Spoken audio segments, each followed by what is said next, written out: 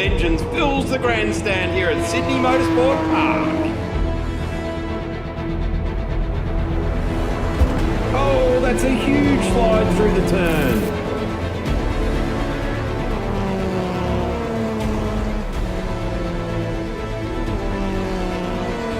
It has to be said that this is truly some of the best racing you'll ever see.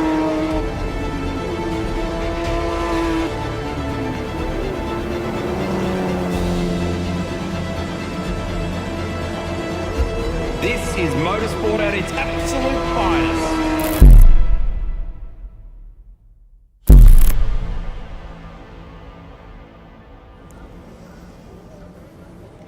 Good morning everybody and welcome to Sydney Motorsport Park for round one of the Shannons Trophy Series. I'm Dean Herrish, great to have your company, and as I say, this is round one of three of the Shannons Trophy Series. From here we move north to Queensland for a rally, or for Queensland Raceway for the 4th to the 6th of August for round two, and of course we'll finish this series in the Bend Motorsport Park on the 13th to the 15th of October, and that'll be round three. But it's all about the action here at Sydney Motorsport Park. We are live and free, and perfect opportunity to bring in Darren Smith, one of our expert commentators for today. Welcome here to Sydney Motorsport Park. Thanks, Dean. Thanks, everybody. I hope everybody enjoys a great day of racing here.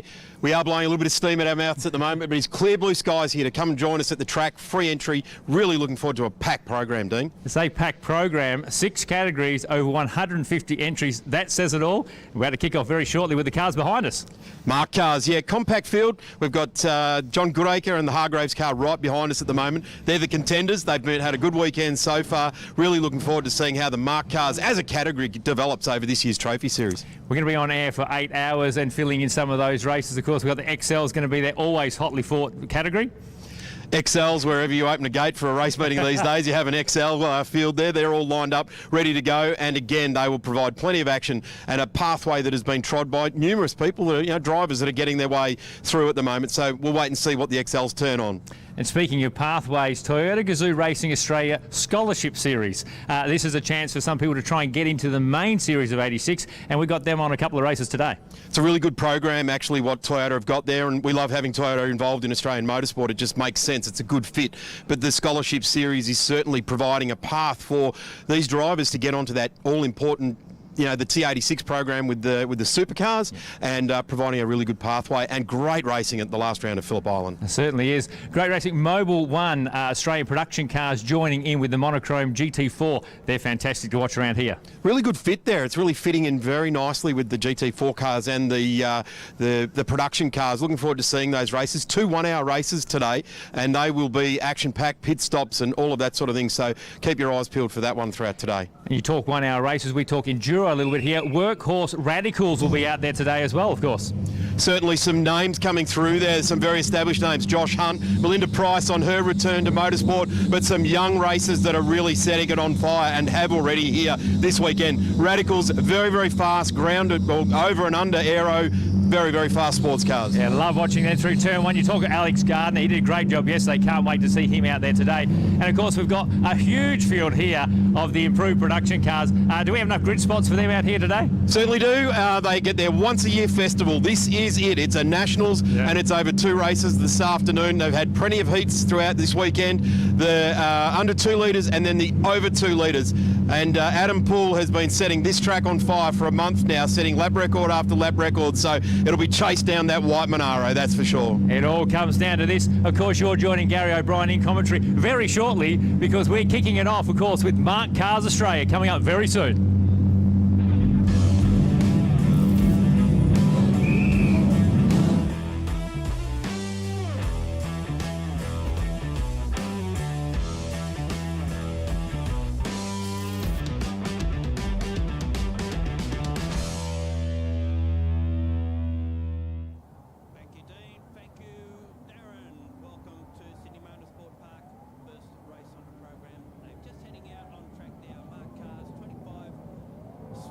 Sprint race with no pit stops. They had a race yesterday with pit stops. Some had 2 drivers, some didn't, and that race was won by Adam Hargraves in that blue Mark GT, a new concept car out of Queensland's Mark Cars Australia. And we're just about to have a grid for you for this one. Johnny Goodacre will be alongside him. He's the newest protagonist to take on the Mark GTs. Jeff Morgan and Eric Constantinidis in their Porsches make up the second row of this fairly small grid. Unfortunately, we had a few incidents yesterday. Andrew Lifehead and Frank Marmarella in their Ford Focus Mark 1 cars. Jake Camilleri out of position 7. Unfortunately, Darren Curry in the Mark II Mustang-style car had an incident yesterday. It won't start. And Grant Noddleson in his Mark I crashed during qualifying. So we have got a small compact field. It's a sprint race. They did have a longer race yesterday. Fastest in qualifying was the Cameron McLeod John Goodacre Mark GT. Unfortunately, they had a longer pit stop because they qualified fastest, and it allowed Adam Hargraves to get in front, and he was able to hold on to take the win. Third spot did go to Morgan Constantinidis, was in 4th, and Lifehead Marmarella were the next two. Unfortunately, Jake Camilleri had a transaxle issue in qualifying, and then in the race the issue reoccurred and they were not a finisher. That's been totally rebuilt. Look forward to him coming through the field in this one as they head down the back straight now up towards turn 9, where we will soon have a start. As you can see, 10 degrees at the moment, or just over, 80% humidity, or feels a lot drier than that. Very cool this morning, frost on the windscreen of the cars before they got to the track. Rolling start, of course, as they come around to the controller midway down the straight. Very long straight here, almost a kilometre in length. They come around the corner and head down the straight. So it's Hargraves from Goodacre. Then it's Morgan Constantinidis. Lifehead in the background there in position 5. And away they go, and it's a chance of LS cars out in front, or LS powered cars out in front as they go down through turn 1. And it's Goodacre will go around the outside of Hargraves and will take the lead. Well, Hargraves come back as they head into turn 2. He does, gets down the inside in the blue car, gets the lead.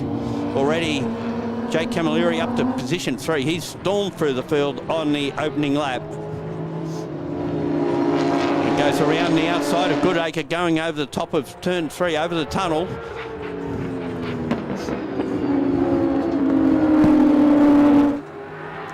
And it's Jake Camilleri setting the track alight at the moment.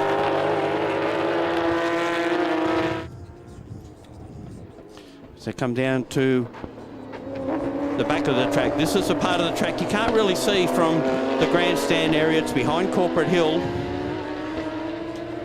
And they come out back into sight for those that are here watching from the viewing points, whether they be on top of the tower or the control points around the track. Jake Camilleri in second. Darren joins me now.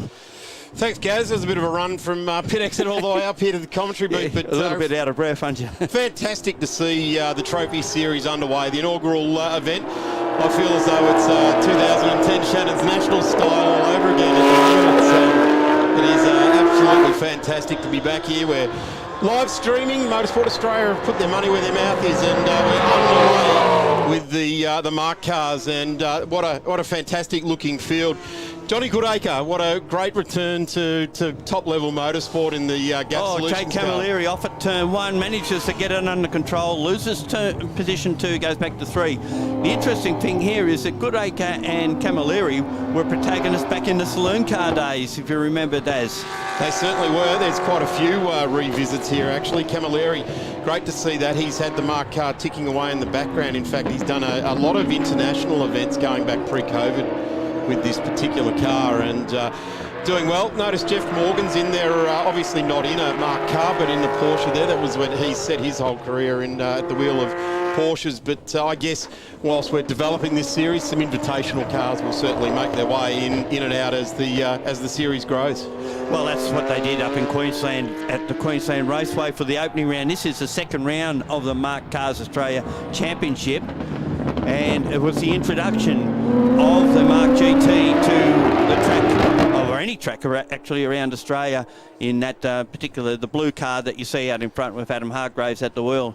Johnny Goodacre's not letting him get away at this point either. He's staying in the fight, and this is the first run he's had in this car. Tested it last week, now brought it out on track, and you like the colour scheme. He was very tempted to go with one of his favourite beverages as the green, but opted instead to be a little bit more conservative than that.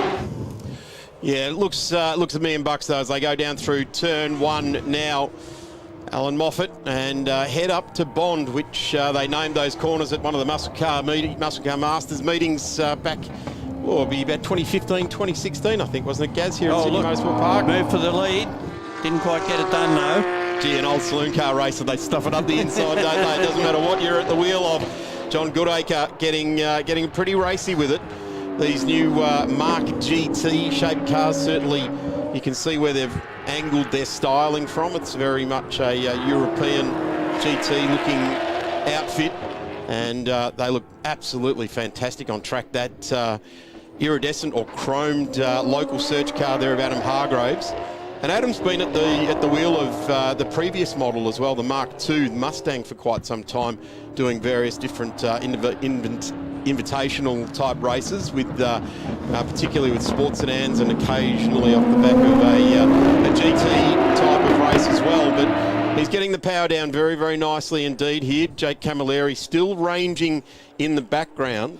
And he's doing a nice job. In the first innovation of Mark cars, I think they've got a little bit of an upgrade.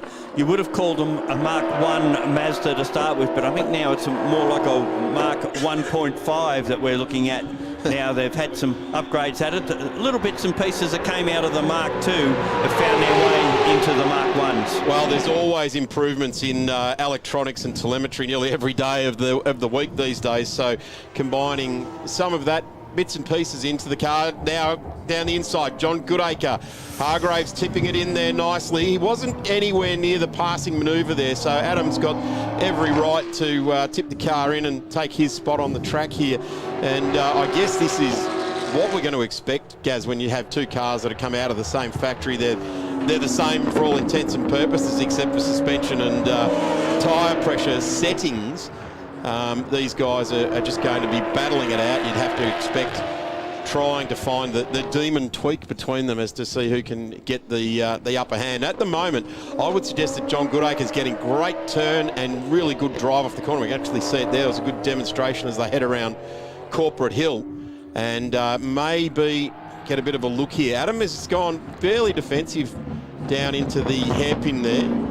Let's see if the 66 Gap Solutions car of John Goodacre can get the power down and drive up the hill to the complex at the top of the Sydney Motorsport Park. A bit of an issue with the timing at the moment. It's showing Camilleri is in position 7. We know actually he is in third spot ahead of the two Porsches.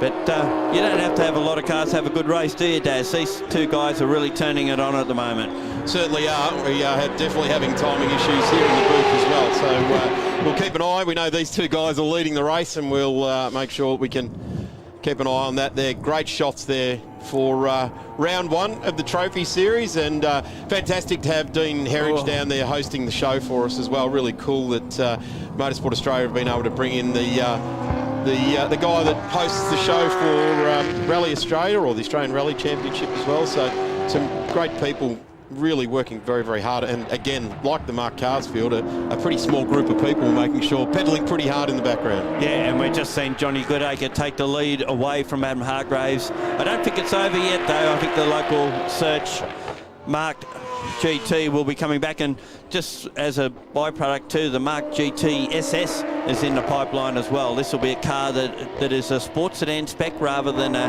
GT style of car. In other words, it won't have the traction control or the ABS and some of the other little things that aren't allowed in sports sedans. So some good lap times punched out in qualifying. A 1:27.87 was John Goodacre's fastest lap there, and that was achieved on lap number 6 of 7. So the cars are starting to work their way into that sphere now. So they're getting the best time as the car comes up to temperature.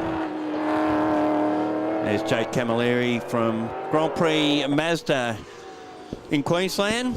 And of course he races, well, he's got double duties this weekend. He's racing in the Australian Production Car Series as well, which are combined with the Monochrome GT4s. We'll see them on track twice today, and Jake Camilleri had a DNF in the first race of the production cars, but came back to win Class C in the night race yesterday. So we'll see a fair bit of Jake in the course of the day. Here's our other two cars. Andrea Leifhead was a long-time member of the Australian Racing Drivers Club, raced Alphas for a long time, and been in and out of the US, I think, from what I remember, and come back to Australia and decided a Mark car might be the way for him to go. He's got a Mark 1 Focus there, and at the moment he leads Frank Mamarella, the Queenslander, who's been in this category for some time, having come from XLs. Yeah, Frank Mamarella also raced the Hyundais in the production cars as well for some time, with a bit of a family affair there as well. So he did really good stuff there. They did a couple of Bathurst 6 hours. They won the class, yeah, did a very good job there, and really enjoyed his time there. But you'd have to suggest the pace difference with one of these cars is fantastic. That's the GTA Motorsport car of Andrew Leithhead there as well, the black-yellow car there. That's also a Focus, Gaz. So the Mazda, of course, was the body that Jake Camilleri's got, and we're seeing actually in the Victorian State Series a couple of the Mazda bodied cars racing in sports sedans. Indeed, you do, and I think there's a sports sedan champion, Tony Groves, was he in, absolutely in one of these cars? He was. Tony won last year's sports sedan championship in Victoria. He's taken the season off this year to travel Australia.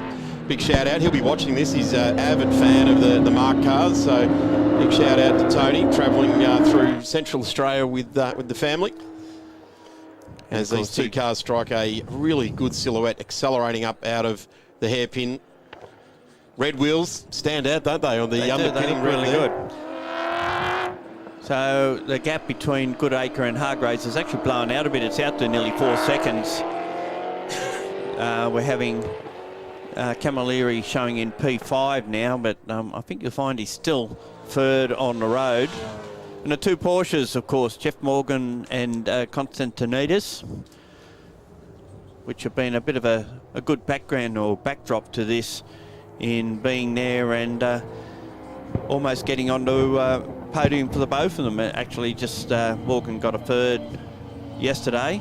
And of course, you must remember too that later today they got another sprint race, and it won't be John Goodacre in the car, it'll be Cameron McLeod who will take that car out for the second race today. They teamed up last night, and as I mentioned earlier, unfortunately the longer pit stop cost them victory. They had to settle for second behind Hargraves.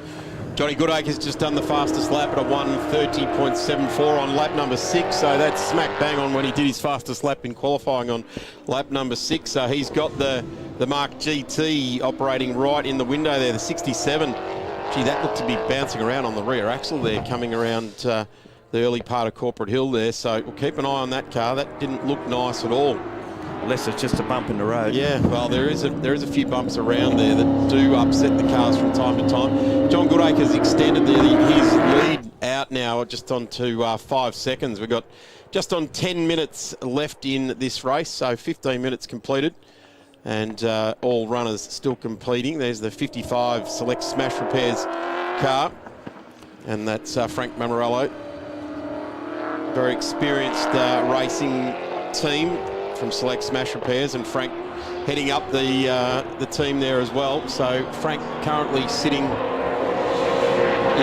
position number 7, and his fastest lap is a 1:40.8197. So we'll keep an eye on if he can improve there. He did a 1:40.1 in qualifying on lap number 7, so he's on lap number 7 now. Let's see if he can punch out his fastest lap in this one.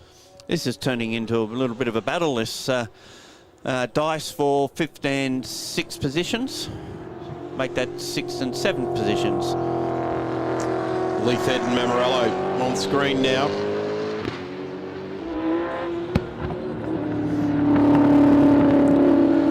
So just getting word from race control that Camilleri's not picking, his timing transponder's not picking up in the middle sector. So that's why he keeps dropping down the times there. So if you're watching our timing, there it is, confirmation, fastest lap 1:30.74 for John Goodacre. He would expect to be pushing on a fair bit harder than that, you'd expect, Gaz, with a qualifying time of a 1:27. Of course, we mentioned that he did race saloon cars. He also did the Porsche Sprint Challenge for a number of seasons, and one stage I think he had a record number of starts in that series. He did. He was one of the many hatted drivers, along with John Morris, going back a number of seasons ago now. Certainly in the what is now called the Porsche Michelin Sprint Challenge, was called the GT3 Cup Challenge back in the day.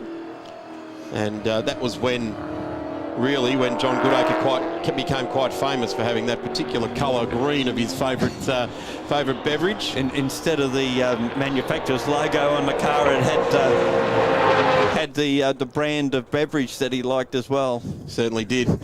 John Goodacre again, just setting fast sectors. Interesting now, Jeff Morgan is also setting fastest sectors, and so is Eric Konstantinidis as well. So they're both in Porsches. So sitting in third and fourth place. Just under 8 minutes of this one remaining. Of course, this championship will continue. It goes to various other states, and as you mentioned before, Daz, there's a good chance that they'll be joined by some of the other marked cars and the new cars that are coming along. I believe that Axel Donaldson is having a Mark II being built that runs with the Coyote engine. The Mark GTs that we see out in front at the moment running the LS power plant, and these cars here, they're also in a Coyote branded power plant. Interesting enough, these cars started off with Ryan McLeod, had the brainwave to start building a car that was fit for purpose for taking to do longer distance races, the VLN races more appropriately in Europe. And they've certainly found a very happy home in Australia in various different forms, in particular the Bathurst 12-hour in an invitational capacity they ran there. But certainly, along with Mike Borland and the Spectrum, or Borland Racing developed Spectrum Formula Fords, pretty much marked cars and Spectrums represent the Australian automotive manufacturing industries these days. Two of the largest. Yeah, absolutely. When the big manufacturers left our shores, there was some of these boutique race car manufacturers became the brains trust. John Goodacre now just coming through on the field, so he really has set a ripping pace. And when we look at the times for Lethed and Mamarello running it at 140s and in the late 130s, and John running down in the 130s, 132s, he's certainly going to catch the field in this 25-minute journey. Just goes to show you the development of the Mark cars, where they've come from their origins up into what the current spec cars are. Yeah, the time and effort when you're going to be building a bespoke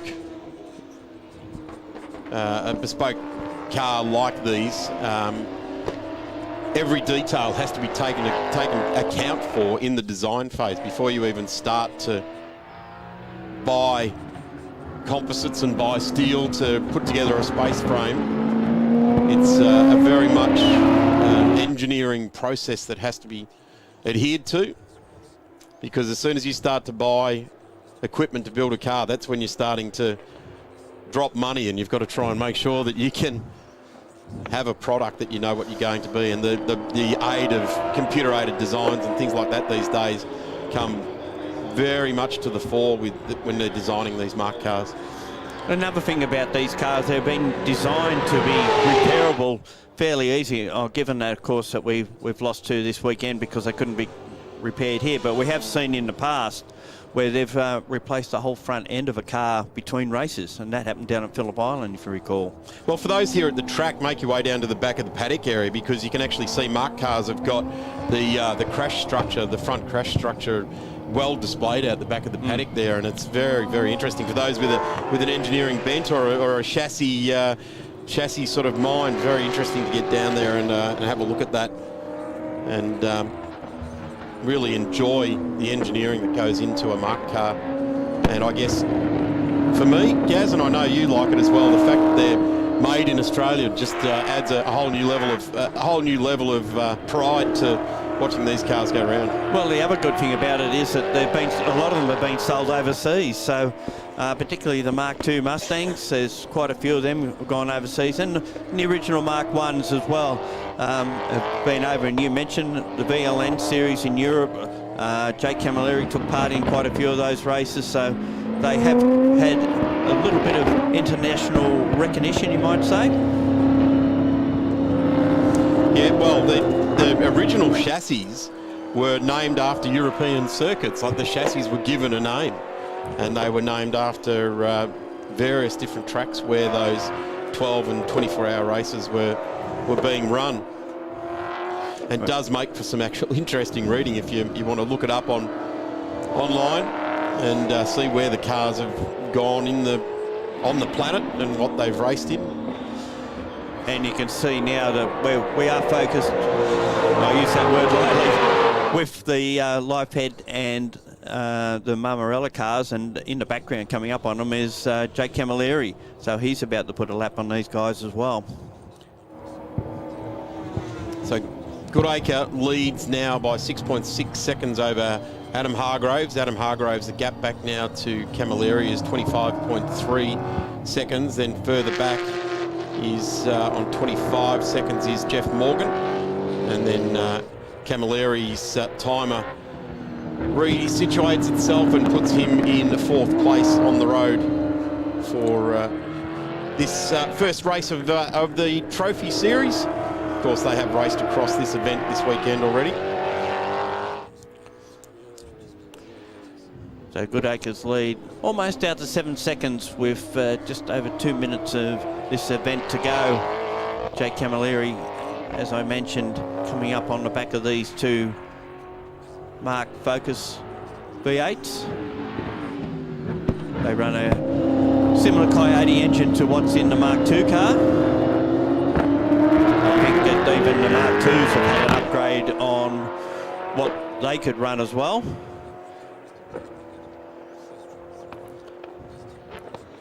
They come around the top of the circuit, we can see them coming out onto the straight.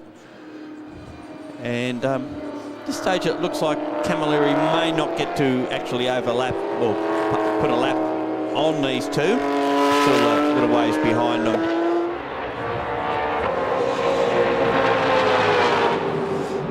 Fastest laps just showing up on your screen there at the moment. Goodacre with 130.7, Hargraves at 132.13.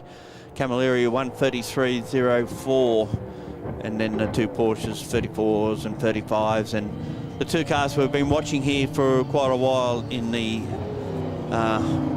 high 40s. Just on a minute now to go in the first race, the inaugural round of the Shannons Trophy Series, and it looks to be one of the old stalwarts, Gaz, of the old Shannons Nationals, John Goodacre. So everything old is new again, even John's new race car. Yeah, well, he still remembered us. That's a good thing from all those years ago. Of course, the saloon car started in 2006, and so John's been racing in different categories, well, saloon cars and then on since that period, and possibly before that as well. And recently got back into a saloon car, unfortunately rearranged the front end of that, so they've had to find another body and rebuild it. But it looks like Marmarella may have slowed up a bit. He's just let the two Porsches go through on him as well. And he has dropped a bit of time to life head at the moment. 36 car. Gee, that looks good, doesn't it? That deep, almost like a Mazda actual factory colour, isn't it? That Probably would be. Deep red, That's the dealer. Yeah, It's like a candy apple red, isn't it, really? Yeah. So I would imagine we're on our last lap at the moment, with John Goodacre out in front and leading by over 10 seconds now. And here he comes around the back of the circuit, up from turn 6, around the back of Corporate Hill, turn 7, fast left-hander there.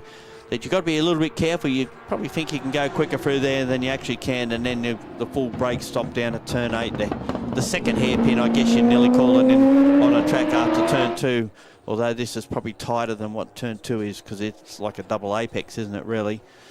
Still John Goodacre's fastest lap, a 1:30.7438, set on lap number 6, currently on lap 14. So the car not being able to, well, is it car or is it driver that not being able to respond to getting another fastest lap as he lines it up, plunges down the long straight here. The sun is absolutely shining, brilliant and beautiful, and he heads off on what looks to be another lap of Sydney Motorsport Park. Looks like they've been given a bit of grace, a bit more race time. Yeah. Let them have another lap, boys.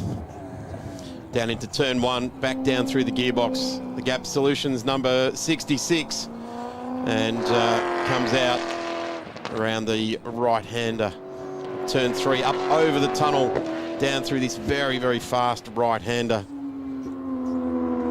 Race control now communicating to us last lap. And this is our race leader, car number 66, John Goodacre. Done a good job in this car, considering how little time he spent in it. As we've touched on, Gaz, though, a vastly experienced racer. He's driven very, very fast cars before in the Porsches and his older Mark 1 car as well. So I reckon he's enjoying this. You can just see how nicely they sit inboard and back in the chassis here. So a lot of safety considerations have gone into the way this chassis has been built. It sits well on the road, doesn't it? It does sit very nice. Great shot there, that long shot, just to watch how nicely it sits through that top. Round the left-hander at the top of the straight here. Applies the throttle beautifully. Just a bit of a telltale bit of oil up on the rear of that car there. So obviously using a little bit there as well. Checkered flag, and race number 1 for the brand new Trophy Series goes to John Goodacre in the Mark cars, in the Mark GT. Checkered flags now waving. Adam Hargraves gets through into second place there. So a terrific race to open the new series up. And here's the battle that's raged all race long, Gaz. It looks like Frank Mammarello's gone through on the number 67 there. Well, it made a bit of a blur out of me, didn't it? I thought he had a drama, but maybe Andrew had an issue there somewhere along the line, and it's allowed Frank to get ahead of him. So this will be a good result for him. He'd be happy with that. This brings the car around. That means that they will finish in a 6th and 7th position. But another race later today, we'll see the same field, except that Cameron McLeod will jump into the winning car from this race and try and make it a double for that team. Big sign across the top of the straight there, 20 years of race fuels. Of course, providing all of the fuel for the track here at Sydney Motorsport Park, permanent facilities there. Big shout out to all of our race officials as well. It was a bit of a chilly start to the day. We can already see they're down to a vest and a t-shirt in the crow's nest there where they waved the checkered flag. So here we go. Confirmation of the 2023 Mark Cars Australia Championship. Race number 2 for this weekend. John Goodacre takes it by 11 seconds over Adam Hargraves in car number 20. The Mark GT. Then Jake Camilleri comes in third place, 37.5 seconds behind there. Jeff Morgan into 4th place. Eric Constantidis into 5th place. Frank Mammarello brings home the number 55 in 6th. Andrew Leithhead in 7th. Darren Curry and Grant Donaldson rounds it out, and the fastest lap's gone to John Goodacre at a 1:30. So terrific run there to open the event here today. And cars making their way back down into pit lane. Of course, there will be a Parc Ferme aspect of this as the cars just making their way in. And we will have pit lane interviews and in due course as the podium for Sydney Motorsport Park up the top there. And Gary, that's a really nice way to open things up. Cars are getting themselves ready for the next race as well, the XLs, but certainly we're underway, aren't we, in the Trophy Series? We are, and what a good result for John Goodacre, a 2nd yesterday and a 1st today. So a great introduction to a new category for him, the South Australian, making the full trek across to Sydney Motorsport Park this weekend. That's a big effort, isn't it? Yeah, it really is. There's quite a few teams actually that have trekked across from the west. We noticed in the Arise Racing outfit in the Radicals, and the Radicals will be on track a little bit later on at 12 o'clock today. So be interesting to see how the Western Australians travel. They've certainly started off pretty well, haven't they? They certainly have. We've had 3 races for Excels already, so we've got another one coming up shortly. So we have got Dean Herridge down in pit lane with our race winners. Yeah, thank you, team. John, congratulations. The smile and the team jubilation says it all. You must be happy with that one. Oh, extremely happy, yeah. It's been a long time between drinks, and the new car is just sensational. It's great. Yeah, just couldn't ask for anything better, yeah. I spoke to you yesterday about this new car, and you said it was easy to drive and everything. That must just bank what you were hoping was all going to be out for you. Oh, it's fantastic. You know, it's just such a good car to drive. It's easy. Well, you know, compared to race cars, so they're not all easy. But for a race car, it's sensational. Little effort. You know, just cruising around. It was great. It looked like it was easy. You said a fantastic fastest lap time in there. Do you know what time you've done through there? Did the team tell you about that? 30 point something. I just went a crack of 30, and then I backed it off after that because I got in front of Adam. So probably use these tyres for the next race. So I just backed it off back to 32s or 3s or whatever. It was easy. I could probably went a bit quicker, but there's no point, you know. Well, it's one apiece now. You got the third race coming up this afternoon. You'll be looking forward to that. Yeah, no, it's sensational. Yeah, it should be a great battle between us. I'm sure he's got something up his sleeve that we haven't allowed for. No, it's good. Awesome. Thank you. Congratulations. All right, we're going to move across to Adams, chatting to the team. They've still got some helmets on. We'll work with that at the moment. Guys, fantastic job. Adam, got you on that occasion. Yeah. Congratulations, though. Third race coming up. You can square it off in that one this afternoon. That's right. Yeah, I'll try and get him. Do my best. How's it feel out there on the track today? Beautiful conditions for racing. It's beautiful conditions. Yeah, no, it felt good. Car was good. Car was running well. So what is it going to take to get him on this one? You popped out a good lap time in there on that race.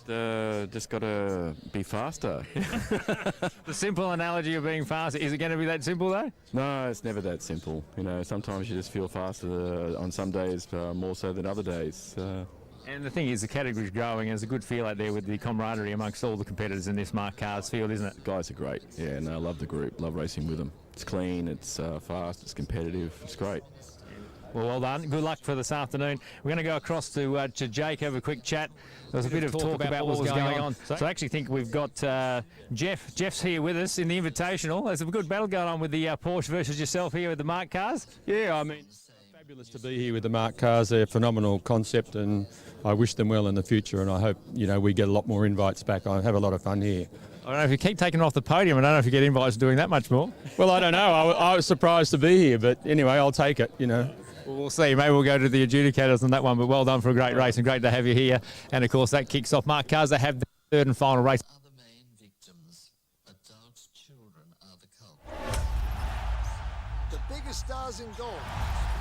The rivalries are huge.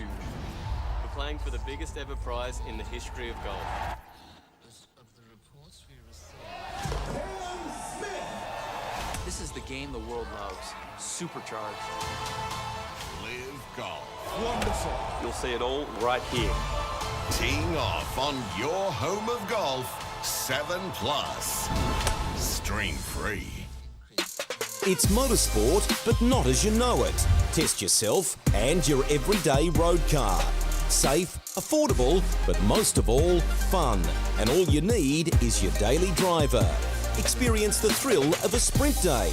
Race against the clock at a hill climb. Or test your reflexes with an auto test. It takes just 3 simple steps to get started.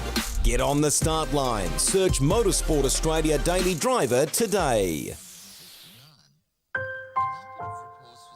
I've been a motoring enthusiast all my life.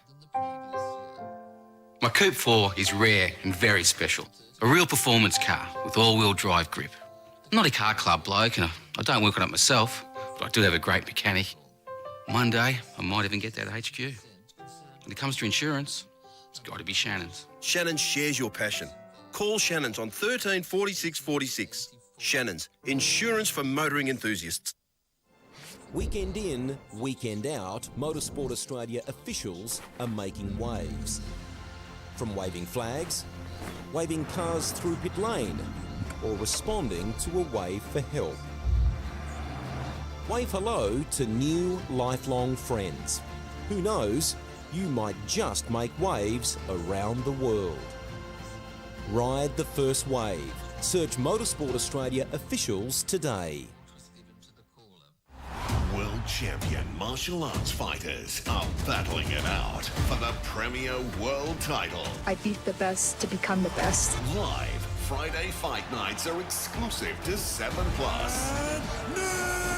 The biggest and toughest go head-to-head. This crowd is going nuts right now. The collision course we all knew would happen. It's all part of the One Championship, exclusively on 7+. Stream free.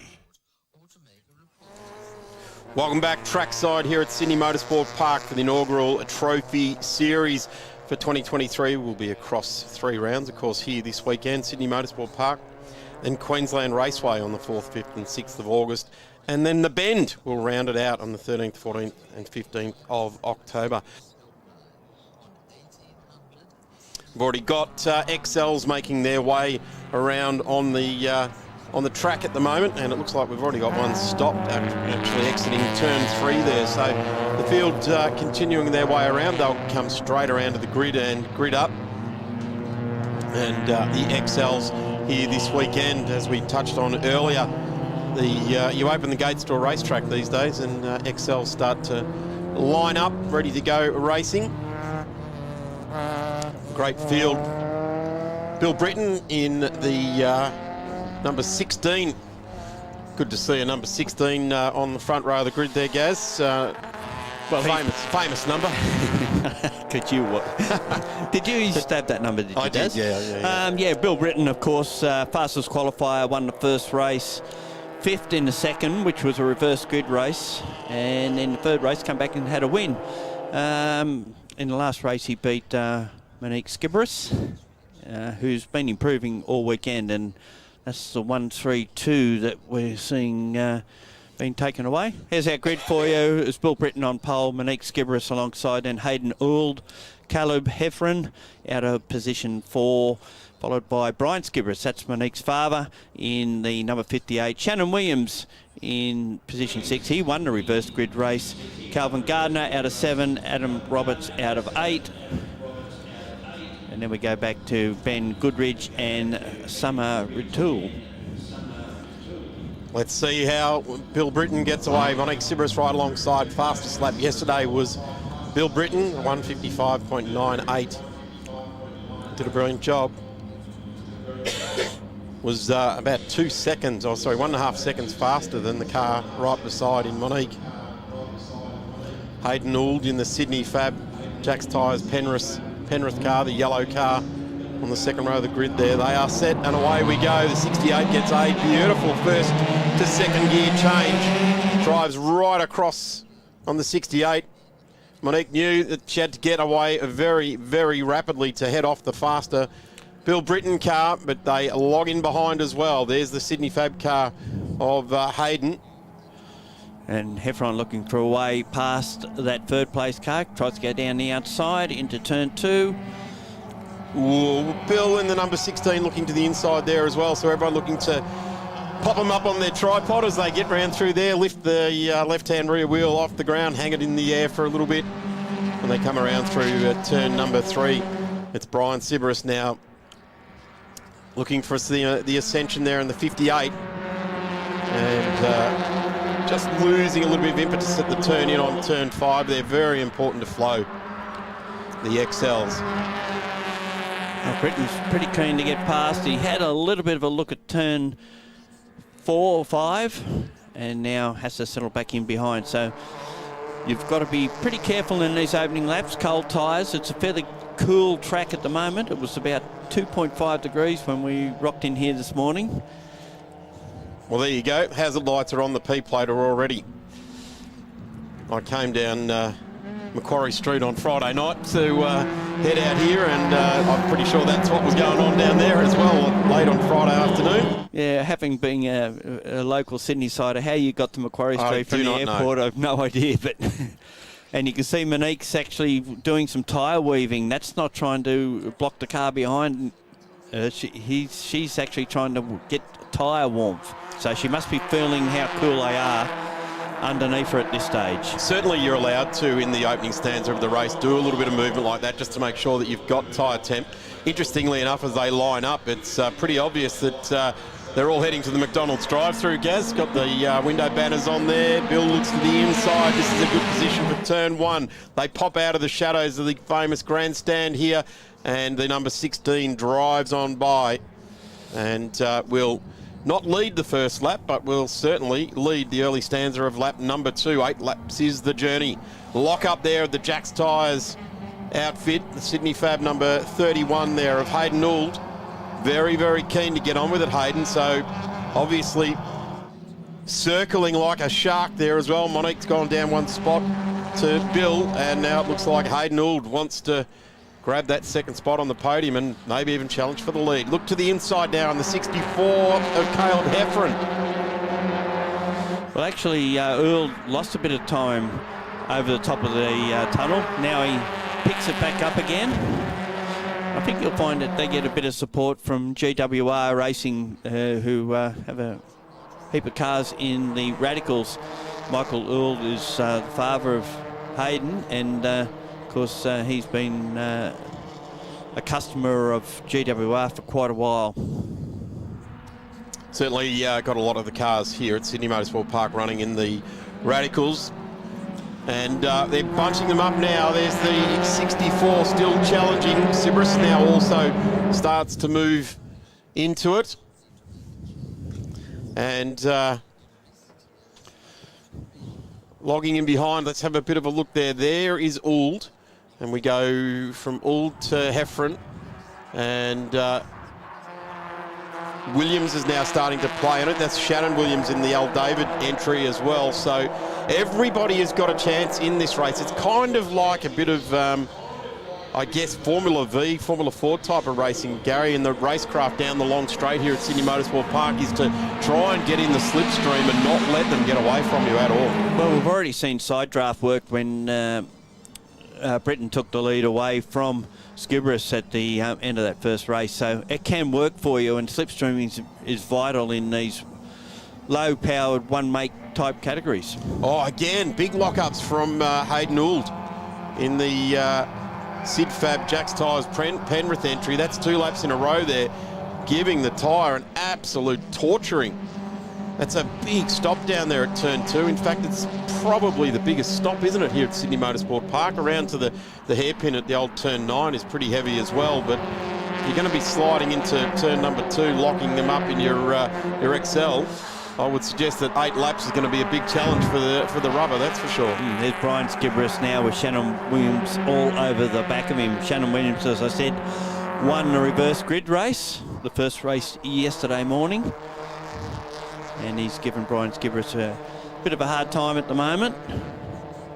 No doubt he gets a bit of a hard time at the fact that his daughter beats him as well.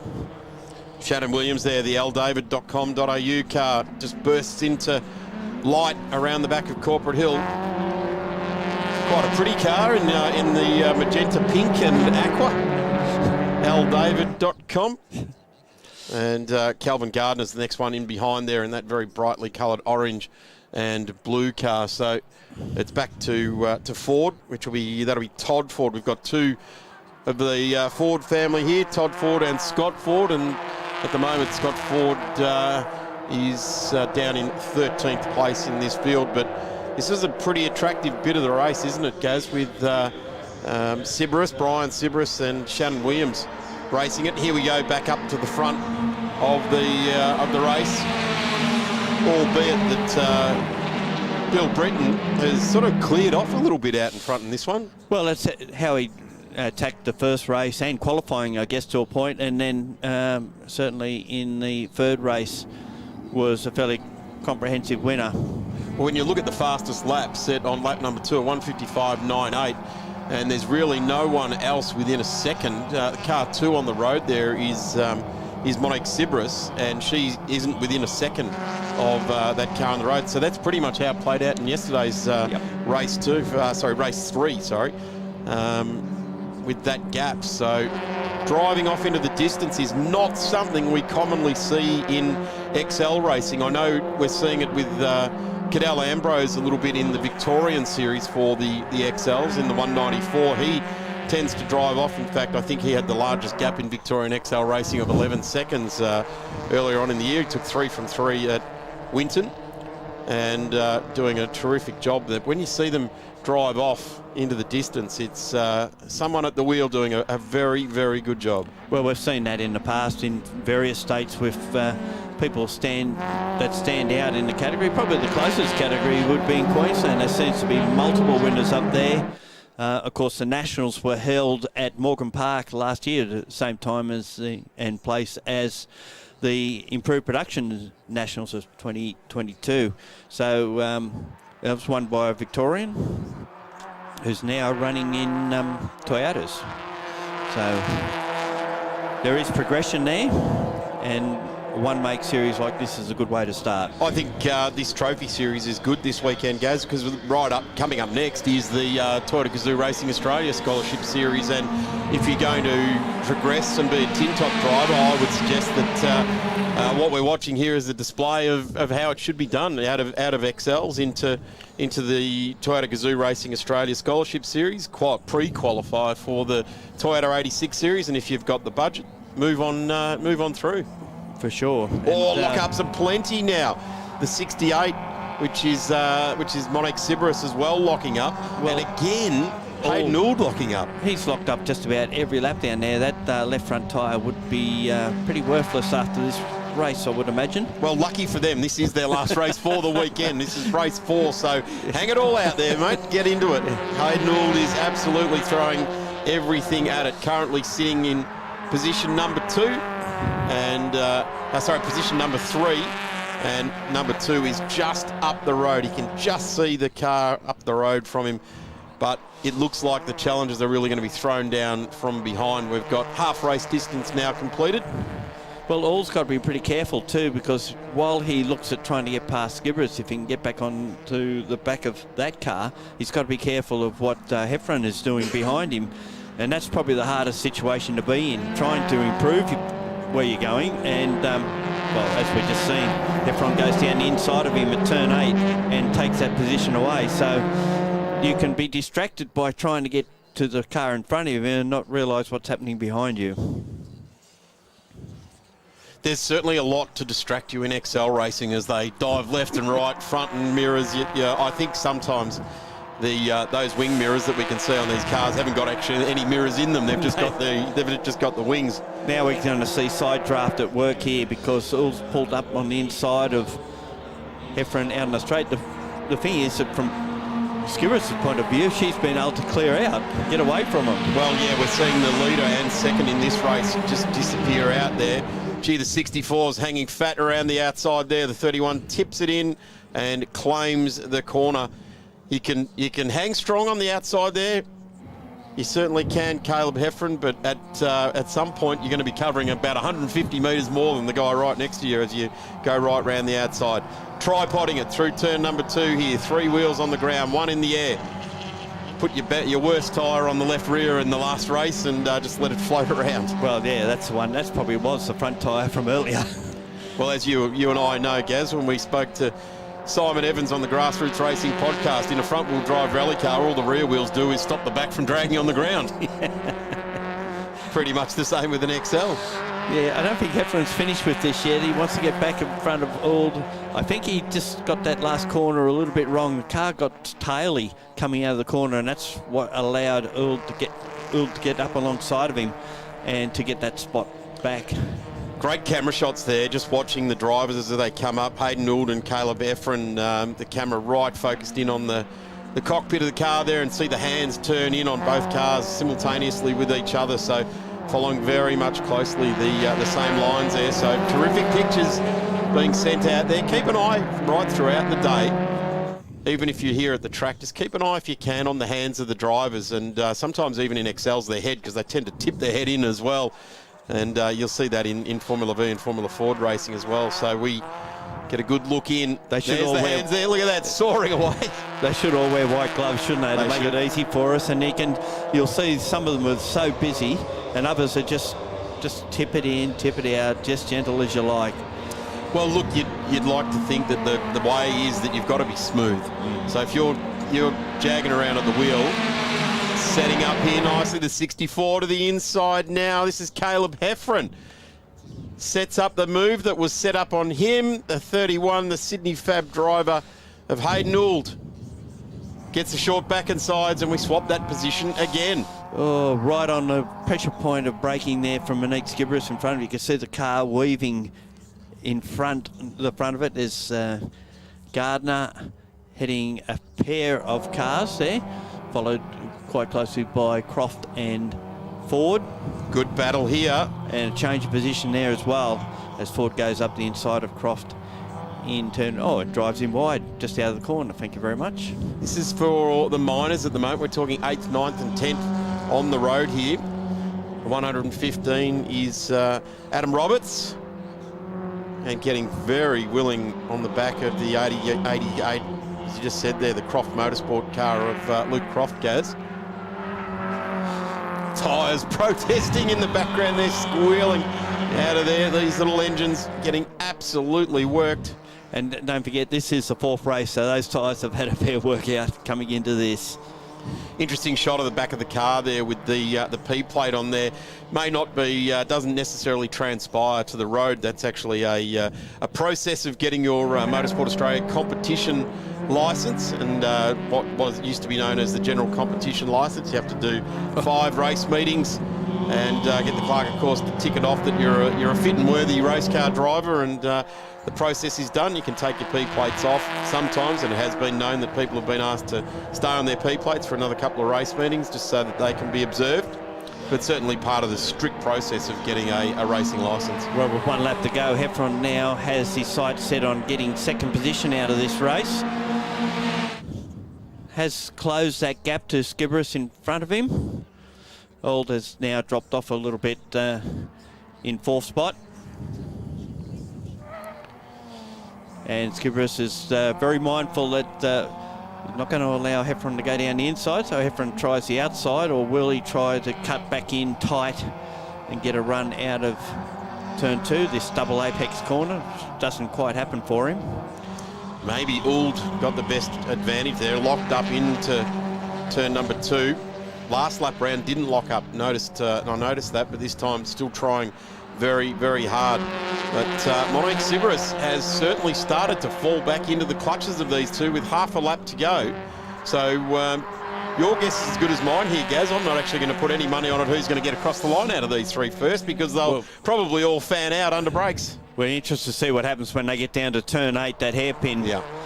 Because that could determine the end result of this race. So we wait with bated breath to see if Hayden Ould can throw the challenge down. Skibrus might have just got that break she needed, but gets it all out of shape coming into turn 8. Heffron goes through. Ould tries to go through. Well, he's not going to do it, but yeah, a very unfortunate. I thought she had a bit of a gap, but she left that braking just a little bit too late. Geez, I tell you what, she's got some straight line handling, that's for sure.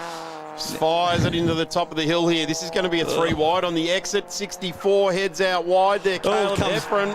Hurled back on the inside to make it an interesting contest. So they're going to come down almost 3 wide to finish of this race. In the meantime, Britain takes the win, and comfortably so. But Skibrus is going to hold on, take 2nd. Ould, will he get 3rd? It's going to be tight. And he just gets there in the end. Not much in it. Just... certainly wasn't much. 0.001 of a second. Absolutely. What a win there to William Britton in the number 16. Bill gets the final win for the weekend, and a really very strong drive. 7.9 second win over Monique Skibrus, who really in that last lap lost all of her lead that she'd built up over the previous sort of 5 or 6 laps since she'd broken away from that battle. And Hayden Ould ultimately home in 3rd place, right where he started, and Caleb Heffron as well started in 4th, finished in 4th as well. But they worked hard for him. They certainly did, well, right through the field, as they always do in the XLs. And the checkered flags again coming out and concluding that XL race. Great shot of the complex here at Sydney Motorsport Park from turn 2. And all of the cars making their way down there. Wonder how many of those black lines heading into turn 2 were from Hayden Ould that time around. Most of them, I think. I think you're right, Gaz. William Britton takes the win in the number 16 and will ride off into the sunset with a very successful weekend indeed in the XLs. Monique Sibris in P2, Hayden Ould into 3rd, Caleb Heffron into 4th, the 55 of Shannon Williams in 5th place there. Then it's Brian Sibris, Jeff Neve, Luke Croft, Calvin Gardner and Adam Roberts rounds out the top 10. To Todd Ford, Benjamin Goodridge, and not scoring anything towards the end there, Scott Ford and Summer Rintoul in the XLs.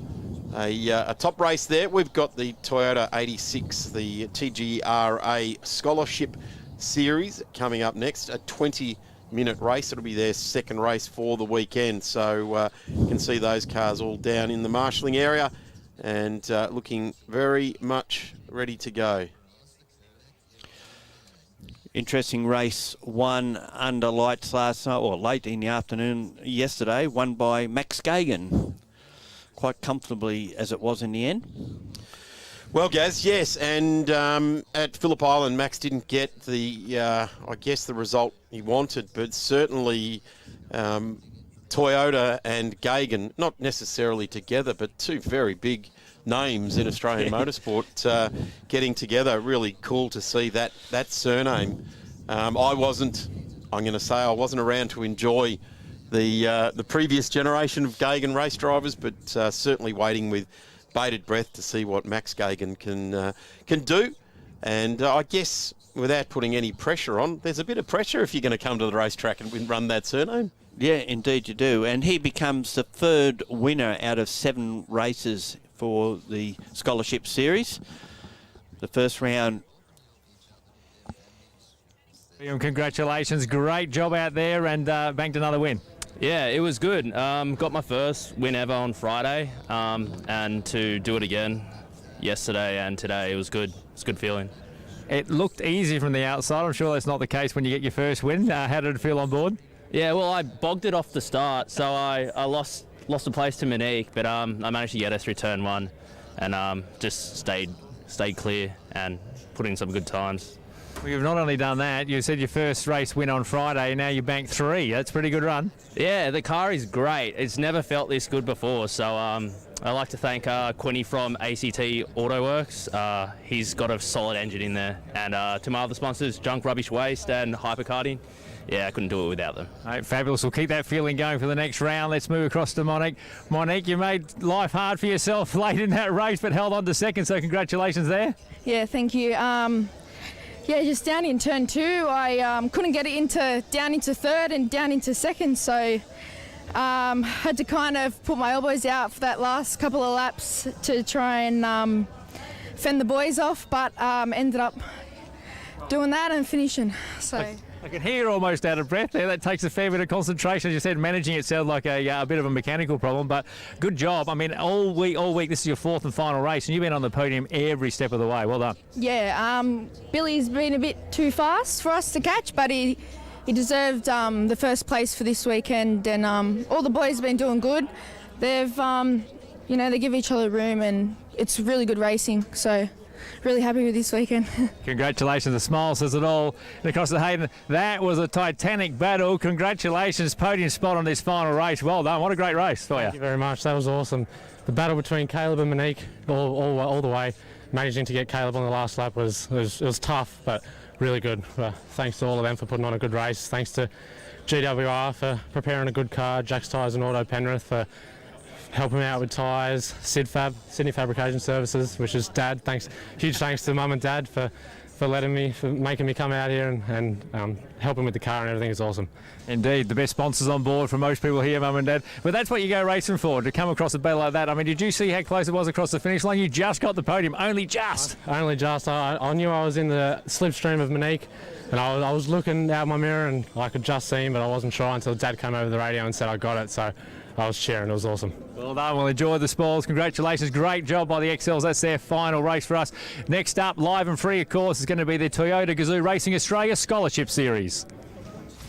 The finals are calling, and our Aussie heroes are ready to answer. Let's go surf on 7+. All the big surfing events around the world are right here on 7+. Big waves. That was sick. Big action. Snaps underneath the lip.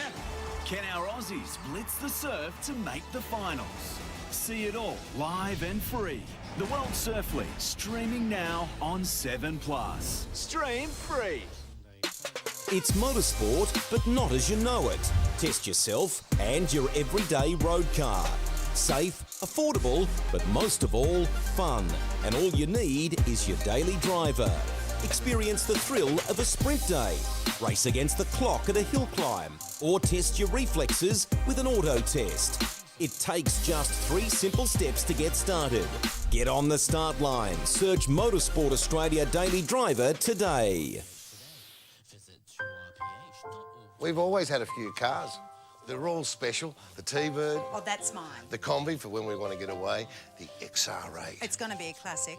They're all insured with Shannons, We've also got Shannons Home and Contents cover, which helps protect our automotive collectibles, tools and memorabilia in the home and garage.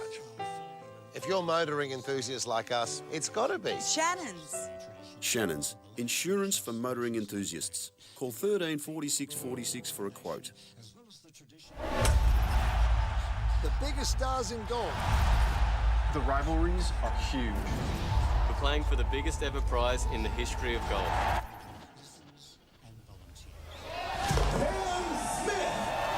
This is the game the world loves. Supercharged. Live golf. Wonderful. You'll see it all right here. Teeing off on your home of golf, 7+.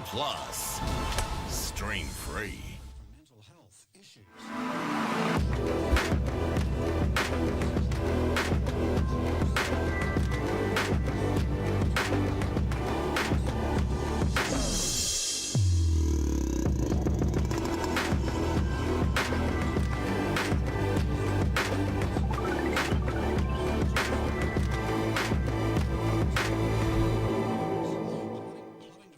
Matt Hilliard, Toyota 86s, qualifying didn't quite go your way, but obviously looking forward to making amends in the race. Yeah, definitely. Just got held up on the coming out for the flying first lap, but just lost the green tyre from there on in and just struggled a bit. So I'll start from P9, but hoping to move forward. So yeah, just see what we can do. It's one of the things about a close series like this. It is so close. If you lose that lap, you're down back where you don't want to be. Yeah, definitely. The first lap's always, like, if you can get that right, makes a big difference. So obviously didn't get that right today, but not to say that we won't make the biggest effort to move forward as much as we can. So yeah, looking forward to it. Now, I saw you after qualifying having a good look at the data. It's something that, from this side of things, you study a lot on the data and work with the team on that, don't you, to try and make sure you got the best race car underneath you? Yeah, it's not even just for the best race car. It's to make sure I'm doing the best thing that I can, and just to make sure that I'm just doing as much as I can do to get the most out of the car, and then they work together as well to get the most out of the car, so then makes the best package that we can get in order to go the fastest we can. Like that, fast you can, move up the grid. All right, mate, well, good luck with it all, mate. Thank you very much.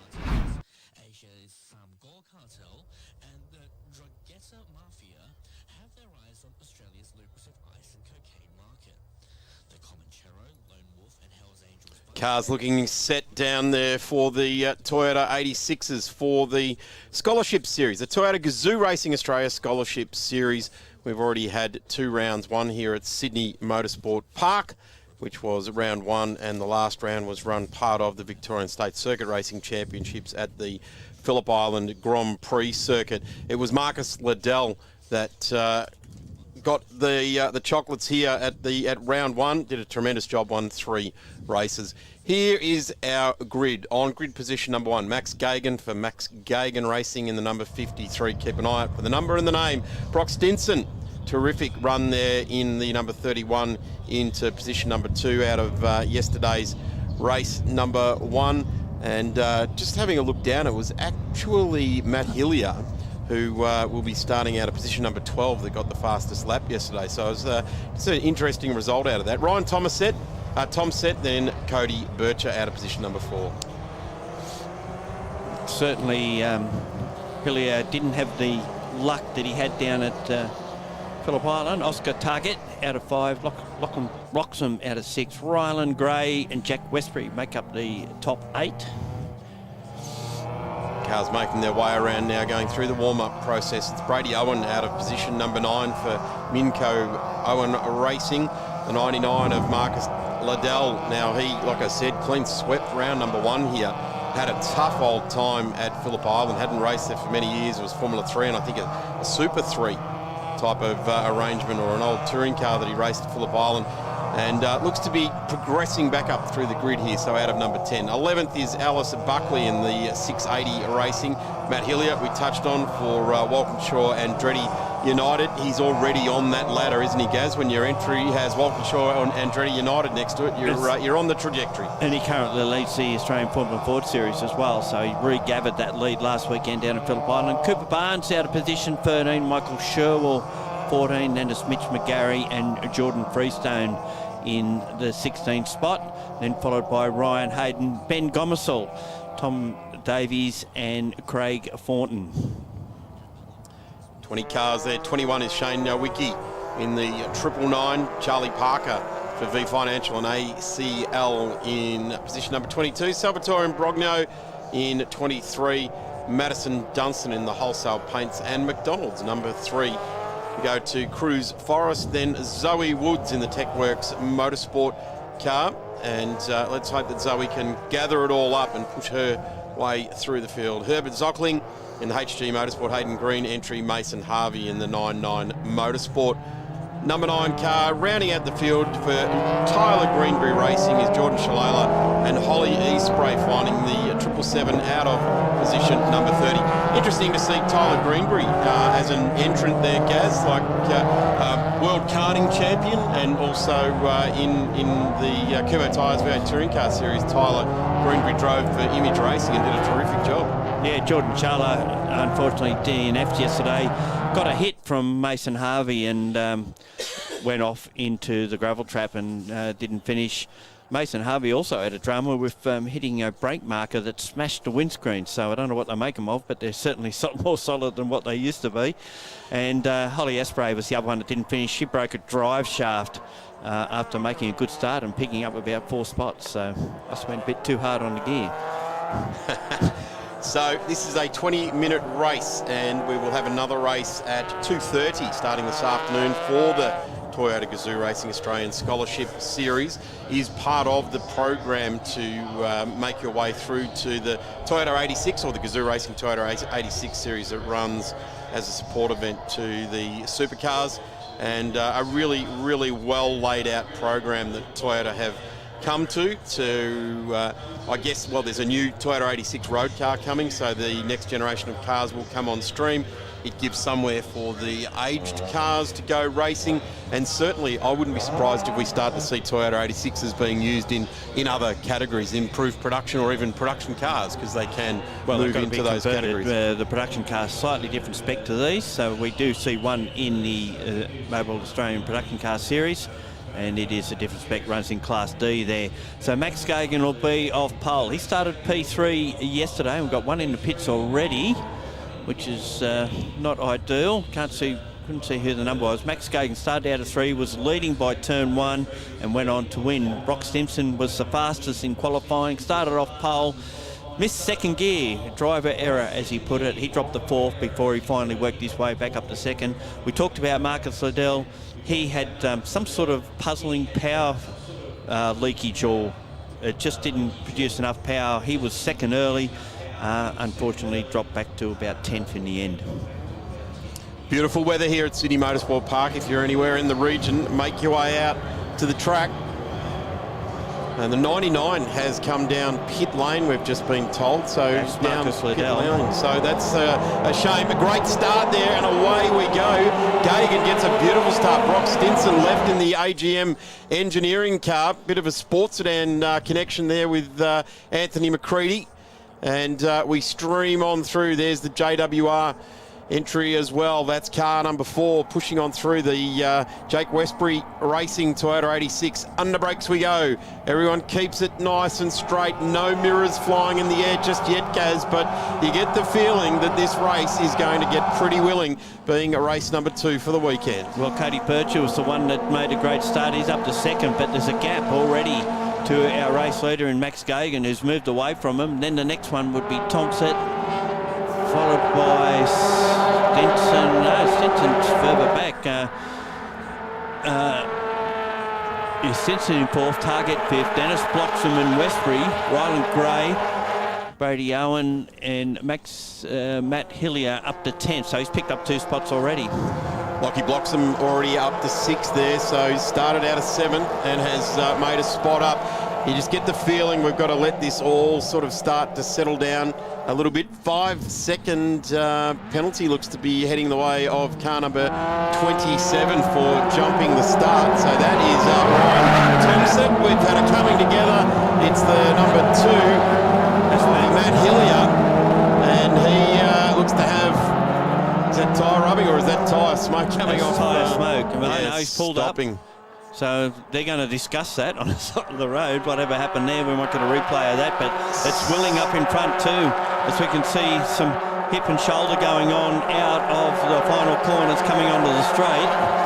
Tom Davies and Charlie Parker getting very willing there in the 42 and the 49. So as I said, things just starting to settle down. There's Shalala looking to the inside in the number 5. Great looking race car, 3 wide. And this is getting very willing down into turn 1. The 42 gets a really good bit of drive there. That is Tom Davies. Shallow in number 5. He picked up 16 spots in the last race at Phillip Island. So watch for his performance this weekend. Going very strong at the moment. Round through turn 2 now we go. And we're having a good look at the JMG Racing car of Ryland Gray. Got a little bit mixed up in that top of the track incident there. And we've got Jack Westbury in the mix here as though we go into the midfield there. There's the Grove Racing entry of Oscar Target. And getting very, very willing in behind there. Keep off each other. You've still got another race to go. Ryan Thompson in the Bondi Carpet entry, and then the Option entry of Lockie Bloxham. Well, just both of them just passed him in one hit there between turns 5 and 6. Under brakes now. Gagan gets a nice turn there as well. And just watching for that penalty to be applied on the timing screen. Replay of that. Ooh, it's a 55. Got into, that's Michael Sherwell, who unfortunately ran over the back of Hillier. It looked like it had a whole lot of tow out that shouldn't have been there as well, so that might be why it was parked up, Gaz. But Hillier and Sherwell certainly have made their way into the lane, and you'd have to suggest in a sprint race with 7 laps remaining that they start to perfect repairs and come from the rear of the grid for the 2:30 race this afternoon. Indeed they do. So our order as they go through to complete the second lap is Gagan from Bircher from Stinson, and then we've got one off the track. Ryan Thompson is absolutely throwing everything at this. He's doing a little bit of that Neil Bates Motorsport, what they're used to, heading off into the dirt. Of course, Neil Bates and the crew down there build all these cars and service them as well. So a little bit of rally thoroughbred built into it. Battle still going on, and we can see going through turn 4. This is the kind of racing you want early in your career. Not too much contact, a little bit of rubbing is okay, but just getting real racing, door handle to door handle, standing your ground. Bloxham goes through now and takes that spot away from Oscar Target. Well, he lost that spot a lap ago, so he's got it back now. Taking it back. I'll have that, thank you. Gagan, our race leader now, fastest lap at 1:48.322. But the lead is only just over half a second, so it's a lot closer in this one than it was last night. He actually controlled it out the front. Cody Bircher in second spot. Formula Ford background for him. Stinson in third out of Excels. Then we've got Bloxham, who's been running in the Porsche Sprint Challenge Series. Something interesting in this series, Gaz, is that being that it's a scholarship series, is also a demerit point system. So the encouragement is to stay off your fellow competitor. No leaning on, no running into, no making contact. So if you get a set amount of demerit points, you're actually escorted from the event. You're actually, pack it up, put it on the trailer and head home. Change of position now. Westbury on Owen, the JWR livery and the Minico livery. Very, very strong liveries there as well. And, gee, they're vying for position, aren't they? I mentioned the demerit points. Maybe the teams need to be mentioning that on the radio. Maybe they don't know about it.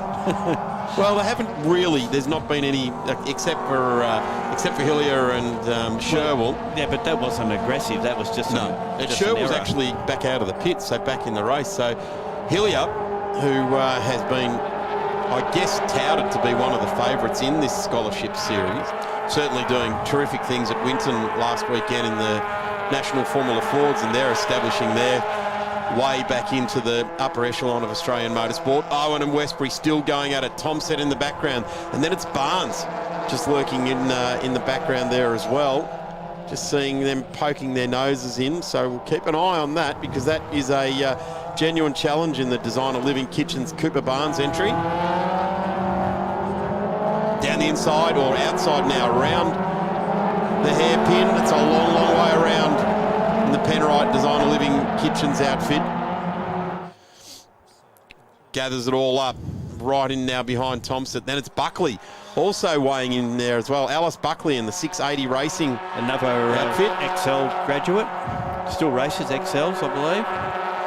There's quite a few Excel drivers in here. I noticed too that Ben Gomersall didn't take the start, son of Jason Gomersall, and he would have come out of Excels as well. As our race leader, Max Gagan, and of course Brock Stinson as well, son of Mark Stinson, who used to race in sports sedans and production sports. So the lead is, well, it's nothing, 0.2 of a second. Bloxham in third.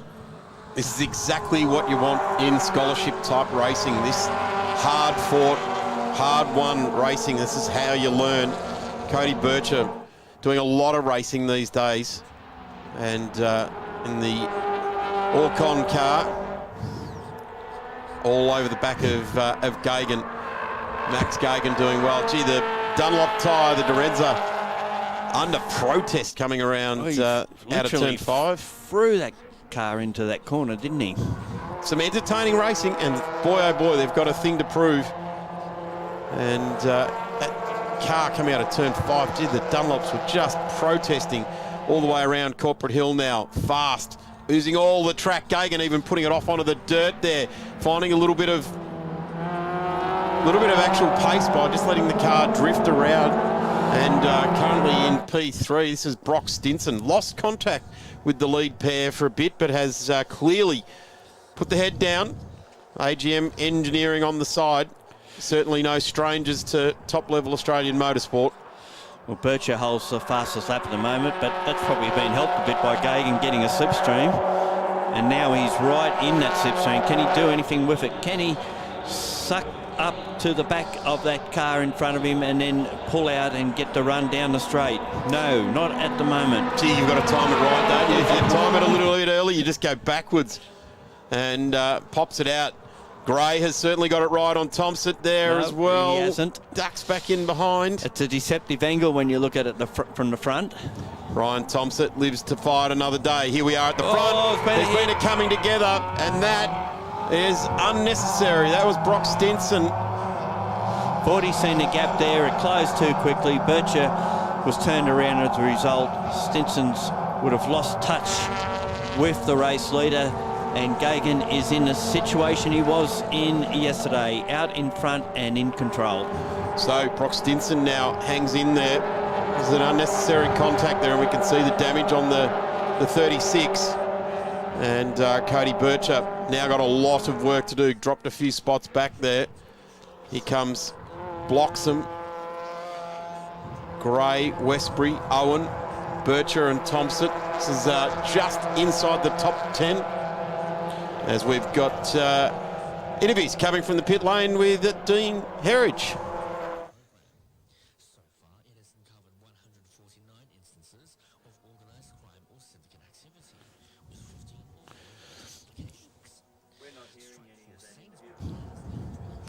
Back to the race now, down into the complex, working their way out of turn 9. Very important here in one-make racing just to flow the car out of turn 9, because that run up to this part of the track here, and we're just seeing the 22 Oscar Target putting 2 wheels off over the back of that ripple strip there. Certainly not frowned upon at that particular corner, but exiting turn 6 here, they're very much on the watch out. Bloxham has timed it beautifully, looks to the inside there. The 23 charges on through. Stinson in the 31 with all those battle scars from the smash half a lap or a lap and a half ago.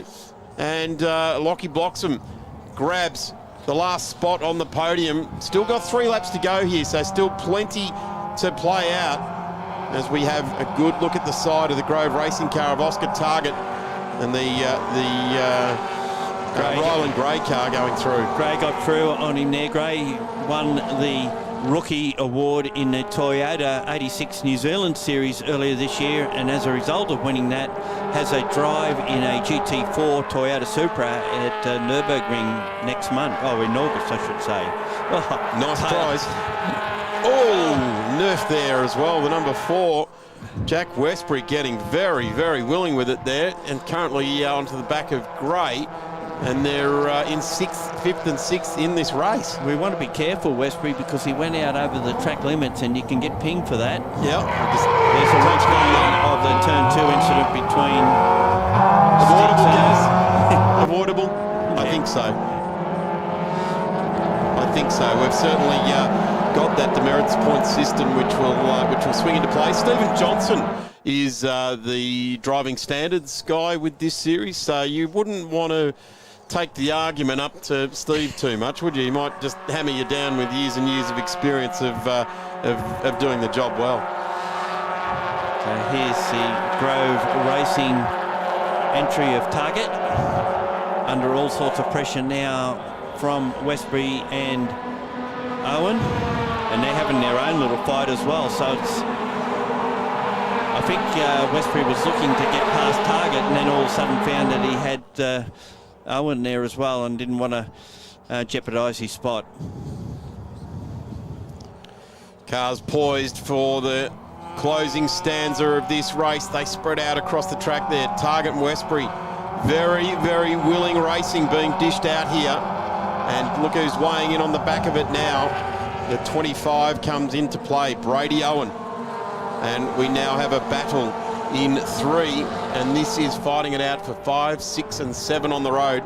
Cody Birch is just off the back of this battle at the moment, not obviously playing any part of it, but you'd have to suggest that these 3 are going to start holding each other up, and the 22 moving all over the road there. Oscar Target just throwing everything at it. They fan out across the track now. Who wants the position? Gee, Westbury is aggressive in this one today. And as is Owen. Owen looking left, looking right, now tries to go up the inside to turn 7. He's got alongside him, but he'll be on the wrong side of the road for 8. Unless he can do something before the corner. I don't think he can. Westbury will get it back. Look who's ranging up around. They're really holding each other up here, these 2. And really starting to come into play now. Cody Bircher. Then we go back to, is it Ryan Thompson in the mix there? So closing in, still got 2 1/4 laps to race here.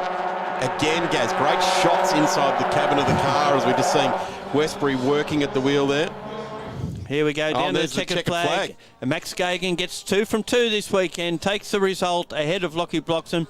Will Stinson hold on to third. I think he may have just got pipped by Gray at the start-finish line. Target next, then it's Westbury, Owen, Bircher, Thompson, and in 10th spot is the number 97 of Cooper Barnes.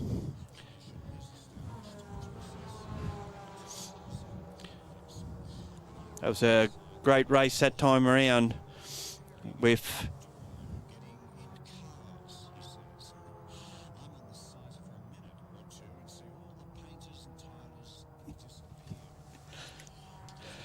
so that was race 2 of the third round for the Toyota Gazoo Racing Scholarship Series, and Gagan got the result by just under 2 seconds.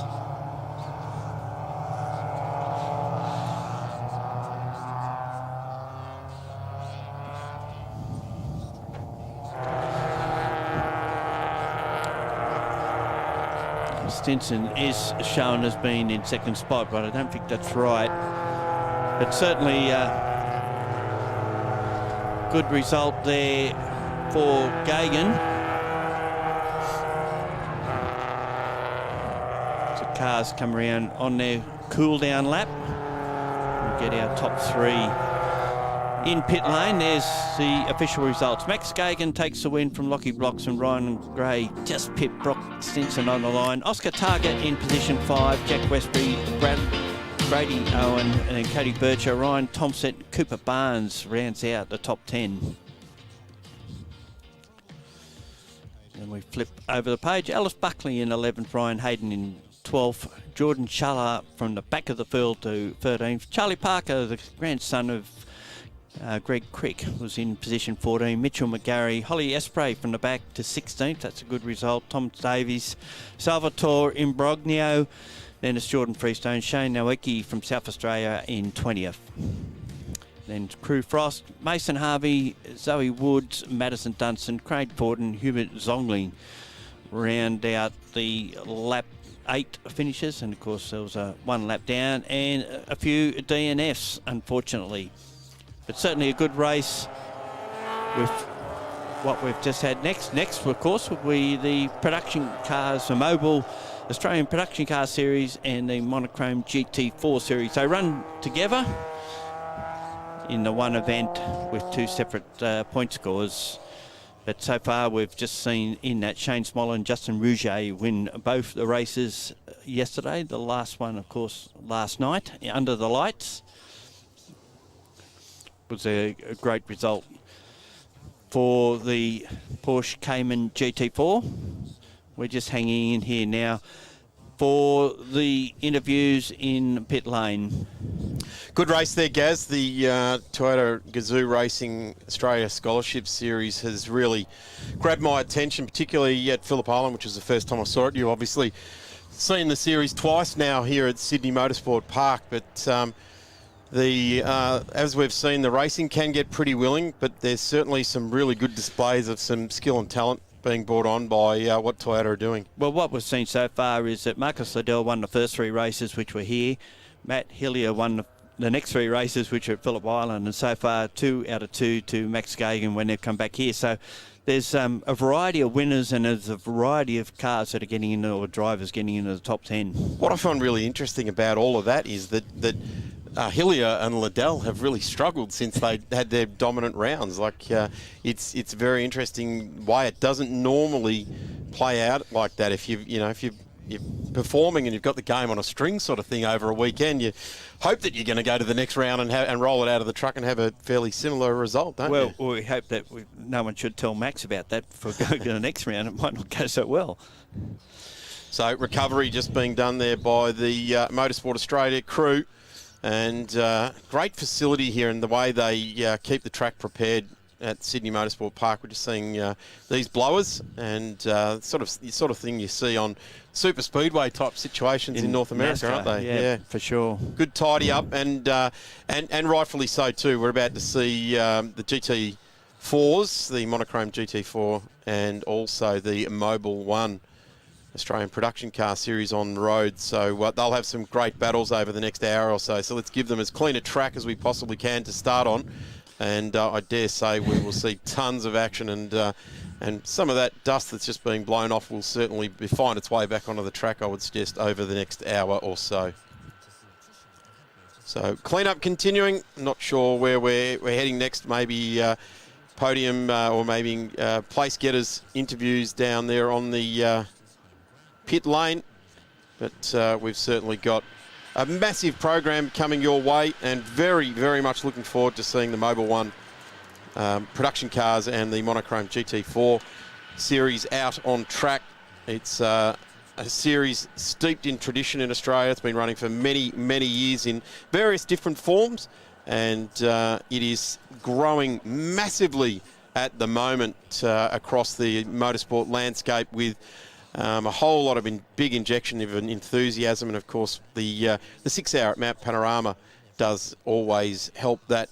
Got a big field of entries here as well this weekend, and GT4, which is massive across the entire world. Australia has had a couple of false starts and a couple of bits and pieces here and there, but GT4 is certainly becoming very, very relevant as far as sports cars or GT car racing around the world is concerned. And some of the I guess technologies we're starting to see in GT3 racing are starting to lose some people. If you're not, operating at the very high end of GT type racing, some of those the technicalities in a GT3 car can start to get a little bit confusing, and that's where GT4 has really found its niche in the marketplace as far as GT type of racing is concerned. Just while we're waiting for the interviews down from the last race there, the Toyota Scholarship Series, we will go to Dean Herridge with the winners, and they are going to be Grinners this morning. They are Grinners. We're starting in third. Oh, there's a bit going on actually here with Park Ferme. So third place, congratulations. You're in flight back mode at the moment, aren't you?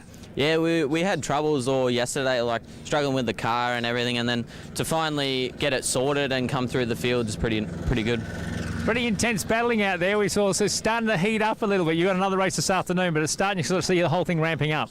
Yeah, it is a bit like everything's getting a bit more competitive, and hopefully us top three can have a good battle in the last race. Indeed. We're going to go Lachlan to come across second. Good camaraderie here. I saw you come through, mate. You must be happy with that one. Yeah, no, pretty happy. We had some good pace on Friday in practice and just didn't manage to maximise the green tyre run on qualifying. So ended up qualifying P12, and since then we've just been fighting through the field. So P6 in race 1 and P2 today is mega. So that puts you in great stead for this afternoon. That's what you've been aiming for. You've been on the sort of Operation Fightback mode, haven't you? Yeah, no, I think having a good crack at the win this afternoon will be good. The racing with Rylan and Max will be amazing, and yeah, no, the racecraft that I'm learning this weekend's massive. Well done to you. And Max, of course, he is our winner, coming across, just parked the car in Park Ferme. Max, the smile says it all. 2 from 2 so far, mate. Going great guns. Yeah, it was good. Had a good race there.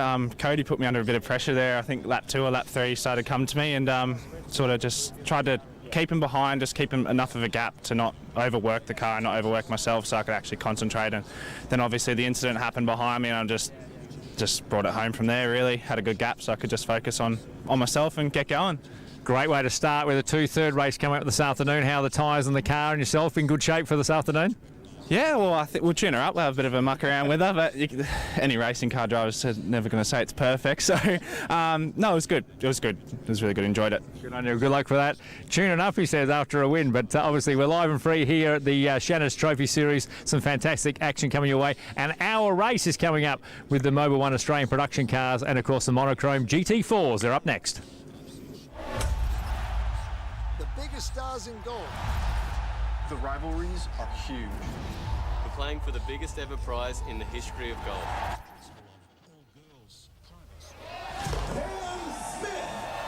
This is the game the world loves. Supercharged. Live golf. Wonderful. You'll see it all right here. Teeing off on your home of golf, 7+. Stream free. It's motorsport, but not as you know it. Test yourself and your everyday road car. Safe, affordable, but most of all, fun. And all you need is your daily driver. Experience the thrill of a sprint day. Race against the clock at a hill climb. Or test your reflexes with an auto test. It takes just 3 simple steps to get started.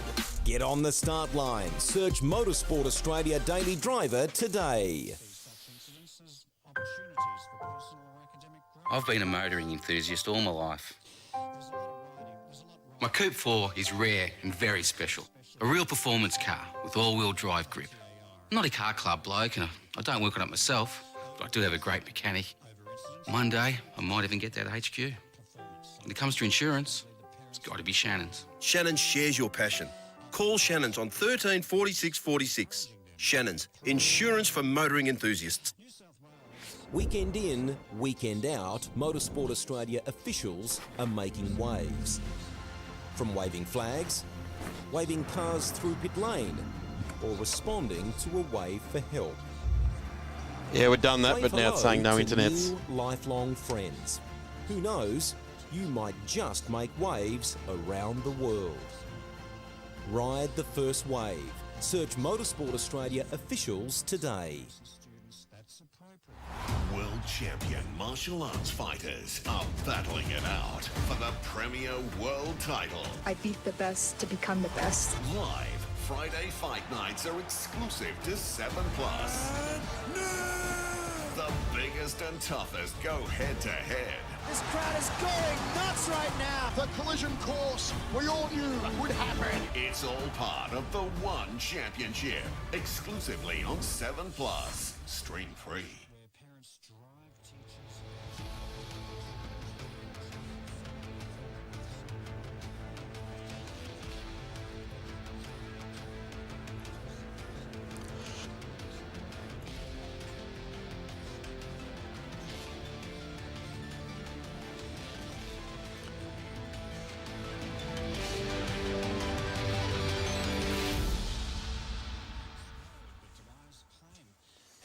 Welcome back trackside here for the Shannons Trophy Series, and a massive welcome to the Monochrome GT4 Australia field and of course Mobil 1 Australian Production Car Championship field on track now. I'm Darren Smith and joined by Troy Williams from the APC, and Troy will certainly be joining us right throughout the racing for APC and GT4 today. Troy, massive growth and interest in this sort of racing over the last 12 months or so. It's really cool to see the growth, isn't it? Yeah, it's fantastic. There's a very strong state series, both New South Wales and Queensland for production cars, and of course the 6 hour being the pinnacle event for production cars Australia-wide. But we've seen a lot of support come back to Mobil 1 Australian production cars in the last 18 months, and it's fantastic to see 29 cars combined on the grid this weekend. Certainly is. The grid on screen now: Shane Smolin, Justin Rugier, Nash Morris, Paul Morris, Steve Dukes, Renee Gracie in the 181 there, Ian Sherrin in the 72. So that rounds out our GT4 cars. Ian Sherrin is the first of the X-Class Australian production cars, fighting it out for the Mobil 1 Australian Production Car Championship. Grant Sherrin, his brother, in the 27 on the next row. Tony Quinn and Daniel Gaunt teaming up again. They've teamed up many times over the years, and really looking forward to seeing how those two can go in that Porsche. Colby Cowan and Lindsay Kearns need very little introduction to the Australian production car scene in their Mustang, the Madeki and Madeki car. This is well, a couple of champions, really, isn't it? Father and son entry, and I've got to say, what better way to go racing than with your dad or your son? Absolutely. And you know, as you say, two iconic names in Australian motorsport, both Andrew and George having quite a lengthy CV when it comes to competitive and motorsport and winning. Tim Sipp and Jack Sipp in the BMW M4 as well. Wade Scott in the Evo 9 there in the mix as well. Going back to Piccini and Anthony in the BMW M140i. Jake Camilleri, we cannot keep this man down. He just gets the sword out like Excalibur and sways his way through in the Class C car. Callahan and Baker in the concrete pumps. Holden GTS VY. Back to Campbell and Crick. Watch for that one. That is going to be a big storm. Hadron and Morel and Tyler Mecklem also in an Evo 10 there as well. Button Derwent in the Astra VXR. Then we've got, well, the Maguire's best presented car entry team of the Jarvises there. So the Volkswagen taking home the car care products from Maguire's. Yeah, absolutely, and great to have Maguire's on board. Big shout out to Jeff Yu, founder and CEO Monochrome, Crypto Asset Infrastructure Solutions Group, as the GT4s get away brilliantly. And the number 19 just jags it up a little bit there off the line. That'll be Nash Morris. And Shane Smollen sweeps into the front of the field, and you can just see the GT4 drivers going, no, not Shane, leading into turn 1 again. He runs away and hides. Guy that has won the 6 hour at Mount Panorama, had SVG on board for the journey in that particular race. Big look up the inside there, a couple of German finest products there. The BMW pushing through, and that is Steve Dukes. Gee, Steve's come along really well in this season, hasn't he? Finding his feet in the GT4. As we look back here, there's the Callahan Commodore and the 71 going through there as well, which is the BMW. Here goes Smollen. Looked like we had a spinner there. Oh, Duke's out on the dirt there. We're not going to be able to do that in a GT4 car. You might have got away with it in the softer sprung production car, but giving everyone a big spray. There's the 16. That's not what we wanted to see parked up there. The Power Torque Engines car of Luke Webber, the C63. This is getting very willing early on because Shane Smollen has skated away in half a lap. He is doing it nicely out in front. 4 German marks. There's a Janetta just in the back of shot there. Renee Gracie enjoying GT type racing, isn't she? She's done GT3 over in the West, now slinging herself into the GT4 car for the Janetta, and is just off the back of this group and closing. Yeah, and podium sitter yesterday, top 3 for Renee in race 1, which was fantastic. Just seeing now the ex-Longhurst BMW M4 up the inside into turn 1 on Mark Griffith in the Daimler Trucks Brisbane Mercedes. So sharing with Nash Morris here this weekend. Stephen Dukes gets through nicely there. Gee, they're not wanting for power, are they? They really do stream on through here. Mark Griffith is one of the very early converters to GT4 type racing, has been doing it, been entering, amongst the pack of the Australian GT Championship. We're just noticing now there's a start line infringement there for car number 181. That's the car we're looking at on screen there, wagging its tail through the turn there. Oh no, this was the car I put a big tick next to. In fact, highlighted it and said the 118 will be a major contender, and it doesn't look like it's going to be a major contender at this point in time. Cars continue on their way now. Car 40 we're just looking at there on screen. That's the speedcafe.com car of Jack Sipp, BMW M4. Big plume of smoke out of car just up in front. Wasn't too sure. Is that the Evo that's just in front of car number 40 there at the moment, which is the 81 of Scott. And right in behind there is that menacing Colby Cowan, Lindsay Kearns Mustang. This debuted here in production cars a few seasons ago on pole position, sat on the front row of the grid in pole position on its debut. Very, very fast car. There's the C63, car number 16. Will be taking no further part in this one. So looking now to the monochrome GT4 field. This is car number 40, or 140. It's Carl Begg sharing with Paul Morris at the moment, and it is Carl Begg at the wheel. He's throwing some energy at this series, isn't he, Carl? Yeah, it certainly is. It's great to have both Carl and, of course, Monochrome on board. Jeff was around with all of the competitors last night after the night race, celebrating and sharing the stories. So, and Carl, of course, being involved with Speed Cafe.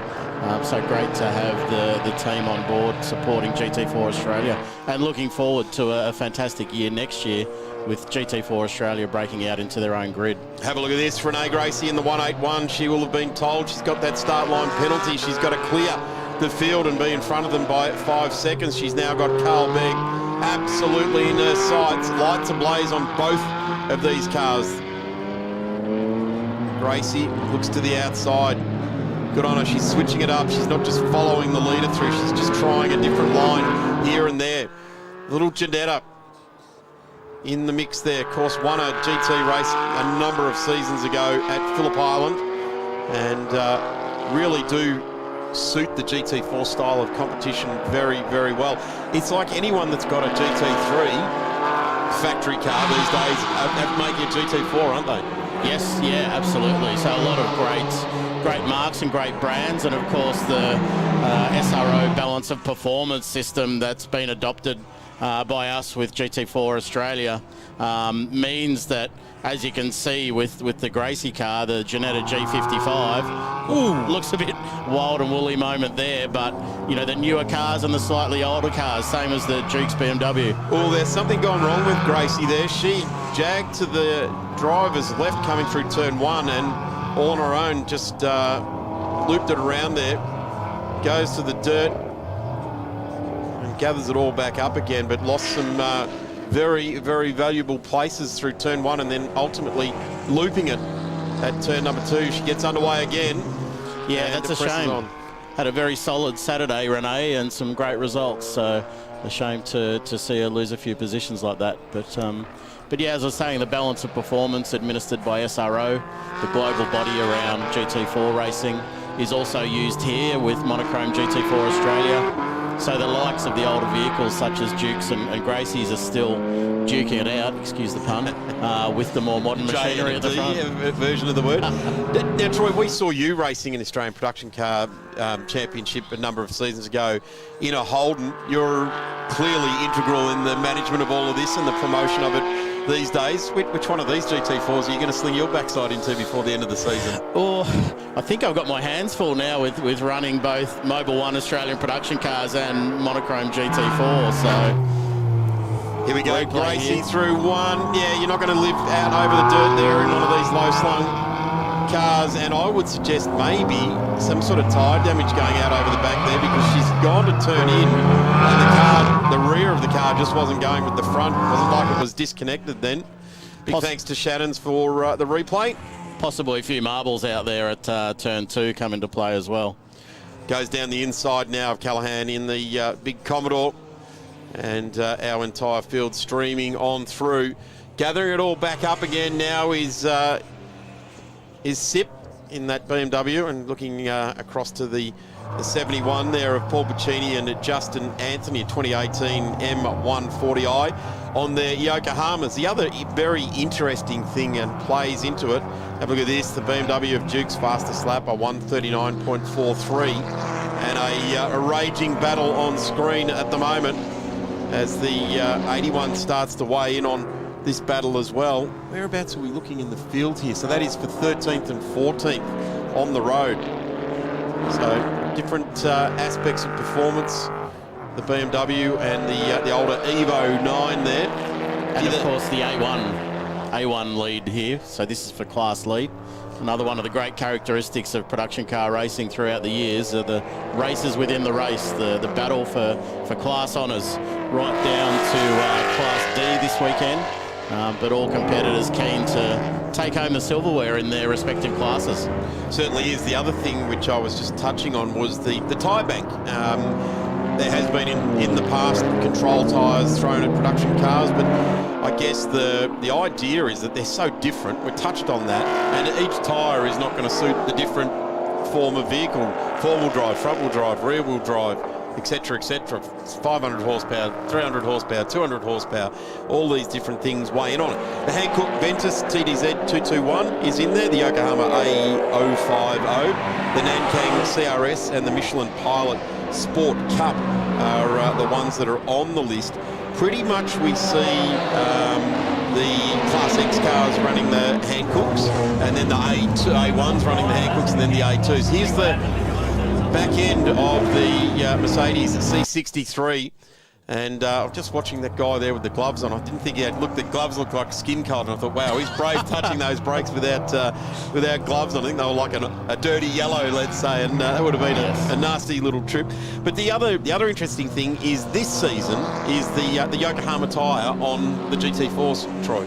Yes, yeah, so with the introduction of GT4 Australia, as we see the A1 battle raging on screen, oh, the Evo getting a bit sideways there, heading into 5. Yeah, with the semi-slick tyre, the AO50 Yokohama on all of the GT4 cars for this year only, having GT4 Australia and also the Mobile One Australian production cars sharing the grid, all those separate championships for this year, to manage some of the speed differential. The GT4s are also running on that tyre this year. So next year, yes, we'll look to break out to a slick and wet solution when GT4 Australia goes into its own grid. But for this year, all running on the semi-slick tyre. Adrian Morel looking to have difficulties there in the Evo 10. Gee, this mark and this car, the Mitsubishi Evo 10, dominated for quite some time. Alan Heafy, Stewie Costera, Inky Tulloch were just absolutely synonymous with victories. Then the product team came in and they had their Evo 10s. They really did have a long time to shine, and the fact that they're still running in A1 here got very willing. I'm not sure there was any contact there. I think we're just looking at a bit of oil down the dust that's being thrown up there, but certainly they both did a bit of a wobble, a bit of a hippie shake all at the same time, didn't they? Yeah, absolutely. And of course those Evo drivers, not that we're going to see it this weekend, but all-wheel drive, they'll be praying for as much precipitation throughout the year as they can find, because... Well, I'm going to suggest at the Bend in October is going to be, well, it was last year when we went there, it was very, very wet indeed. Even September with Sandown would certainly be that. Let's go and catch up with Dean Herridge. Happy start for you in this one? Totally unnecessary. I came out of turn 2 and the Speed Cafe M4 had a complete tank slapper. So I got out of his way, came back around, got my line out of 3, came down the hill to 4, lifted and turned in, someone just clobbered me and it was hard. The car spun around, I'm sitting in the middle of the track and I'm just holding on going, waiting for the next hit, but it's not what we're here for. Like, that's totally unnecessary. On lap 1 get taken out, it's just, yeah, it ruined our weekend. Saw you limping down into the pit lane there. You had obviously damage. Can you get this thing repaired, particularly for this afternoon, or you think it's game over? Not a chance in hell. We're going home early, so I'll be home for dinner tonight, see my wife. Right, Amanda. Just not happy. No, not a happy camper. Well, mate, car looks amazing. I'm sure you get back out there real soon. Good on you. Thanks, champ.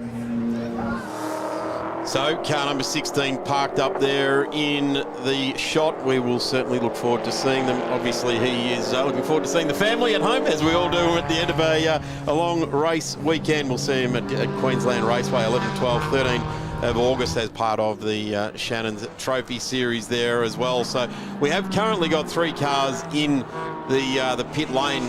First of all is the Class C car of Derwent, then it's Dean Campbell in the A1 Evo, and then of course we just saw Mr. Levitt down there in the AMG C63, which was running in class number A2. Chris Holt not playing any further part after issues yesterday with their car. So I would suggest each one of those cars has probably got terminal issues parked up down there. Really, real shame that that Dean Campbell Evo 10, because that car in the production car field can win races. Have a look at this. This is a ripping GT4 battle as we go down to the pit lane. This is the Oscar Butt Troy Derwent Astra VRX. PB Motorsport now a fasteners entry, running on their Yokohamas. They're not looking too much at the Yokohamas at the moment, except for looking at plug leads and coil packs. That is not what you want to be doing in, 10 minutes into a 55-minute or an hour race, sorry. That is not what you want. But this GT4 race is absolutely going to come alive down the inside now. Carl Begg allows the corner to open up.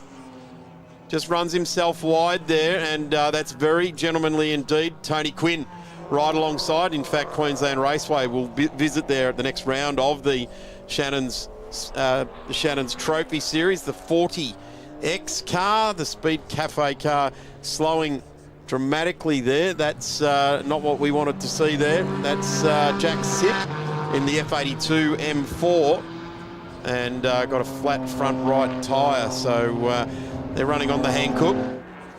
And we go back to this GT4 battle. Tony Quinn will throw the gates open for the next round of the championship. Be great to get back to Queensland Raceway. Certainly last year there was, when we visited there, lots of improvements had gone underway, Troy, hadn't they? And the place just coming back to where it really needs to be. Yeah, fantastic facility now, and Tony's heavily investing in the circuit up there. So it'll be great to get back there, and Tony, a fantastic supporter of the fight in the night. So we go down to Dean Herridge with the Campbell car in pit lane. Yeah, another problem down here. Same incident, I think, as the Mercedes there. You were caught up in it as well and got some damage. Yeah, unfortunately, someone come down the inside and squeezed us both, and unfortunately, he pushed me into the Merc, so it wasn't his fault either, but yeah, we're out now. So we had a power steering problem, but we're sort of half on top of it, and we've got a lot more problems now. You're not really sure exactly what's going on. Disappointing because you were, second, in one of the first race yesterday. So you're on form. Yeah, we were second yesterday. Then we had a power steering failure last night, but which we had to limp to the end. Didn't do us any favours, but anyway, we would have been on for a good result too. Well, team working hard behind you. Hopefully, get back out in this one. If not, we'll see you this afternoon. We'll give it a crack. Thank you. And those guys will give it a crack. That's probably what they should be calling their race team. Give it a crack, because I think if you remember at Taylor and Ben last year, they did an engine. They did an engine and they jumped on board with Jimmy Vernon in the Evo as well, and then ended up winning the race outright there. So that was fantastic. But one thing to remember here, you've got two separate championships running side by side. So when Dean mentioned there, he was running second in Australian production cars yesterday. So the championship between the two categories happens on the circuit at the same time, but still two different championships. This is a good battle here, the Mustang. I like the livery on that car. That's got a bit of the touch of the good old boys about it, hasn't it? Yeah, throwback to the NASCAR livery there. Side by side under brakes here. Three different vehicles. The 140. Oh no, Stephen Jukes in the 26 Boatworks Sanctuary Cove International Boat Show entry has gone off. Doesn't look as though he's made contact with anything, but he's certainly thrown away a front-running position, because we've just seen Tony Quinn go streaming on through. Shane Smollen now into the lane. Shane Smollen into the lane. So the Iterations, this is a GT4 car that we're talking about. This is not the one we're looking at now. This is car number 40X. This is the Tom and Jack Sipp car. Now we've got the GT4 field coming in. So, Troy, this is, in this race, two driver teams have to swap out their drivers. So there's a compulsory pit stop. As we see the reason for the Duke's car spinning there, but the compulsory pit stop for all the field applies in this 1 hour race. For the GT4 cars with two drivers, they can elect to swap drivers at this stop. But in an agreement between all of the GT4 cars, we have 60 seconds stationary time. The APC cars, if they can do their tyre changes faster than that, we'll pick up some time on the GT4 field. But we will see, as we've got on screen now, the driver changes and a bit of action in the pit stops for all the field, and in particular the GT4 cars. So Mark Griffith out. Nash Morris in. Nash Morris in now, so a man in a hurry, doing lots of racing over the last few years. Just noticed one of the Sharon cars in the lane as well. Bit of traffic banking up there. So as Troy has touched on, a mandatory 60-second stop. So they will all sort of line astern start to come out with each other. So if they've been blocked in, they will be cleared by the time they move away again. And this is the number 19, Nash Morris, moving out. Just interestingly, the Gunther Randall 130i that got tangled up with Stephen Jukes in that in the BMW M4 GT4 car. We did get that replay amongst all of that. Tony Quinn is also back out, and it looks like Paul Morris has jumped into the behind the 140 that Carl Begg brought in, and there's the two cars we're talking about. So another family feud, but this time not in the same car, but Morris and Morris. Similar machinery between the GT4 Australia Merc and the 19 of Mark Griffith. One thing you would have noticed too with the GT4 pit stops there, I don't think any of them will end up changing tyres. So the GT4 cars are very friendly on tyres, and an hour stint is nothing for the car. They're designed for 12 and 24-hour races, but also they'll be able to run potentially 2, 3, 4 hours on a set of tyres. That's terrific. news that really is that you can get that sort of life out of those tyres, and testament to the not only the car manufacturers but the tyre manufacturers and the people setting the tyres and getting them, getting those incoming tyre pressure sets right, because that really affects their anticipating rain now in car number 15. Got the wipers on there, giving it a good clean off. Got tangled up, of course, with the other BMW in GT4, and this pit stop going nicely indeed. Evo coming in there to the lane as well, so looks like we've got a left front just being changed out on the number 15. Yeah, so for Mobil 1 Australian production cars, compulsory rules for that pit stop, 2 tyres to be changed for Class X cars. For the rest of the field, 1 tyre. So again, that means some of the A1, A2 cars will tend to get a little closer to the Class X cars during the pit stop. So 1 tyre for the majority of the field, off and back on, or you can replace with a new tyre. And for Class X cars like the Shannons brothers, you'll see them doing 2 wheels and tyre changes at their compulsory pit stop. The GT4 M4 of Dukes coming back into the lane now. That's a shame. This wasn't part of the plan as they landed back in lane there. Jason Symes, I think Jason now at the wheel. No, I think Stephen started the race. Okay, so Madecki now in, Lindsay Kearns in, so the 2 Mustangs in Class A2 into pit lane now, and they came in line astern with each other, so that's interesting. They're certainly bunched up. 33 minutes remaining now. Under the bonnet of that car, there's not where I expected to see them look. That's not a great sign. I thought we might have been looking for panel damage or driveline damage or something like that, but when the bonnet goes up, that sort of throws another spanner in the works, really. So just watching those 2 Mustangs going up on jacks the traditional way, a pump-up hydraulic jack to go under those cars. Change those wheels on and off. Great to get the teams involved too in an old school pit stop. And remembering these cars have already done 2 one-hour races yesterday. The teams very much have impact on the race outcome with that compulsory pit stop. There's our race leader. Well, not race leader, but I'd suggest cleansed race leader Shane Smolin. There's the Jarvis car that won the Maguire's Award. And car does look great, although it is trying to trick us in the commentary booth. Blue down one side with Volkswagen, and then grey down the other side with the Volkswagen symbol, and then grey, there it is, just says Volkswagen.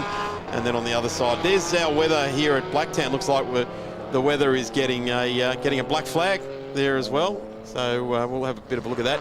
Gracie now in as well in the GT4 Ginetta, and there's the Volkswagen, and there's the blue side. So getting a bit tricky and getting a bit bumpy with Jake Camilleri. Let's go to the lane.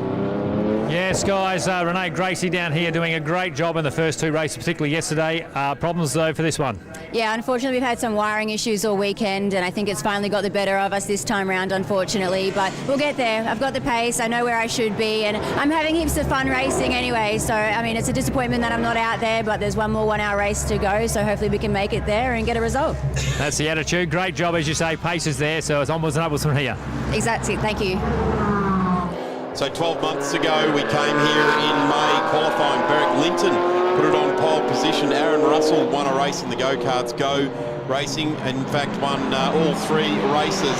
So there was some good form there for the M4s there. So we'll keep an eye out for Beric and Tim to return. Let's hopefully we see the guys from the Gold Coast back into the Australian production cars, the Mobil 1 Australian production car series, as we're looking now down into the GT4 field. Tony Quinn entry there in the 101, and that is now Nash Morris on board there. Daniel Gaunt. Sorry, Daniel Gaunt got that wrong. Tony. Yeah, the red Mercedes has got yes. Nash in it, not the red Porsche. The other red German.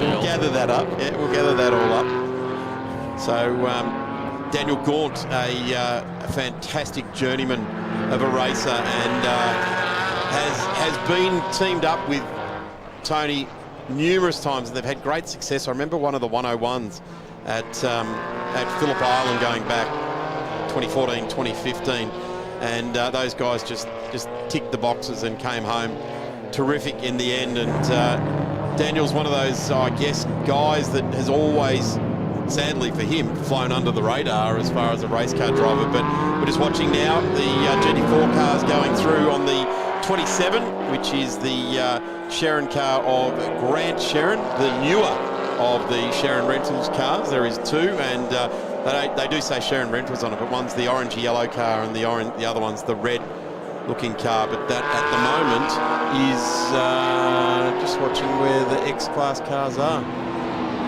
Ian Sharon is in 10th place and Grant Sharon is in 7th place in Class X. So that's the split. This is the chasing car at the moment, and here comes the 140. Looks to the inside of the Jarvis entry. There it is again, just trying to trick us. The grey, the grey Volkswagen versus the blue Volkswagen. It's just one car. Volkswagen getting an extra entry. Extra entry, that's right. Maybe he's trying to confuse the flag marshals in case of any infringements out there. But there's been a number of cars over the years that have done that have tricked us. The Lucky Strike and 555 Formula One cars from BAR back in the day when they had that colour scheme down either side of the car. That was tricky too. Gee, that Porsche sounds good, doesn't it? That Boxer engine. What are we looking at here? Oh, this is the Mustang. And this is Michael Rowell. Driving with Chris Pappas this weekend. I'm not sure who that is in the car at the moment. I don't know those. Oh, no. The 140. That is not what we wanted to see at all. That's substantial damage on the front of the 140 AMG. And I think that's Paul Morris at the wheel. Certainly that pink helmet would certainly say, with the hibiscus flowers on it. Going the open face style there, and Paul obviously just radioing in. That is a front on shunt, and well, these cars are on the same bit of track, but not saying they've come together until there's any evidence of that, but certainly they were sharing the same piece of track when we last saw them going through turn one. And this car is not behaving, not turning in nicely at all. And it is pit bound too. So you'd have to suggest, Troy, there that that's a deflating tyre that's giving that sort of behaviour. It doesn't look like the back end of the car is moving out over the guards or anything like that. Here we go.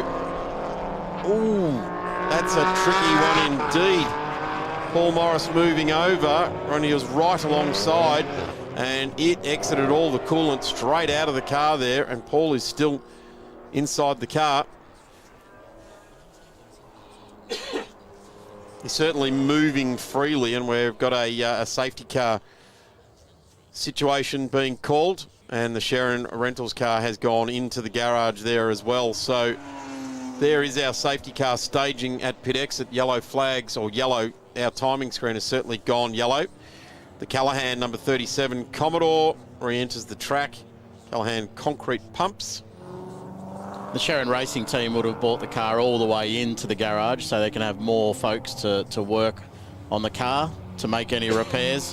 While the car remains in pit lane, there's a limit to the number of team members that can work on the car, so sometimes it's quicker and easier to get it in the garage and have the full team working on the car. It certainly makes sense, doesn't it, Troy? Pit lane is, for all intents and purposes, it's as safe as it can possibly be, but if you're going to have more people swarming around a car, let's do it in the garage and get the car up safely. There is the Hyundai safety car making its way out onto track, and it looks to be picking up Shane Smollen. It's a Porsche of some description. We'll wait until it is, and there it is. Picks up our race leader. Terrific stuff there. Nice pickup. The 56 now got Justin Rougier at the wheel. So Shane Smollen out. The Cayman 718 now being driven by Justin Rougier, who has had, again, a pretty good career. Drove very, very well in the Kumo Tyres Vought Touring Car Series. Also did some Aussie racing cars, and I would actually suggest that the GT4 would be quite suitable to Justin's driving style. And why not team up with Shane Smollen, a guy that really doesn't take no for an answer as far as the results is concerned. Shane, he really does like to cross the line first, doesn't he? Absolutely. Very passionate competitor. Great to have him on board this year, and has been a long-time supporter of production car racing as well. This wasn't what we were anticipating to come out of this race this morning. 1 hour race. We have got 25 minutes left. And looking at the casual approach there, the medics are just attending to Paul, and he'll be bundled into the back of the medical car. Let's go down and have a chat with Grant Sherrin. Yeah, I'm with Grant. Big deep breaths down here. I didn't personally see it. Grant, talk us through what it was like from the driver's seat. Look, he got a run on me coming out of, I think it's 5, and he was up beside me, and I just held my line on the outside, and for some reason he's turned right to go left and knocked me off the road. A lot of oil and damage underneath that car. Do you know exactly the extent of what's going on? I don't know yet. We only just got it back in, so oil cooler at the moment, but we'll see what happens. Disappointing, because you've been trucking along fantastically in these BMWs. Yeah, it was going real good today. You know, the car was hooked up and it was very consistent, but anyway. All right, like I said, big breath there. Good luck. Hopefully the team get it sorted for you. Back to the recovery there, in amongst all of that as well. Here we go. Here's another replay. Yeah. I think Grant's assessment was fairly factual from his position, that's for sure. And Paul Morris ended up in the wall there. That's a shame. Just getting word through. Just getting word through that car 71, I think it is, the Buccini Justin Anthony car, which Justin Anthony at the wheel is receiving the black flag for exceeding track limits. We touched on that earlier on in one of the races, so that'll be exit of turn 6, where the secondary pit lane for Sydney Motorsport Park here is. There is a blend line, if you like, there, and you're not to go over it. It is actually a blend line out there, and the officials have got very big, heavy control over that. So 71 has received a black flag. It's a warning system. You get, I think it's 3 strikes. Correct. Yep. And away you go. Just watching for any of these cars coming out of pit lane. Of course, Grant Sherrin's gone into the garage. Rescue vehicles all around. The Hyundai safety car, the i30N, which is terrific. Great shots there of our officials, and there's numerous signals going out there, isn't there, Troy? The flag at the top there, the yellow with the red, is I guess colloquially called the oil flag. It is actual in full interpretation is deteriorating surface flag. Correct. Yes, safety car boards there and waved yellows, letting all the drivers know what's going on. Gee, that's an integral link between race control and the drivers. A simple wave of a flag, isn't it? And I tell you what, there's nothing more fearful than when you're coming into a braking area, you're executing a passing manoeuvre, and just out of the corner of your eye you go, wow, was that a yellow flag I just saw out? I've just done the best pass of my life. And sure enough, at the end of the race you hear, a driver of XYZ, please come to race control. And you go, yeah, there was a yellow flag. Yeah, it certainly got all of us at a time, but a big thank you to all the officials out there, the flag marshals, everyone in and around the paddock. Without them, the race meeting wouldn't be going ahead. So I'm sure I speak for all of our competitors and the other categories here this weekend. Big thanks to all the officials. It's one of sport's most important hand-in-glove relationships, isn't it? Without a race car going on track, you haven't got a race meeting. Without an official there to run the race meeting, you haven't got a race meeting. So it's just such an integral thing. And one of the great things at the end of the day, like not a lot of the competitors, when they're finished, they pack up and they've obviously got to travel back to wherever they've come from, whether it be the city or the state that we're racing in or interstate.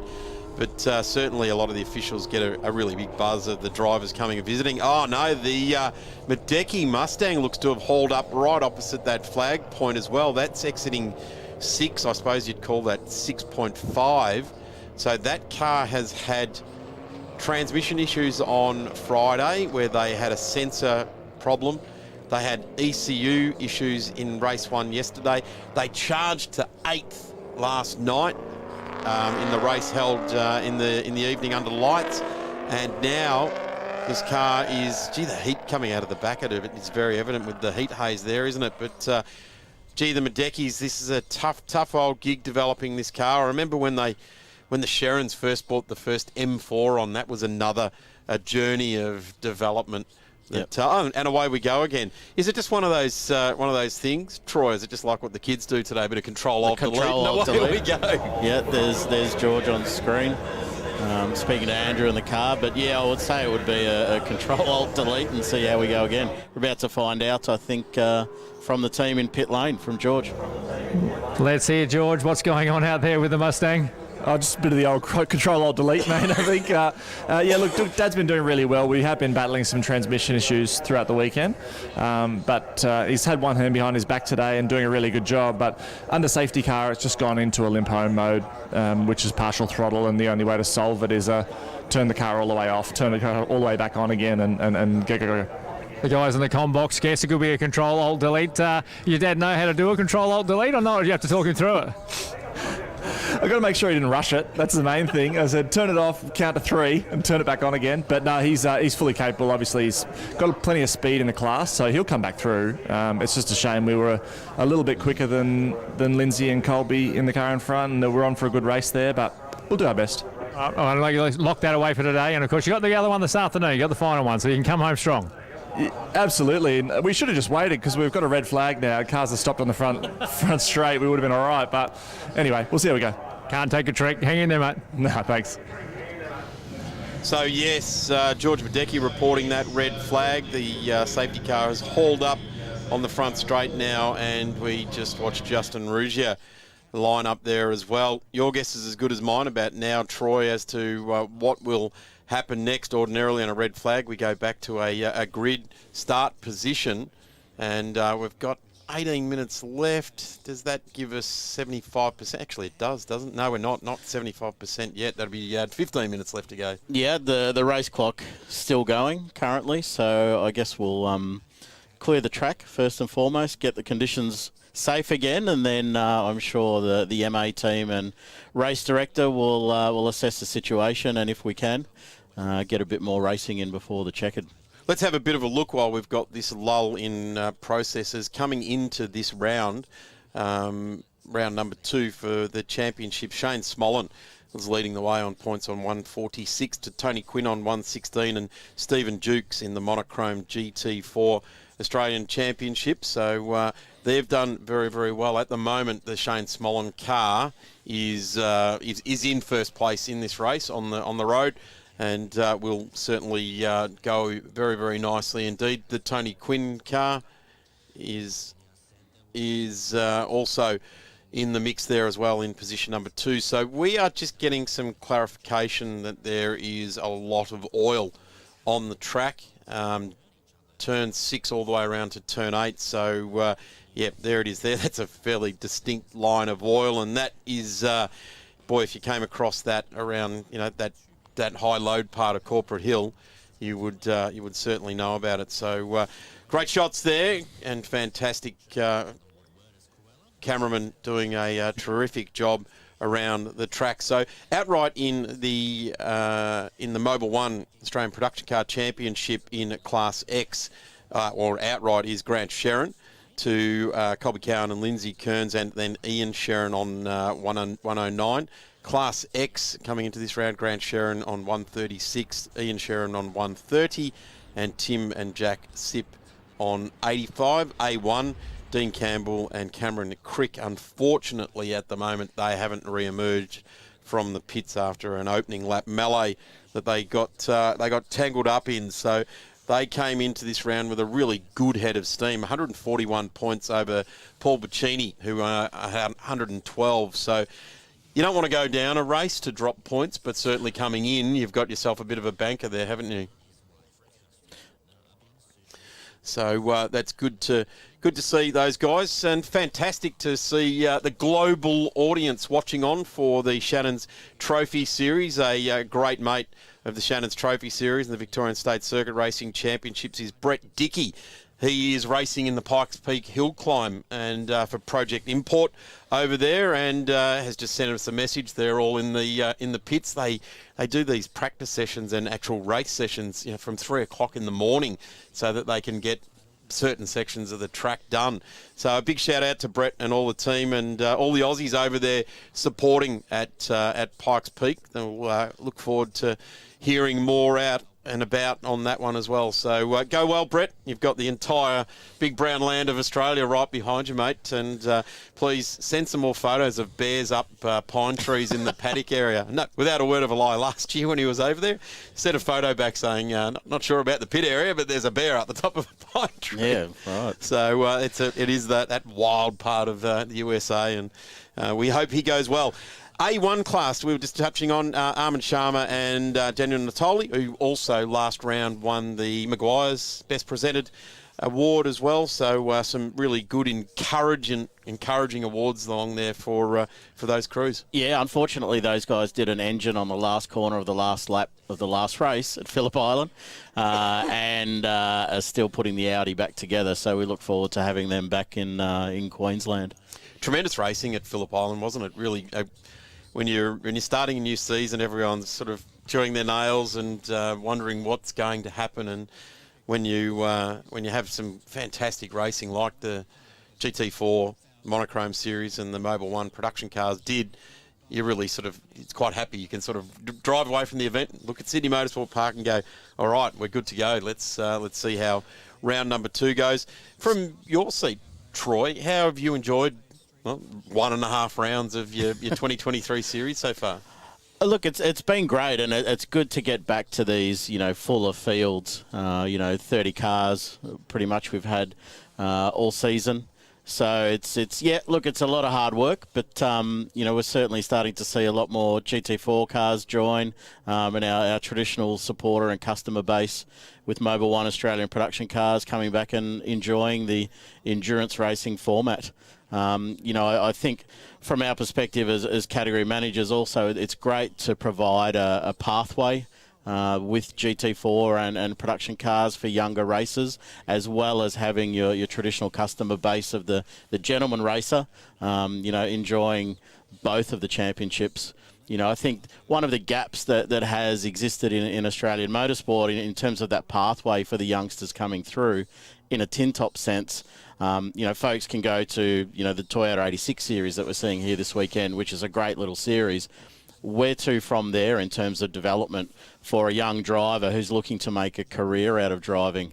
The jump to GT3 or Super 3, Super 2 is significant, both in car cost and skill level. So I think there's place alongside the gentleman driver who's the traditional customer of GT4 in particular for that to be a tin top next step for the younger generation coming through.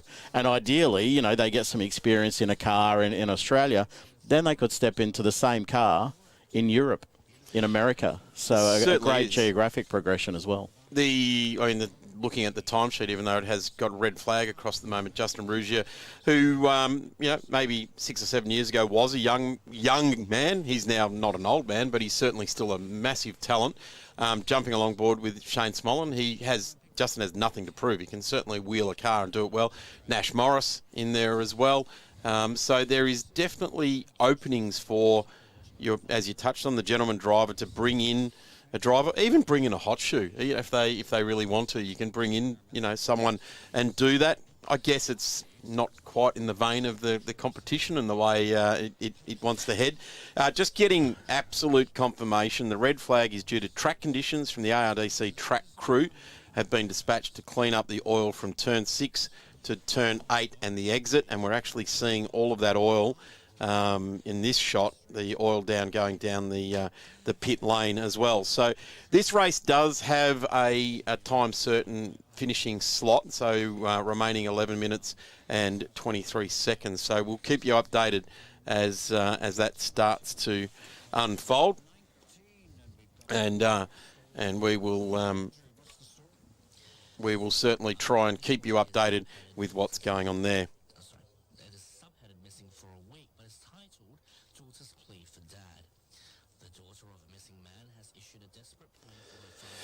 So great facility here at Sydney Motorsport Park, and a really good place to launch the 2023 inaugural Shannons Trophy Series. And in the background there's been a lot of people doing a lot of hard work at Motorsport Australia and formulating official crews, and we do see all of those officials around the track. They're at their posts now, even with red flags.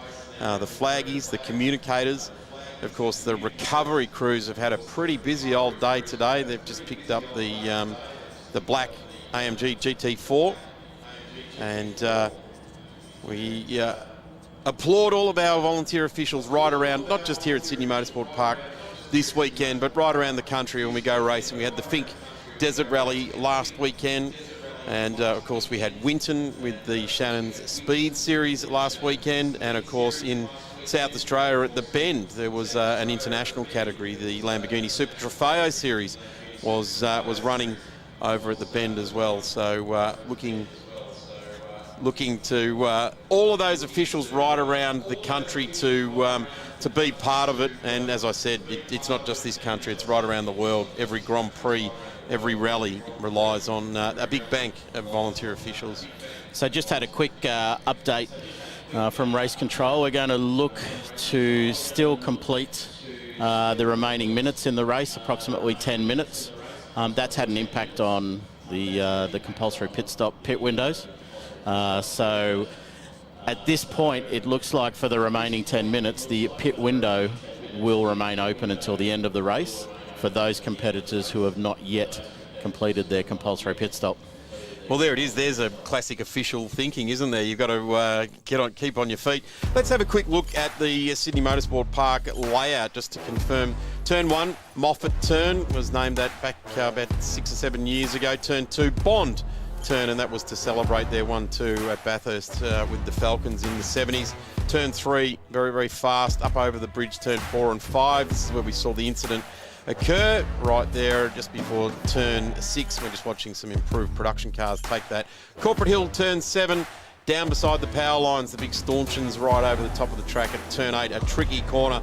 Lots of passing manoeuvres can be done there. Exit mid-corner and even into the corner under brakes. Turn 9, 10, 11, tricky complex at Sydney Motorsport Park, but rounds out the top part of the track. There it is, since 1990, 3.93 kilometres, 11 turns. Barton Moore in a time attack car, a 1:19, setting the lap record there. Massive improvements here at Sydney Motorsport Park. Lots of interest from governments and interest bodies as well. The setting up of the lights. We were lucky enough to go racing last night. Troy under lights with the APC and with the monochrome GT4s. What was the feeling like out of the night race? How were how were the teams and drivers and everyone acquitting themselves to that? It was cold for a start, but no, look, chilly evening. Even the handling changes a little bit in the cars when the temperature falls away. But look, night races are always super popular with the whole field. The lights here are fantastic. The infrastructure is great. So vision is as good in the evening as it is during the day. We put pizzas on for the whole field at the end of the race last night. A few of the officials came along as well, so it was great to, swap a few war stories post-race. But, next round as well, Queensland Raceway, we head to the traditional fight in the night round. So that will be a 2-hour race in the evening, including refuelling. I can't wait to introduce you to what the real fight in the night is, Troy, because we're going to ask you to join us throughout the season. The real fight in the night is in the commentary booth for the bowl of chips. That's where the real fight in the night occurs, and we'll invite you along to that. And between you, myself, and Gary O'Brien, we'll see who wins that. That's the real fight in the night. That could be a dangerous place to be. Well, if you ever get a look at that, the three of us, none of us have ever missed a meal, have we? We know where to get a feed. That's for sure. Okay, so we have just had word from race control. We'll seek clarification again on this. There is recoveries going on, track cleanup going on. And cars are starting up on the grid, and we've just had word that the race has been declared. So safety car is going to lead the cars back around and into the paddock area. So that's a real shame. We will have a race winner, and it will be the Shane Small and Justin Rougier. Will we have a race winner? Didn't get 75% distance. I think with the additional time, with the sitting still time, yes, we will may have still be declared a result. So that will be the Porsche that will take the victory, and Justin Rougier at the wheel, sharing with Shane Smollen. Shane Smollen certainly set it up with a rundown into turn 1 and turn 2 at the start of this race. So there it is, Griffo with Nash Morris in the AMG, Tony Quinn in the Porsche, which he is sharing with Daniel Gaunt. Ian Sherrin will be the first of the Mobil 1 Australian production cars to get to the line in car number 72, the older of the two Sherrin cars, and then Colby Cowan in the 25 in the A2 car, Callahan in the A2 car there in 6th place, Scott in the Class C car, Bacchini in the B car. Then we go to Jake Camilleri, who will win Class C, and he remains with his stranglehold on that title. Then we go to Rowell in car number 3, getting across the line there, which is the Mustang GT for Rowell Logistics, running on the Hancooks. SIP, then we have Grant Sherrin as well. Dukes has got the fastest lap. Stephen Dukes took the fastest lap. Medecky, and then the rest of them pretty much fell by the wayside. So on the lead lap, it was down to Andrew Medecky. He did the Control-Alt-Delete under trackside conditions, got the car going again. And we will wave goodbye, unfortunately, early to the Monochrome GT4 Australia cars and the Mobil 1 APC, Australian Production Car Championship. And that was where it all broke loose. The oil downer going there as well, and the dirt off to the side of the track all ruffled up, was where we saw the Sherrin car, or the Morris car, make contact with the Sherrin car. Certainly that will be discussed in the stewards room, I'm sure, post this race. I believe it will, and that, I guess, sets up for the final hour this afternoon. Certainly does, starting at 10 to 4 this afternoon. Let's hope it goes the full 1 hour for race 3 for the weekend. Radical Australia Cup is the next category on track, which isn't until 12 o'clock. So we've got a bit of a break now. We will wrap it up here for now, and we'll be back with a little bit of a lunchtime break show in just a couple of moments. Be back soon.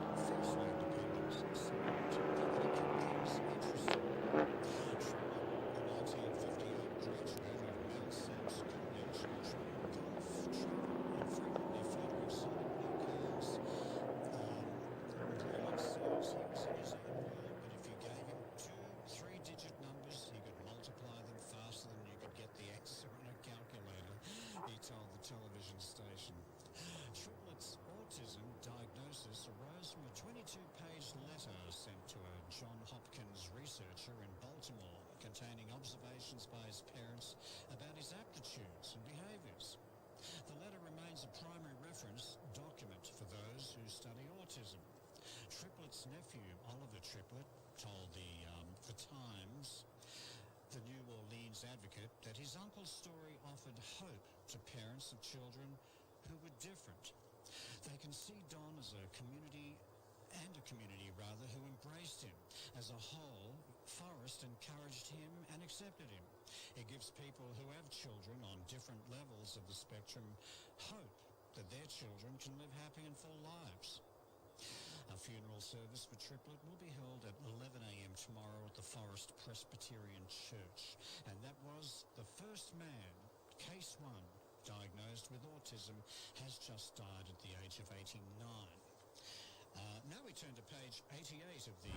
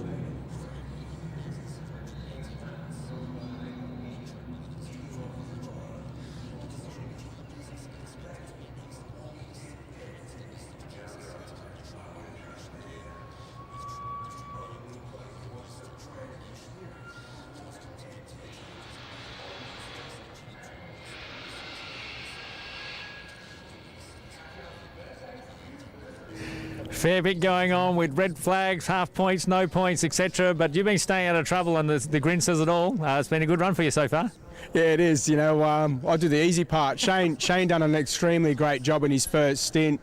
Gave me the car with a nice lead, and it was just about trying to capitalise and build on that. But yeah, there's so much oil out there. I think it was the right decision to make to call it. And yeah, it's just been great to be pairing with Shane and Auto House, and it's a great series to be part of the GT4 series.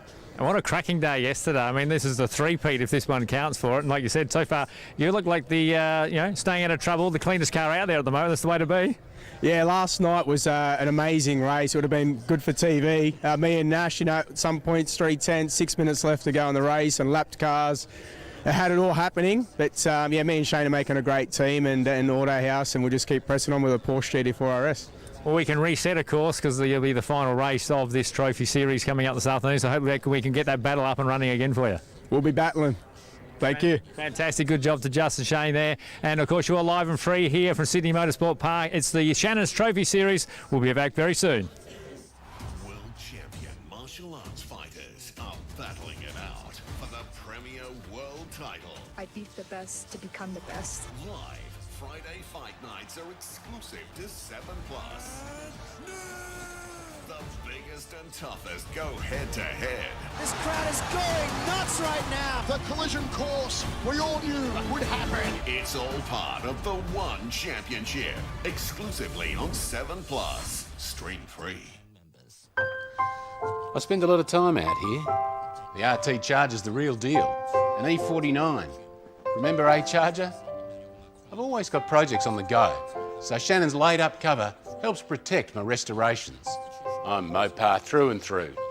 It's a passion Shannon's understands. I wouldn't insure my cars and bikes with anyone else. Shannons, insurance for motoring enthusiasts. Call 13 46 46 for a quote. Weekend in, weekend out, Motorsport Australia officials are making waves. From waving flags, waving cars through pit lane, or responding to a wave for help. Wave hello to new lifelong friends. Who knows, you might just make waves around the world. Ride the first wave. Search Motorsport Australia officials today. The biggest stars in golf. The rivalries are huge. We're playing for the biggest ever prize in the history of golf.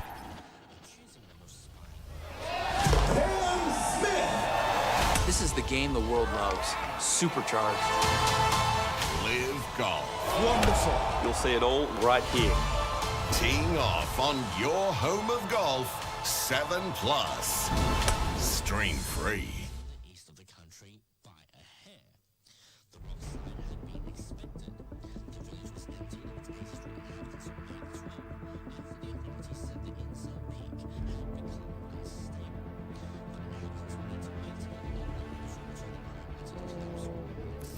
Roar of engines fills the grandstand here at Sydney Motorsport Park.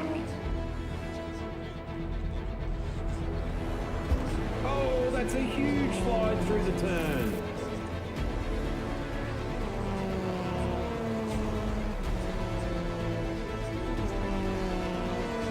It has to be said that this is truly some of the best racing you'll ever see.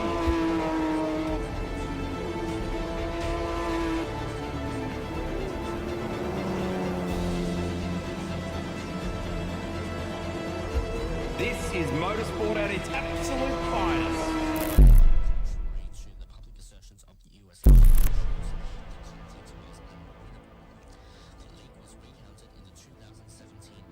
Where we?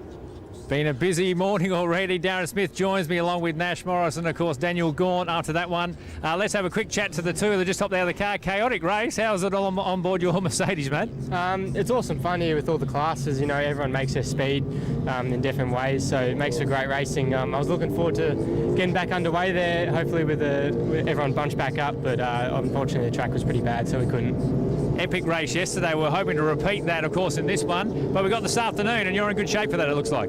Yeah, hopefully. We'll see if we can keep with them at the start this time and see if they're at the end. And Gaunty, did you call the red flag? Tony looked like he did all the work in the first stint, and now you just jumped in and just bumbled around for a red flag. Yeah. I mean, Tony did the heavy lifting, and I just, like you say, I just get to eat the chocolates, say hi to Mum on TV, and then I mean, I've had great fun here so far this weekend. So it's been it was a great race. That race, the 6 or so laps that we did, and I was looking forward like Nash to get the race going again and see where we could end up.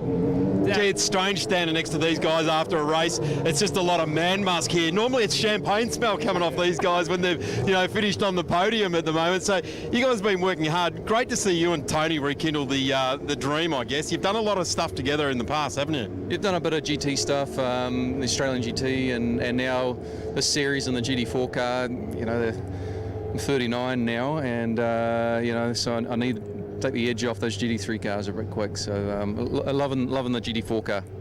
Nothing like a driver lying about his age as well, live on TV as well. 39 years young and still doing a terrific job. Nash, have you had a chance to speak to your dad? We haven't spoken to him yet. Have you had any communication about that incident at all? No, I saw he was out of the car. I don't even know what happened yet. I don't know if he hit the oil or someone tipped him out or something happened. So I just saw he was out of the car, so I hope he's okay. Yeah, unfortunately, like you said, as long as he's okay, car's okay. Plenty of action, Darren. We've got plenty more coming up this afternoon. Of course, we'll be back here at 12 o'clock Eastern Standard Time for more of this Shannons Trophy Series. It's got off to a great start, mate. Certainly has. Pretty high energy stuff out there, and now these guys are going to go and try and work it out. And as soon as you've worked out what's happened, gents, please let us know, because those red flag situations when you stand on the grid for quite some time do get a bit confusing, don't they? I think it was just Dad trying to keep up with son. Oh, right, that was keeping up there. Changing the guard. And they smell much better out the champagne. So they do, yeah, they do. We're live and free, everybody. Sydney Motorsport Park. It's the Shannons Trophy Series here.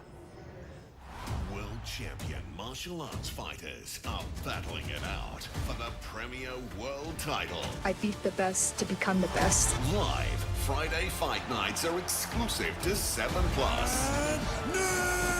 The biggest and toughest go head-to-head.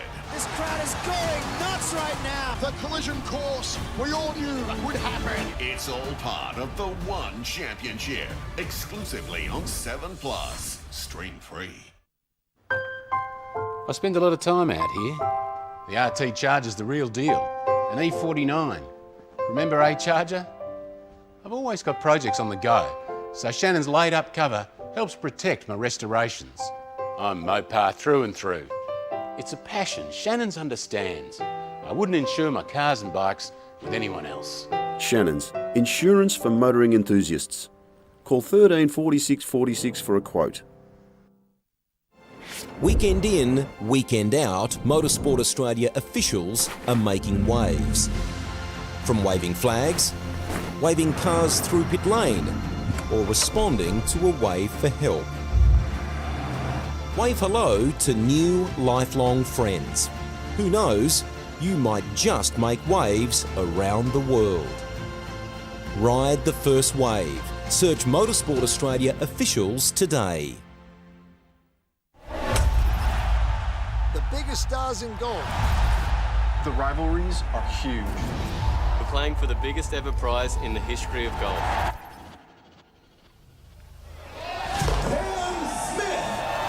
This is the game the world loves. Supercharged. Live golf. Wonderful. You'll see it all right here.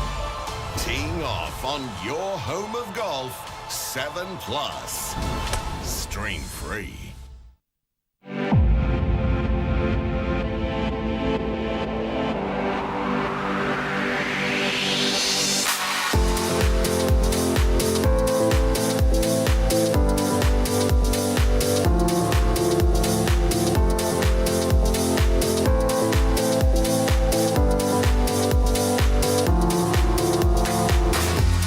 The 2023 Bosch Motorsport Australia Rally Championship is shaping up to be one of the most competitive seasons in its 50-year history. Last season saw a change of the guard in the Bates family rally dynasty, with Lewis Bates succeeding brother Harry as the latest and 26th driver to win the Australian Rally Championship. New faces and cars join us for the new season, with plenty of familiar faces and cars returning.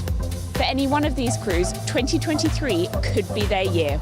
Welcome to the Buckby Skoda Rally Launceston, round 1 of the Bosch Motorsport Australia Rally Championship. I'm Jess Dane, and alongside me is Dean Herridge.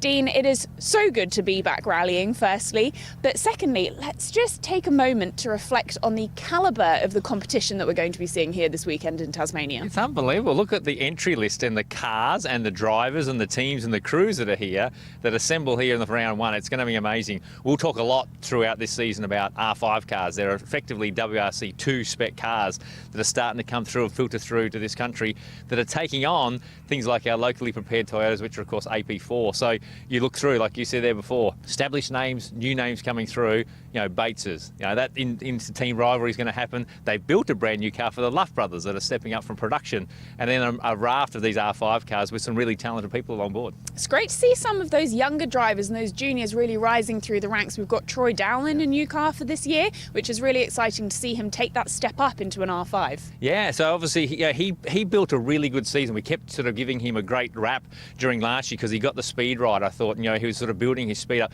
Now he goes to the main game in a lot of ways. He's in Harry Bates' sort of Skoda that he used at Rally New Zealand last year with Petter's support. So there's sort of this thrust through for Troy to come through. And then the likes of even having, Clark back. You've got Arnia back this time around. The Rulos in brand new. Absolutely. They've only been here in the country for 10 days. Hyundai, the current spec Hyundai cars. So, like I said, there's storylines up and down the field, which is really exciting.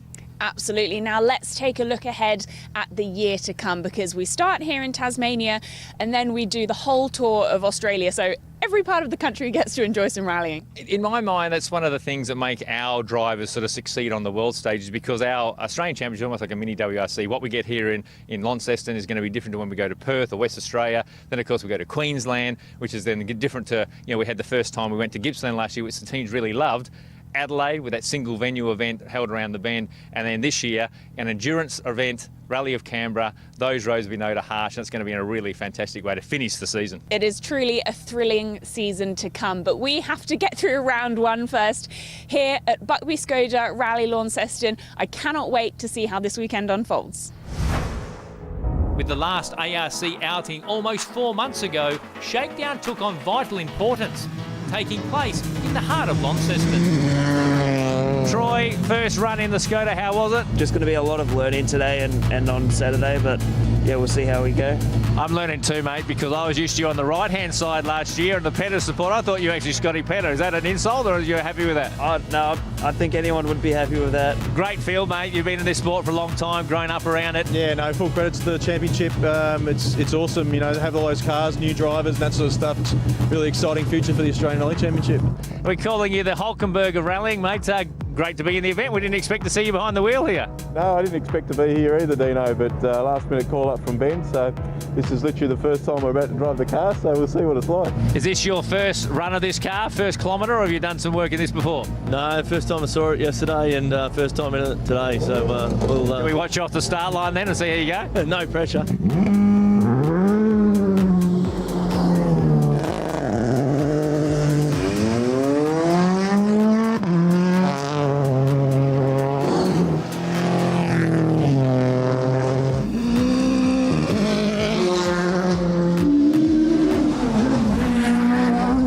Before the adventure in the forest, the city of Launceston streets was abuzz with rally cars on Friday night, with an official street party drawing a strong crowd and curious onlookers.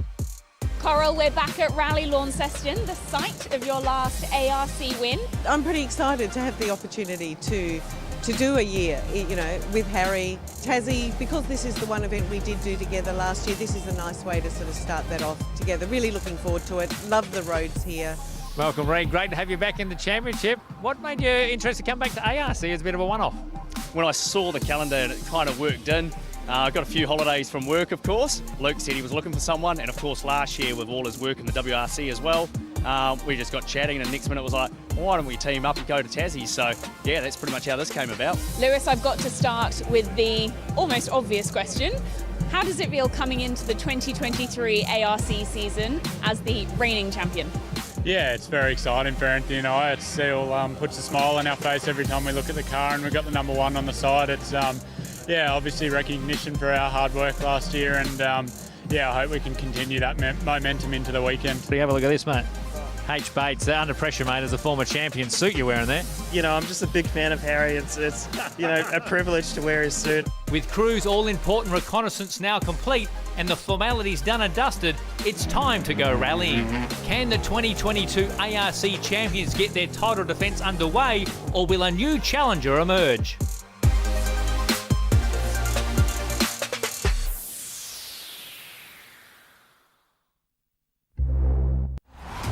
Champion martial arts fighters are battling it out for the Premier World title. I beat the best to become the best. Live Friday fight nights are exclusive to 7+. The biggest and toughest go head-to-head. This crowd is going nuts right now. The collision course we all knew would happen. It's all part of the One Championship, exclusively on 7+. Stream free. I spend a lot of time out here. The RT Charger's the real deal. An E49. Remember A-Charger? I've always got projects on the go, so Shannon's laid-up cover helps protect my restorations. I'm Mopar through and through. It's a passion Shannon's understands. I wouldn't insure my cars and bikes with anyone else. Shannons, insurance for motoring enthusiasts. Call 13 46 46 for a quote. Weekend in, weekend out, Motorsport Australia officials are making waves. From waving flags, waving cars through pit lane, or responding to a wave for help. Wave hello to new lifelong friends. Who knows, you might just make waves around the world. Ride the first wave. Search Motorsport Australia officials today. The biggest stars in golf. The rivalries are huge. We're playing for the biggest ever prize in the history of golf.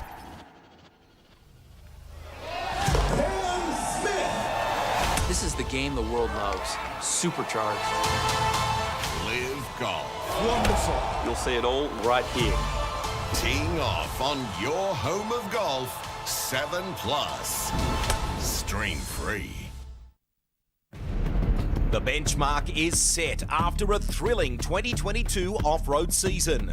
Ryan Taylor and James Cook eager to defend their respective AORC and side-by-side crowns. Part of the new look Polaris Motorsport Australia Off-Road Championship, the 2023 season begins at Charters Towers in Queensland. Absolutely magnificent. Here in regional Queensland we don't see a lot of motorsport. Bearing in mind motorsport brings nearly $3 billion into Australia every year and the town is buzzing. 3 sections totalling 450 kilometres will be a new challenge for crews as we welcome Charters Towers for the first time. Pretty excited, yeah. First off-road race I've been to as a driver, so go to a national round, it's pretty cool. It's awesome to have this many cars and this quality of car, you know, in our hometown. It's a good track. It won't be fast, that's for sure, but we'll be very working hard in the car. Prologue kicks off Saturday morning ahead of 3 laps on the 50-kilometre course.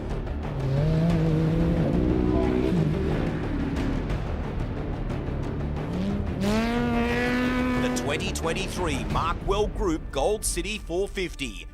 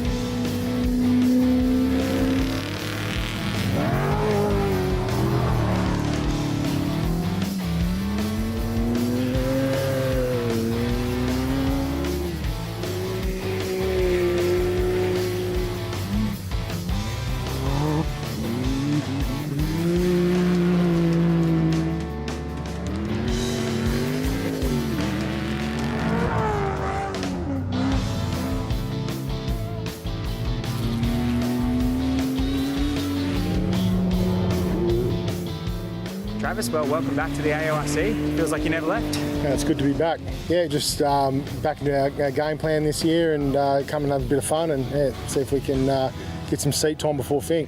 Oh, it's a very tight track, but you know, we've done this for a lot of years, even though I've had 5-6 years out of the car.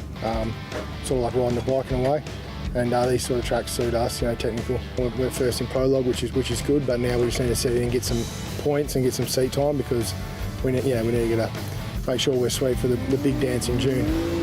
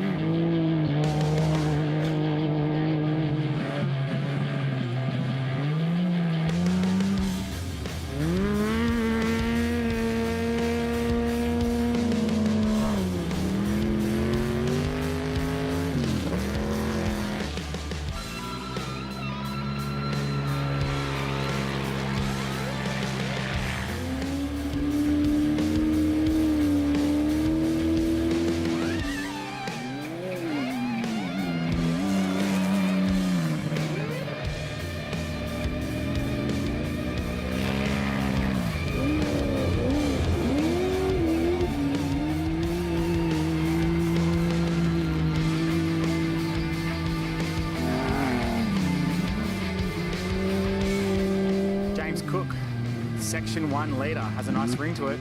Amazing, sort of pinching myself, you know, can't believe that we're in this position, but look, we drove hard and smart, didn't push too hard through the rocky sections, you know, pushed where we had to, sort of took it easy through the G-outs, and yeah, like we're in a great spot. I think we're a minute or so up, so unreal.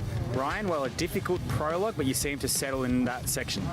Yeah, a few issues in prologue, just electrical, sort of gremlins coming out, but seemed to be okay in the first section.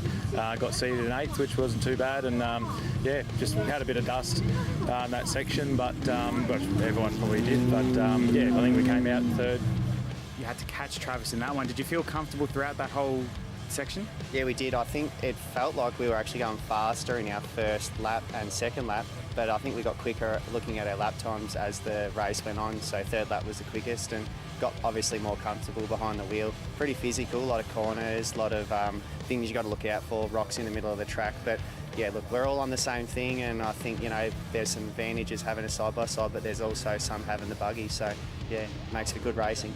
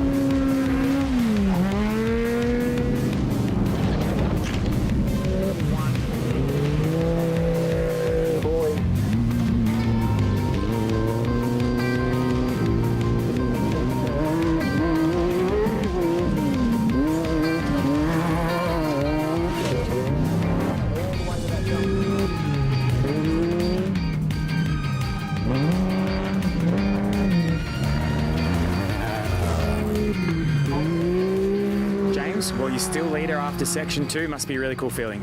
It is. Look, we were probably a little bit off the pace in our first lap this morning. Saw Ryan and Travis coming into the stadium section hot on our tail, and yeah, Mitch sort of hinted at me, step the pace up a little bit, and we did, and I think we were a bit quicker than them on the second 2 laps. So yeah, regained out that gap a little bit, but yeah, I think Ryan and Kai are going to be coming for us pretty hot, and there's plenty of banter getting around, so it's good times. Tom, well, one more section to go. You're sitting in 4th, really good position. Yeah, mate. Yeah, it's really, really good. Didn't expect it, to tell you the truth. I hope it came into the weekend hoping for a top 10, and I'm sitting 4th and 3rd in class at the moment, so it's pretty exciting. Josh, well, a really unlucky weekend for you. Yeah, look, didn't start out very great, so we knew we had a little issue leaving Sydney, and we're just hoping it would clear itself, but unfortunately there's some little gremlin going along in the car at the moment, and yeah, just can't get it fixed.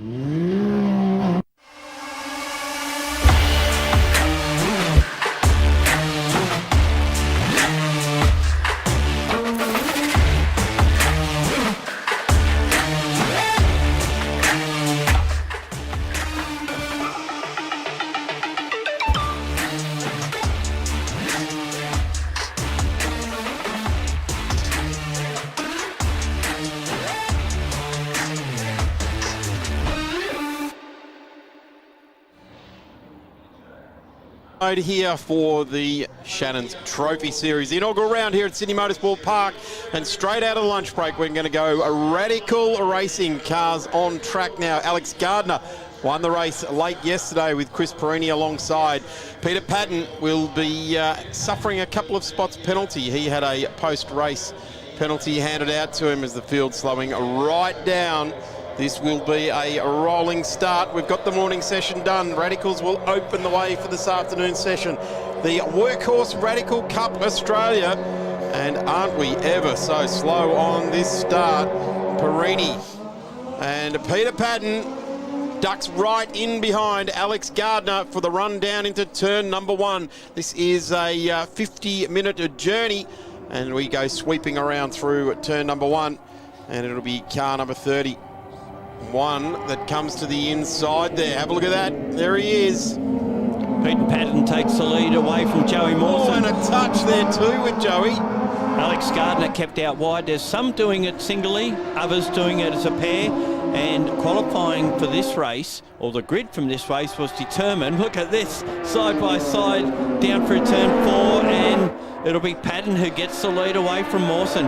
But what I was going to say is that qualifying was determined on the time set by the driver nominated to start the race, so it might not necessarily been where they actually qualified in this session. Gee, it's a pretty willing start to this Radical Australia Cup race. Normally we see a little bit of a padding down process. Got a couple of very much rising stars in this race, and I touch on the Zara Horn in car number 14, who was part of the Oceania Asia Pacific Ferrari Driver Academy, and Alex Gardner, who won the race yesterday, also in the final 6 for the Oceania Asia Pacific. So we'll keep an eye on those two, and this is getting very, very willing indeed. This is the Jordan Earn Zara Horn car number 14, who is actually at the wheel. I think it's Jordan Earn, by the way, is going, and it's just bumped Chris Perini off the road out of turn 11, who's still trying to get back onto the bitumen as they head down the straight, but what an opening lap. So it's Patton leading, and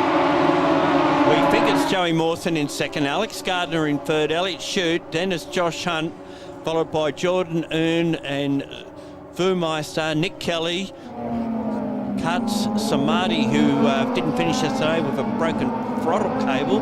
Perini, regathered to now be 11th. Then it's Terry Knowles, who's partnered up with Bart Moore for this race.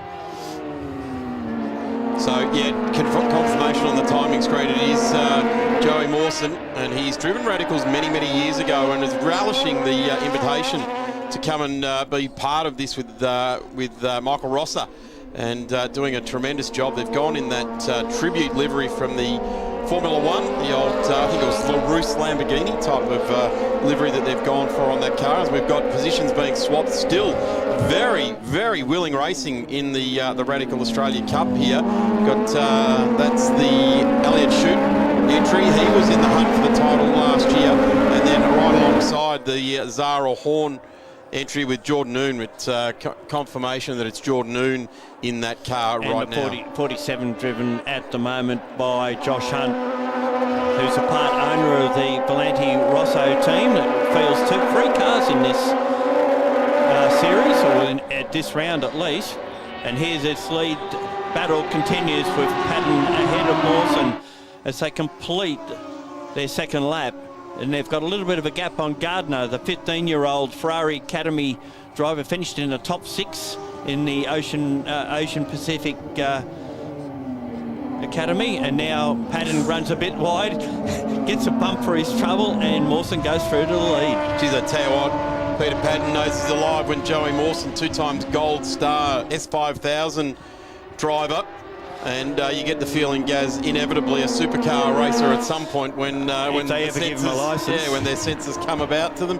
Joey Mawson, a very extremely coveted open wheeler racer, and will certainly be enjoying the aero package at his disposal, like others before him. They're from wings and slick style races like Tim Macro, James Winslow, to name some of the few. Even Barton Moore has slung himself into a radical over the years, so really cool to see one of our top drivers in the country driving in the Radical Australia Cup. Well, Bartmore was actually the fastest of all in the qualifying session, also had the second fastest time, which was actually what this grid was determined off, the driver's second fastest time, not the fastest time that they set in the qualifying session yesterday morning. Melinda Price is also making her return to top level national racing in this field this weekend. Melinda is currently driving number 56 and is in 16th in this race. So fantastic to have Melinda back in a race car. Was certainly a very competitive supercar racer back in the day, driving for Perkins Engineering with Karen Brewer, her teammate, in the Castrol entry. The Cougars. Dipping it in now, the 216 driving through. This is Zig Furmeister. He's come along gangbusters in the last 2 or 3 seasons. Great livery there. British Racing Green just gives the short chop up to the 16 there. So not allowing Cooper Cutts to get through in the Arise Racing Terry Cutts racing outfit. Cooper Cutts actually had a spin yesterday just before the rise over the tunnel and recovered to actually be inside the top 10, so it's a pretty good result. As we see the number 2 of Smarty just lose a spot there going through turn 4. As I said, retired yesterday because of a broken throttle cable. Getting a good look at Chris Perini now, car number 1, defending champion. He's got his work cut out for him after a fairly torrid open situation on the opening race, the opening lap of this race. Just getting a reminder that at 12:15 is when the compulsory pit stop window will open and will close at 12:35 for the Radicals as well. So compulsory pit stop and timed pit stops as well. So here is Perini now, looking very much like the number 99 of Nick Kelly, the industry clothing entry, is going to be the next one to tick off the box. Peter Clare, a 1:30.7135, showing the fastest lap there, which is Josh Hunt, we would have to suggest at the wheel of that car. Just to clarify what happens at the pit stop, if you're having a driver change, you certainly have that, but it's a mandatory stop for 55 seconds. The transition period from entry to exit of pit lane is 1 minute 28 seconds. If you go under that, you get penalised. And now we've seen Fumeister run wide at turn 2, and that's allowed Cutts to get past him and move up 1 position. So that puts Cutts up to 7th and Fumeister back to 8th. Perini goes past Kelly at turn 4 and on his way to recovery. Said he had an absolutely brilliant start yesterday. He started out of 7, had to grit the teeth because he had to shoot through his teammate Patton and the Western Australian shoot into turn 1, and he said, I barely had any paint on either guard going through. That's how tight it was. But he managed to get through and everyone else was still safe. So that must have been a bit of a panel scrape, but no paint lifted. So Perini now on the flashes, letting Zig Furmeister know that he wants to come on through here. So Perini wanting to get on with his battle, and just got Zig Furmeister between him and the big chase for to the front of the race at the moment. They're in positions 8 and 9 on the road. Of course, Perini is the reigning Radical Cup Australia title holder, racing for GWR or Garth Walden Racing. And of course, this series really has three powerhouse operations now. We have GWR, which is based on the Eastern Seaboard here in Sydney. We've got Arise Racing from Western Australia, fielding multiple entries, and Valente Rosso, which has three cars running this weekend. So for someone like Bart Moyer to come out in a little team known as Desire Racing out of Melbourne, just a single Terry Knowles as the driver, and Bart is coach and guider, a teacher, I suppose, and Knowles actually drove that car up from Melbourne, drove the truck up with the car in it. So that's how small the team it is, and to beat them for pole, we're very pleased with that. Yeah, certainly there's a bit of a team in behind Barton Moore. Of course, he enters and runs with Dan Houlihan in the local Formula 4 Championship here. Perini now looking all over Zig Furmeister, and will he go the flashes again as he comes out of turn 8? Looks to the inside, but Zig Furmeister has certainly come along a long way, in fact, in the last couple of seasons. We're getting word now that there's a 5-second penalty for car number 2, which will be Ash Samadhi in the SR3 XX. When you're having a bad weekend, you have one. You are, that's right. When it's tipping over on you, it's tipping over on you, that's for sure. A couple of iterations we're seeing of the Radical SR3. Here it is getting very willing for Peter Padden now. With Alex Gardner P2 right behind him, and also Josh Hunt coming into this battle as well. This is a battle for second because we have Joey Mawson out in front by almost 5 seconds now, so he's cleared out. Once he got past Padden, he's been able to move away from it. And one would suspect that if Alex Gardner can get past Padden, and he too might be able to put a bit of a gap on them. Good to see Josh Hunt back and racing again. Yeah, Josh was certainly on a fairly massive trajectory there for quite some time in his open wheeler career, and like many, the COVID shutdowns stopped a lot of racing, and when your career loses that momentum, unfortunately it takes a really long time to recover. But Josh is certainly a very talented driver and works very hard with the other Valente Rosso teammates, and has been certainly helping Melinda Price find her way in these cars. Not an easy car to jump back into. Melinda certainly jumped into an Excel over the last couple of seasons just to get herself back in. And she is a big name in Australian motorsport, so fantastic that the opportunity has come up this weekend to have a drive. Well, they were also running Alex Gardner as well, so it's a fairly strong outfit when you look at it that way. Yeah, when you're running the car in front of you is one of your main customers this weekend. You want to be a little bit careful when you're driving the number 47, don't you? Yeah, and at 15 years old, barely starting his career, but he's showing some great pace, isn't he? Absolutely, ripping pace. And one of Alex was certainly the final 6 in the Ferrari Driving Academy Oceania Asia Pacific, which was actually run for Ferrari by Motorsport Australia at Sepang. So a big crew went over there, and it was a lot of entries, and to get into that final 6 was a very much a coveted place to be. And we're now looking back down through Jimmy the field. Hendez. Now, they actually had a engine failure in qualifying, would you believe? So they didn't get much in. Peter Champion from GWR right behind him there. Peter Champion, a long time competitor in the Radical Australia Cup, and the 34 goes very wide right round the outside of Jim Hernandez. Again, another veteran of this category. And Jim Hernandez, both these guys have been racing for a long time, but Stephen Champion pushes his way through now, and just trying to make his way through to the top 10, currently in P14 on the road. Yeah, I think from memory, Champion is actually a champion in Radicals, New South Wales at least. It's a good name to have. Yeah, when you stick at it long enough, you hopefully the numbers come your way. We get back out to the front of this field, and this is Peter Padden. Joey Mawson has just driven off into the distance, and well, I guess that is what we fully expect from the calibre of Joey.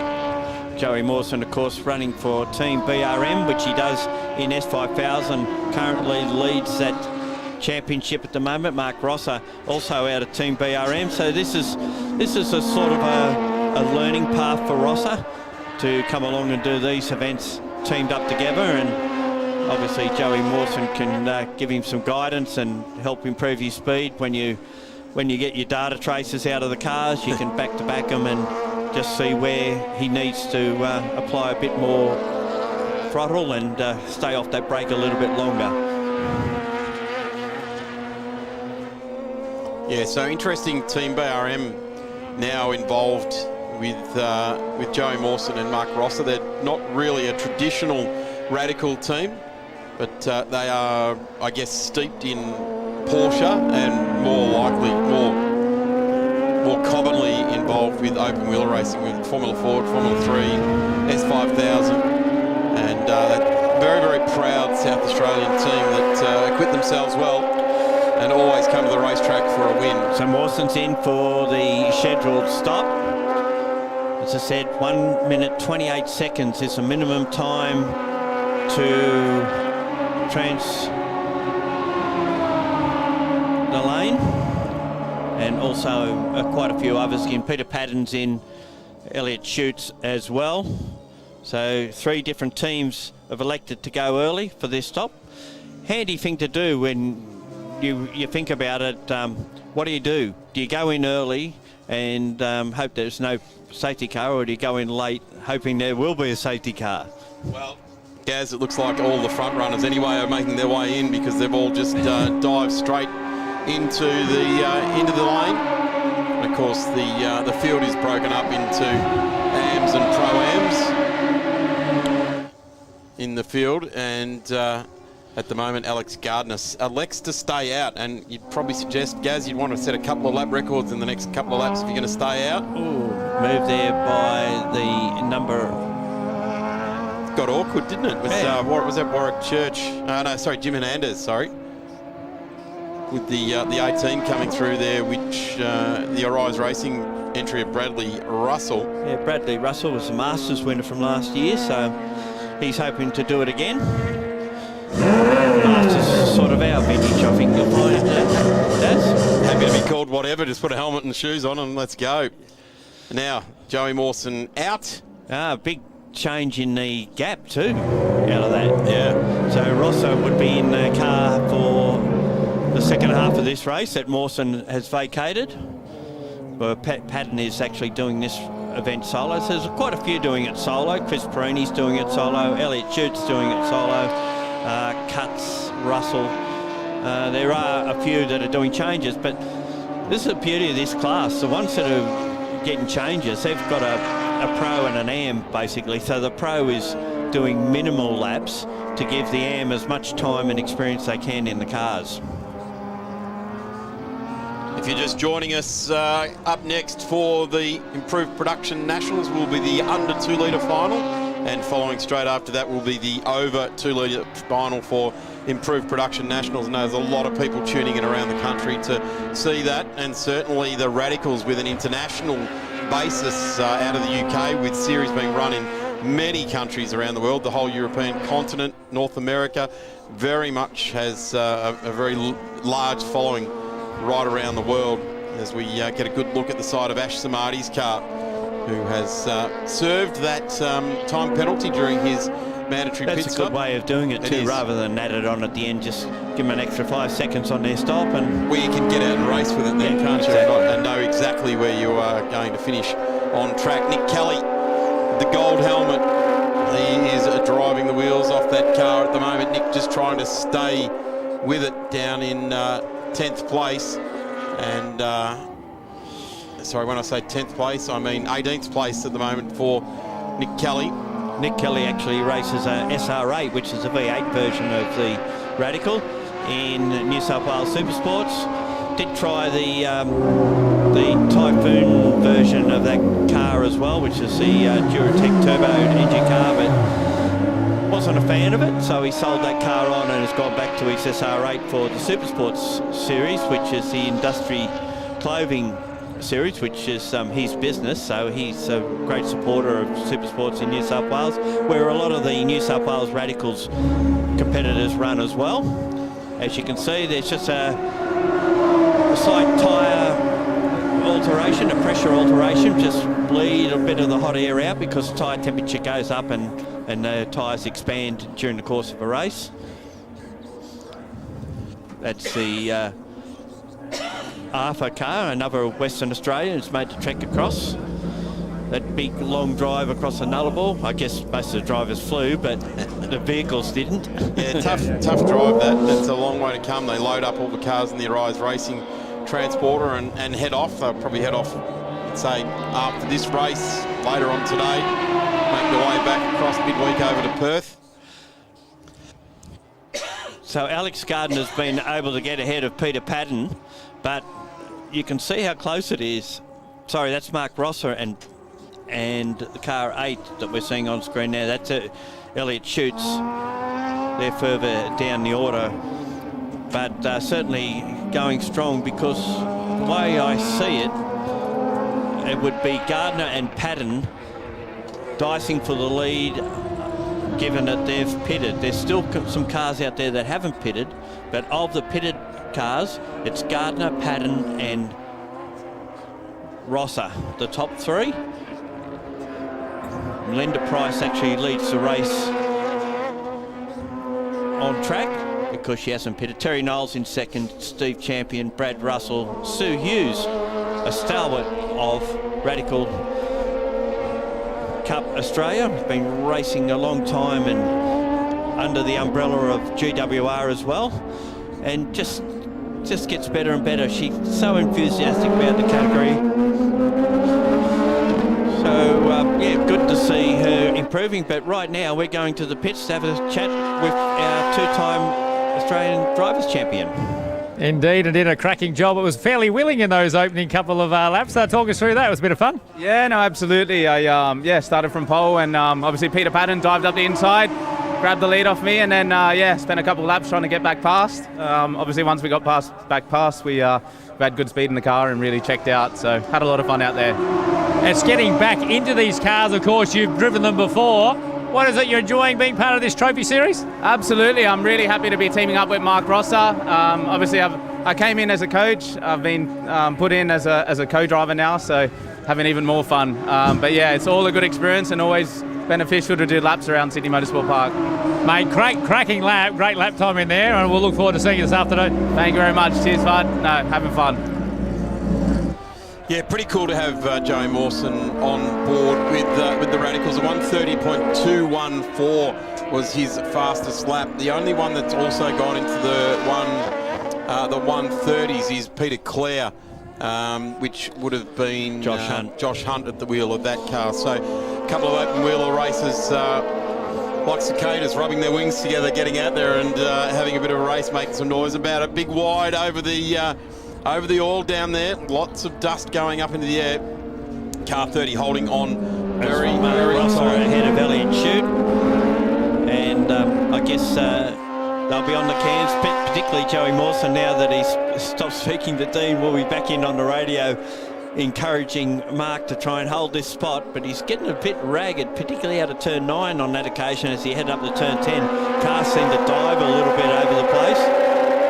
But to still be in front of Elliot Shute, who's far more experienced, is quite an effort.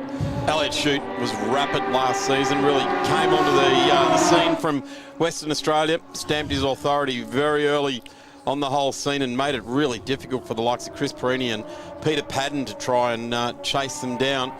Of course, champions of the past, Neil Muston, Peter Opie, others along the way have been watching the coverage here this weekend. A decent field of 20 cars had taken the grid for the start of this race.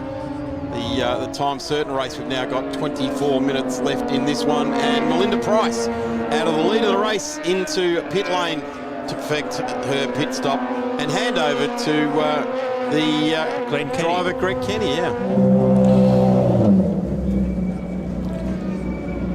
So there is Valenti Rosso Motorsports entry in.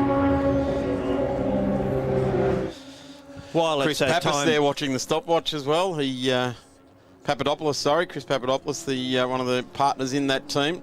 Very, very, very accomplished race engineer. Worked with Kimi Räikkönen at Lotus Formula One, and does a lot of work in the realm of GT racing these days on occasion with Eggleston Motorsport and the AMG brand quite frequently. Also in the pits, Steve Champion he's doing his stop. He's doing solo driving for this round as well. Another of the GWR cars. All the GWR cars are the first 2 pit garages. So they'll give you an idea if they pull up there, you know which team they're with. Here we are with the car now that Melinda Price has vacated.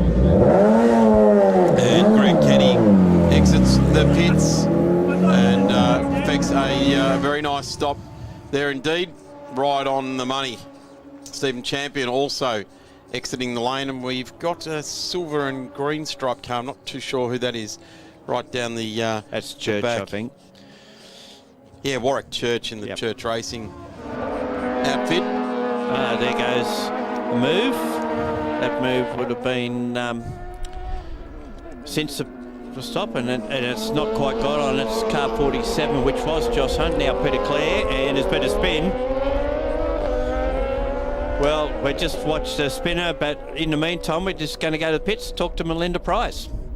Smile says it all, Melinda. You hopped out of the car. You loved that stint, didn't you? Yeah, I really did. It was probably my best run so far. I think the relief now that the weekend's over, I've done my job, everything went to plan. You know, I had a good race there with a few people and just, yeah, really happy. Well, you look at the score charts. You came in P1, by the way, when you pitted, so you worked your way up through the field. The good little battles early on as well. Yeah, it was good. You know, I've spent a lot of the weekend driving around by myself, so it was actually nice to have some other cars around me and just sort of get a feel for how these guys race, where I'm slower, where I'm faster, and, you know, just build on that for the rest of the year and keep moving forward. I know you were worried about, you know, the wings, the aerodynamics on these cars are so important, and now that you've done a few laps, how are you finding this, the Radicals? Oh, I love it. I mean, they're such a good racing car compared to everything else I've driven, you know, just all that downforce, that grip, like every time I go around turn one flat, I'm like, yeah, no, it's really cool. Love the smile, great having you back in National Motorsport, good on you. Thank you, cheers. So we come back, we're going to come back to a replay of an incident that happened while Melinda was talking to Dean. And this is it. That was the one that happened, all his own. It looked like it could have been a tap, but certainly didn't touch. There was no harm, no foul there. Cooper Cutts avoided any sort of collision, but ended up going around there. So I'll just reiterate what Dean and Melinda were talking about. It's really cool to see Melinda Price back in the wheel, and she's clearly enjoyed it, hasn't she? She's right out there. 3 ladies racing in this race at the moment. Zara Horn is also in there as well, out of Western Australia, running the number 14. She's normally number 11 if you're watching her career. Oh, this doesn't look good. That looks like the 94, is it? 94. That's is Gardner. Alex Gardner in the Volante Rosso car. There's Josh Hunt. They're looking on, so there's big dramas. He does the emotions of motorsport. He was so over the moon. The family were in tears. The team were in tears. And it's likely to happen again, but for a whole different reason. Yeah, this is not good. This is coming to a grinding halt in the pit entry road now. We get back into the racing. There is, that's Chris Perini. And Chris is all over the back of Michael Rosser now. Car number 1. Very, very experienced racer. Oh, no, he's tried to get off the entry road as well, and now jammed up on the grass. So trying to do the gentlemanly thing, not block pit entry lane, and has done so. So full credit to Alex Gardner. That's a good bit of thinking there. Perini looks to the inside now. Not being able to make that move, but Mark Rosser really coming along here this weekend. Had Joey Mawson in his ear. And I would suggest that there would be a fair bit of difference in car setup between what Joey Mawson would need and what Mark Rosser would need. So the coaching aspect of it is to get Rosser up to that point where they can enjoy the same setup. Well, exactly, and I was going to say the same thing. If Mark gets into a car and has it one way and Joey gets in and says, well, this is how I have it, you try it this way and see what you think. And he's just had a major moment coming out of turn 10 into 11. Got it all sideways, and Perini looked to seize on the point, but he's not quite close enough. He's in the slipstream now and may be able to affect the pass down the straight. Not quite working at the moment, though. Yeah, the number one doesn't quite have the straight line handling of the 30, does it? The 30 has got some sniff in a straight line. Yeah, and of course they're flat strapped through turn one, so you get no braking advantage going down there, do you? So these things are powered by a 1500cc Suzuki Hayabusa power plant, being fettled by the people at RPE. And they are very, very genuine race cars. They run a Quaife-style gearbox and differential setup, so limited slip differential style of driveline, and very, very much a thoroughbred piece of kit. They can be used as a two-seater. We do see that the driver sits off to one side, although we've got a single-seater in it. Yeah, the number 30 is the single-seater. Yeah, they do have the ability to do so. A little bit of a wide moment out of turn 6 by Rosser has allowed Perini to get through, and I think he's just breathed a sigh of relief because he was having a hard time trying to get the job done. I would expect, Gaz, that we'll probably see the number one just start to gap. Now, Mark Rosser done. Now Elliott should. Terry Knowles in the pit, so Bart Moyer will take over for the run home. This is the last car that have to pit. They're just bleeding a bit of air out of the tyres as expected. As the day warms up, it's quite nice out there now, Daz.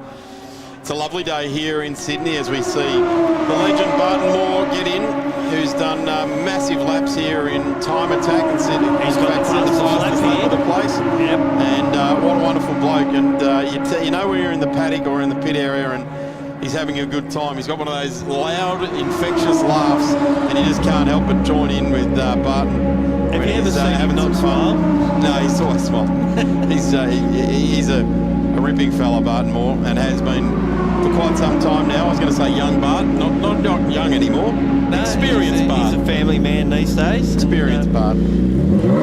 Goes racing, as I said, with his great mate Dan Hallhead in the Formula Ford Series in New South Wales, and they've just won a championship last season before, possibly. Kent class. In Kent class, but doing a tremendous job there as well. So good to see mates going racing with each other as Bart trundles down pit lane. Terry Knowles will go and shower up and be back in about 15 minutes to see the closing part of this race. So he comes out on track in 16th place. Let's see what Barton Moore does at the wheel of the Osnets number 68, which is the SR3 version, a little bit of an older version of the car. Yeah, you were talking about the engines before. There's been various iterations of the 1.5 litre Hayabusa engine, and the iterations mean that you can't run, say, a newer engine in an older car. You must run the engine in the car that it was designed for. So that's another point to keep in check there as well. So the race at the moment has Peter Patton in front by 12.6 seconds over Elliott Shute with Chris Perini. That's a remarkable recovery from him to be back to third spot. Peter Clare and Josh Hunt in fourth, Mark Rosser and Joey Mawson in fifth. Then it's Cooper Cutts, Nick Kelly, Zara Horn, who took over the number 14 car from Jordan Noon, and Sig Fumeister in ninth and Eldridge in 10th. Smarty's doing all right, besides a 5-second addition to his stop to be in 11th position. Here we have car number one on screen. Chris Perini now forced his way through to P3 after a horrible opening lap of this race. Has put the head down like a true champion. Is now chasing down Elliott Shute. I'm going to say, Gaz, with 14 minutes left and a 12-second gap to that second place, Chris Perini's going to need some luck to come his way to be able to get right onto the back of Elliott Shute, and then even a bit more to be able to get through. Actually, he's only 4.1 seconds behind second. So Sorry, I meant to first, the Peter Patton. Oh yeah, but if he gets the second, that means the GWR teammates are 1 and 2. So I think they'll be pretty happy with that. Yep, certainly. But although teammates, as in they come out of the same preparation shed, not really teammates on track.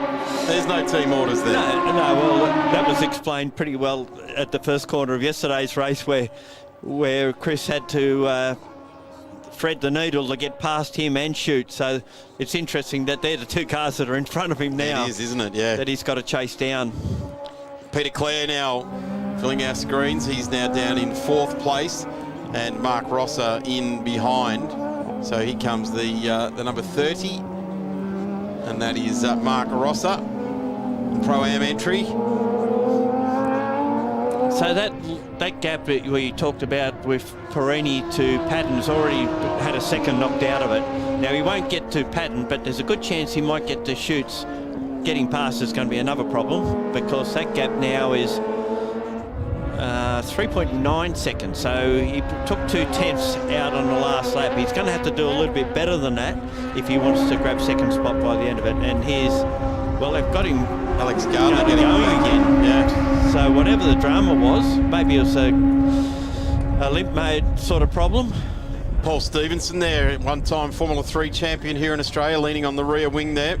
Works a lot with Chris Papadopoulos, a couple of tremendous minds, very skilled race engineers, and Paul's one of those kind of guys that doesn't mind getting the hands dirty as well. Was a ripping race car driver and was poised again, another race driver in Australia, poised for greatness overseas, and the budget just wasn't there. So I tell you what, when you're Alex Gardner and you bob your head up and you look around that garage and you've got some past champions that are helping you achieve something, well, that he's means 15 a lot. years old, he might not know who they were. Well, we might have to fill him in, I think, because got to give some respect to those guys. They've been there and done it, and when they ask you to do something or suggest that you might want to have a look at this or find a better way to do that, it's because they've been there and they've done it, and they're just trying to help you shorten the learning process. That's what coaching is all about. Every other sport in the world has a coach. Why not have a coach in car racing as well? Well, we're just seen cuts closing in on Rosser. He got very close, and then the gap stretched out a little bit again just after that. But just going back to Perini again, he's knocked that gap down between him and Shoots to 2.7 seconds now. So it's getting feisty there, and yeah, Josh Hunt having a word there with young Alex Gardner. So mate, this is motor racing. These things happen. Yeah, it's a bitter pill. It's a very tough pill there. And Josh he's eaten a couple of not nice tasting sandwiches over the time to have to get through when he's racing. And Josh comes to the racetrack these days largely professionally involved in doing exactly what he's doing with Alex Gardner. They're coaching and preparing drivers for their illustrious careers. And I'm not saying that Josh's is over, because he is still an amazing talent at the wheel. Given the right situation, would certainly be, I would suggest, in S5000, taking it right up to the likes of Joey Mawson in that field as well. But obviously get used to the car, but Josh should certainly go there. We're going to go down to pit lane with Dean Herridge. Yes, Alex just came into the pits. What's the call? Do you know what's happened to the car? No, we don't know what happened with the car. It's really unfortunate because we were having a strong race up until that point. We think it was something with the gearbox, but the boys will figure it out. So yeah, really disappointing, but overall happy with how the weekend went. Had a good start, really good racing out there, so yeah. You're experiencing the highs and the lows of motorsport in one weekend, aren't you? Cracking job yesterday. You must be very proud of that. That's the way motorsport goes sometimes, isn't it? Yeah, it is. Yeah, this is the game that we play. This is what we choose to play. And yeah, yesterday was really good. Really happy to come off with that win and show what I can do as a driver. So yeah, as you say, this sport's full of highs and lows. I'll come back stronger next round. Great attitude, mate. Like I said, you've banked that one. You got the win under your belt. Good luck in the next round. Thank you. Hey guys, nothing like the guy interviewing you in pit lane that's experienced the highs and lows of motorsport. You can feel that Dean Herridge's gut-wrenching interview there. He was riding right along with young Alex Gardner there. Anyone that's been behind the wheel or tried to run a race team or tried to build a career knows the pain that poor young fella's just going through right now. And good on him for fronting up for a chat and interview there. All power to him, and we look forward to seeing where Alex Gardner's career takes him in the very near future. In the meantime, we're watching this four-way scrap, which is actually for 9th position. It's Furmeister from Elridge, Samadhi and Arthur, the four of them. So there's a couple of West Australians in there and one lone New South Welshman this stage, and he's in the number 2. Tell you what, you blink and there's 9 minutes left to go in this race. This has been plenty of action for us to see here. And 2 seconds between second and third. That's where the race is going to come. It is. While this one still goes on as well with Rosser and Cutts. They've been close for a number of laps now, so that one Rosser seems to be holding his own. He's under a bit of pressure, but he's seemingly doing all right at this stage. And Nick Kelly, one of the more experienced radical racers in this country, just ranging in the background there as well. Loves to roll out a race car. He was to have raced over at the Lamborghini Super Trofeo Asia event at Tail and Bend last week, but didn't. And Cutts finally gets the job done on Rosser, moves himself up into 5th position. Rosser has a little bit of a brake lock-up going into turn 6. So it was inevitable that was going to happen. I think that he may have been given the advice to just let him go through there at turn 5 and just follow him around, learn something from being behind someone that's probably a little bit quicker than what you are at this stage. Great livery on that car, that tribute livery. There's our number 1 on the flashes, trying to take another step on the podium. And look how far it's not too far in front now, is it? Nah, it's certainly come down 1.3 seconds at the last check. But getting now and getting past with under 8 minutes left might be a different situation. You could just about cut the air with a knife down there with Perini at the moment. He is absolutely on it.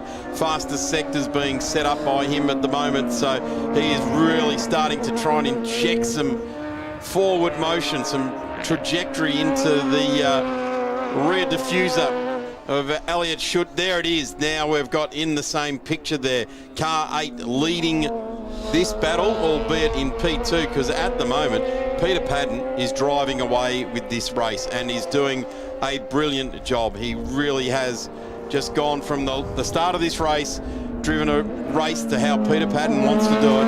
And this is Chris Perini now ranging up on Elliott Schutt. You know what's also at stake here, the teams. We've got a GWR car out in front, Arise in second, GWR car in third, and then the Valenti Rosso team in 4th spot. So do you think Arise would want to keep the 2 GWR cars apart? I think they would. I reckon you're right.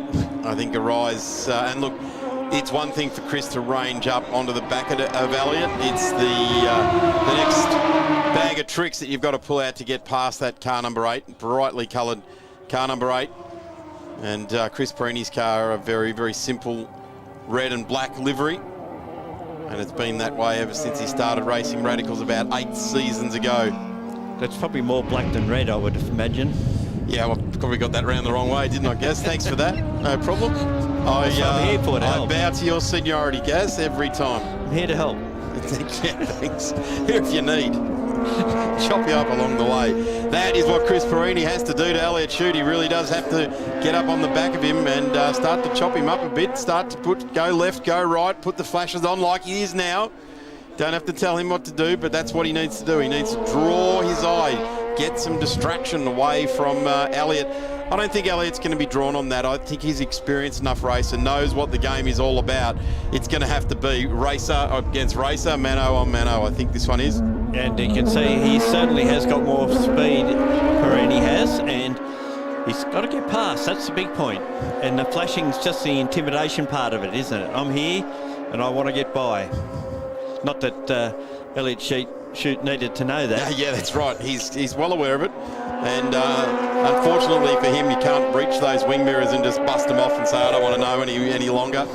But here we go. Perini now in the hole in the air behind the number 8 now. Will car 1 jag out. It's not close enough this time round. But Chris Perini has absolutely monstered onto the back of car number 8 here. Over the last 4 laps, he's brought it back about more than half a second a lap here, so looking wide. This is what it's all about now. Take it down for a line and he spun it all by himself. He was trying something different. You've got to try something different. If you're going to try and pass someone, you can't just sit in behind them and follow them like Brown's cows off to the dairy. Let's hope he can get this car restarted. Gee, that was almost like it was a little bit moist underfoot, wasn't it? A little bit like it was starting to get damp. There's no rain around, but certainly... I think he just tried to cut the corner too tight, tried to go under. And now he gets it fired again. Has he dropped anything to Peter Clare? Did Peter Clare go through? I don't. Yes, he did. He did. So, and I think Cuts has gone through as well. So that will drop him. He'll be kicking himself for that little error. There it is. See, he's turned in. I think he's turned in too tight, and he's had a little bit of rear compression lock up, and it's just turned the tail around on him. I'm going to have to talk to Chris after this. I'm pretty sure I've never seen him make a mistake. He was obviously made them. Drivers make mistakes, but that I've not seen Chris take a risk quite like that, and then it. Not at least half come off. I mean, that was a half spin, but there was no gain for him at all. Here's two of the co-drivers going at it now. We've got Mark Rosser and Sarah Horn, the two of the AMs in the Pro-Am race. So it'll be interesting to see how this one finishes up. So Adam Lyle stepped out this weekend for Zara Horn to step in the Arise Racing outfit. She's the Ferrara Driving Academy from last year, did a tremendous job. Is really going to be one of our races to keep an eye on. It's very much on a upwards trajectory. Zig Vermeister, middle corner understeer. Gee, that is not does not give you confidence, that one. That is horrible, the way that just let go mid corner there. So Zig Vermeister finds himself down in position number 9, and Andrew Eldridge. Of course, Andrew... These four have been basically running together since the pit stops, haven't they? Yeah, well, that's true. I think Andrew Eldridge would be pretty pleased to be here. I'm pretty sure he used to run a blue Tirana in the Improved Production Nationals, so it'd be great to see him watch some of his old mates going around. Coming up next, which is the Improved Production under 2 litres, and then after that, the Improved Production over 2 litres, and we'll welcome Dave Stillwell to the commentary booth for that. Another one. Another spin from Perini. Something not quite right there, Gaz. He's starting to move the car around too. Yeah. Yeah, he's battling that steering wheel, isn't he? He's not battling the gearbox, he's just holding it flat, and seeing all the lights come on the dashboard before flicking the finger and going up one more cog in the Bing Radical SR3. Oh, he's driving desperately there. That's been a bit of a shame for Perini. He's back in 8th position now, so he conceded spots to Rosser and Horn as a result of that second little loop. That was a fairly big loop, actually. Wasn't it? Yeah. That'll grab your attention out of turn 6. And just catching up with car number 31 there, Peter Padden, our race leader. 1 minute and 30 seconds left in this stopwatch, in this race clock. It's a good return for Peter Padden. He was a dominant force in Radical Cup Australia a few years back. Last year did the series with Peter Carr as a co-driver. Now gone back to running as a single entity under the wing of GWR. Gee, I wonder if he'll bring in the co-driver again at the end of the weekend, whether how sore and how tired you are as to whether you do that. You only get tired if you're driving rotaries, don't you? No, these are not rotaries, Gaz, and these are very, very physical race cars. Indeed, the aero performance of these cars, the efficiency that they can get through the air, and when you watch them go through turn 1, there's not a note change. They just hold it flat in top gear.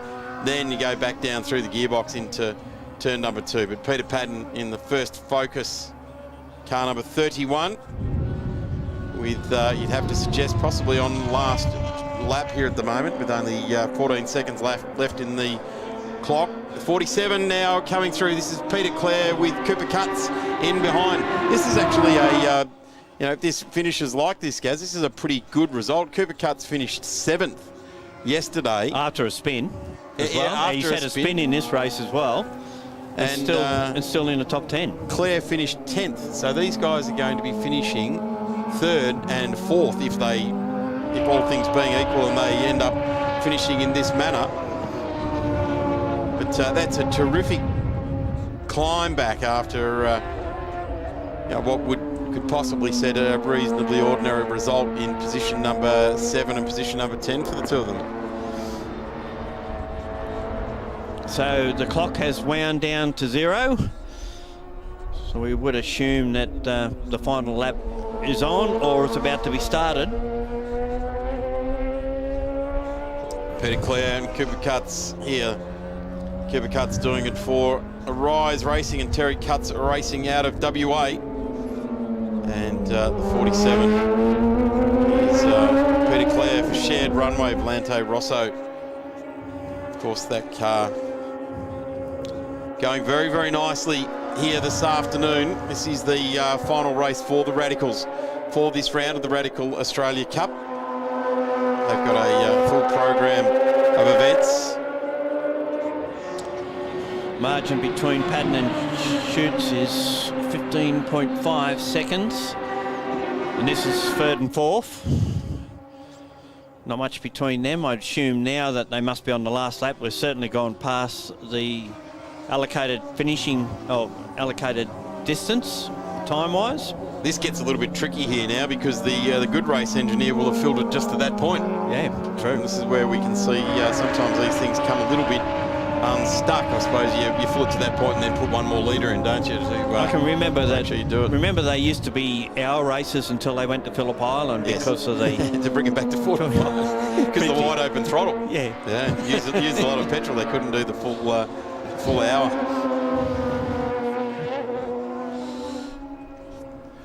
Oof, this is getting very racy indeed here for 3rd and 4th. This is for a step on the podium, so you can see why it is. Here comes our race leader, Peter Padden, in race number 2. And there it is, the checkered flag. Pete Padden takes race number 2 for the weekend. And first blood in round 1 of the 2023 Radical Australia Cup.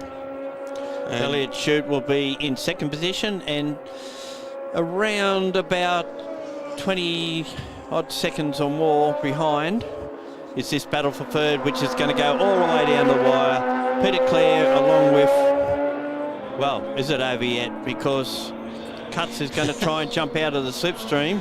Ooh. And they say put a lap on another competitor. That's and Warwick Church.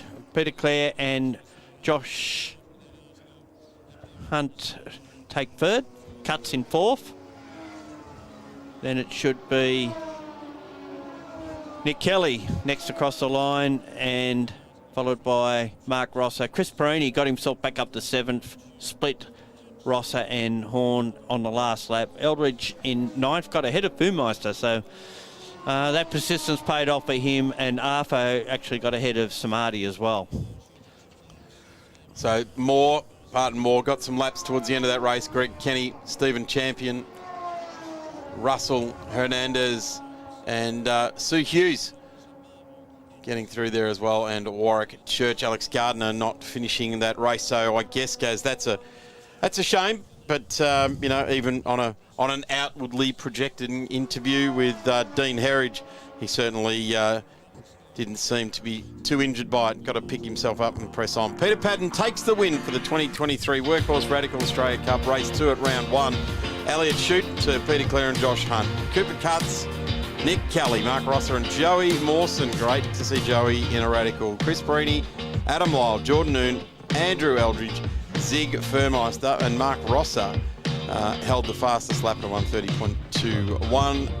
Simon Arthur, Ash Samadhi, Terry Knowles and Barton Moore, Greg Kenny and Melinda Price, Stephen Champion. Then we go to Bradley Russell, James Hernandez, Warwick, Sue Hughes, Warwick Church and Alex Gardner DNFing there. That sees the end of the Radical Australia Cup for this round of the Shannons Trophy Series. We've got plenty more racing coming your way. Up next is the improved production under 2 litre finals.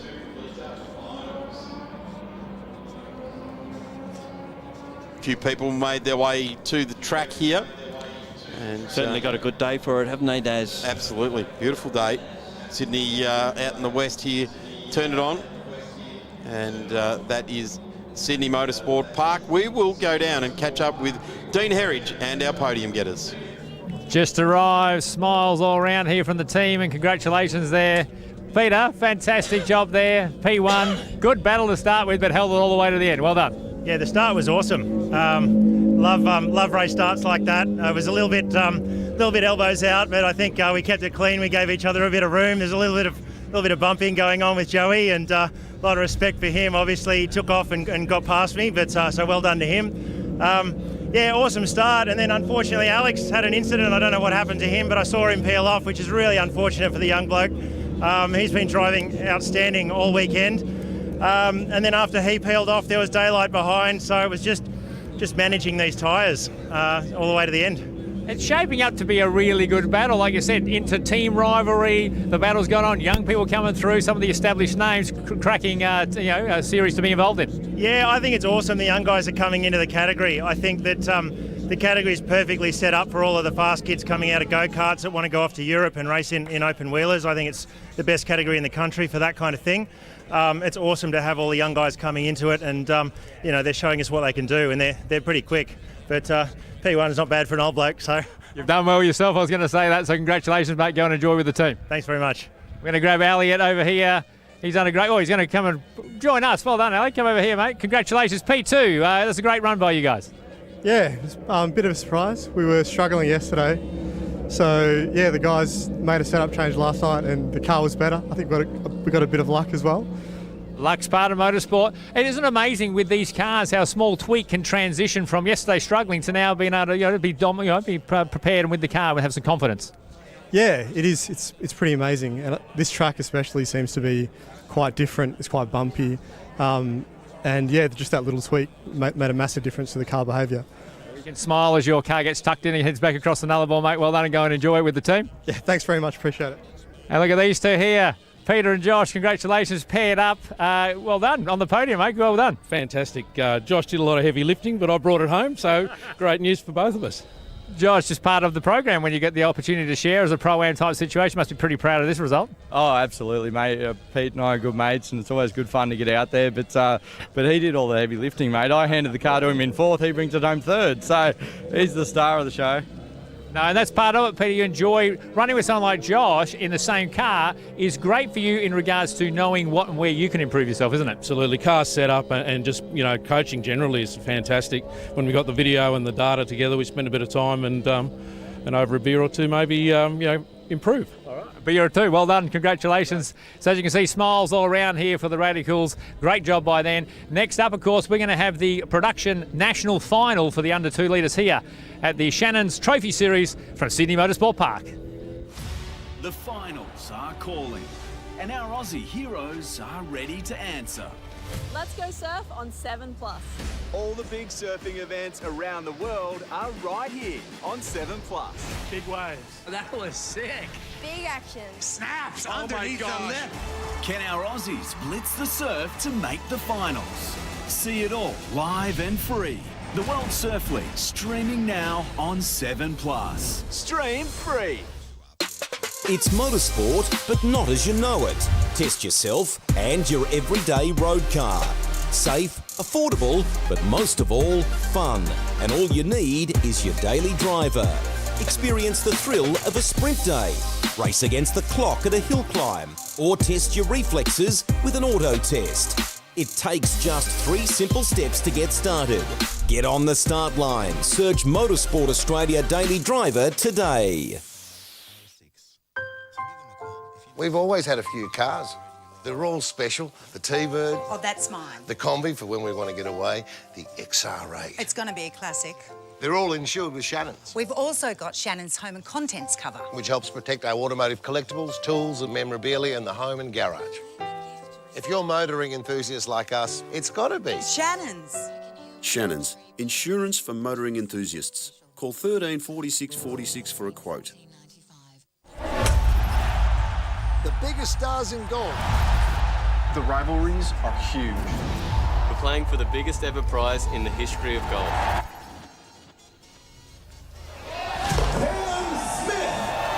This is the game the world loves. Supercharged. Live golf. Wonderful. You'll see it all right here. Teeing off on your home of golf, 7+. Stream free.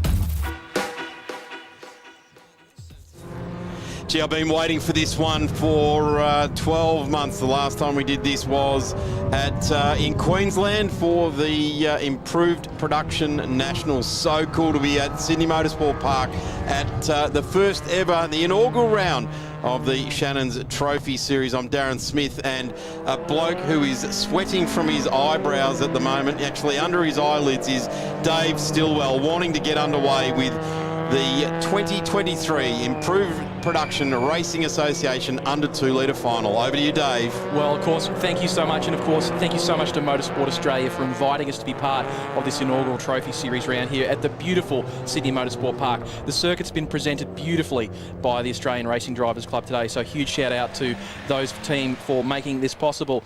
Off the front row, Ryan Gorton in the number 16 Gorton Team Racing Nissan 200SX has had a consistent run all through the heats. Matthew Burks, no heroics in the number 82 Corolla. Bob Jowett just wants to make it to the finish in the number 4 Civic. And Michael Ricketts in the 141 Pulsar. Jordan Cox, internet sensation from Super Cheap Auto TCR, furiously working under the bonnet of that car in the pits before making their way to the marshalling area. Kurt McCready was the outstanding front runner so far in the 111.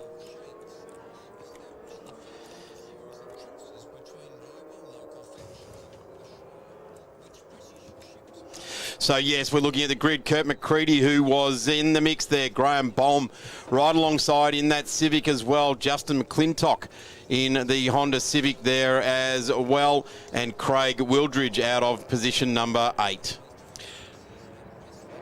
There we go. So, of course, Craig Wildridge running up against his son, Matt, a little bit further down the field. William Harris, whose son is running in the over 2 litre final aboard an RX-8. He's aboard the Roadrunner Suzuki Swift GDI. Beautiful black and gold livery aboard that Suzuki Swift. Charlie Viola, the number 7 Integra, another car that Jordan Cox has been working frantically on over the weekend. Rebuilt the gearbox with parts from another one, got it back into the car, then discovered that the replacement gearbox casing didn't have space for shifter cables to get through. So massive work down there from the whole track school team. Liam Murray, the 51, another one of the Suzuki Swift Brigade, and the number 32, Timothy Robson aboard the Club Racer Engineering Honda Civic.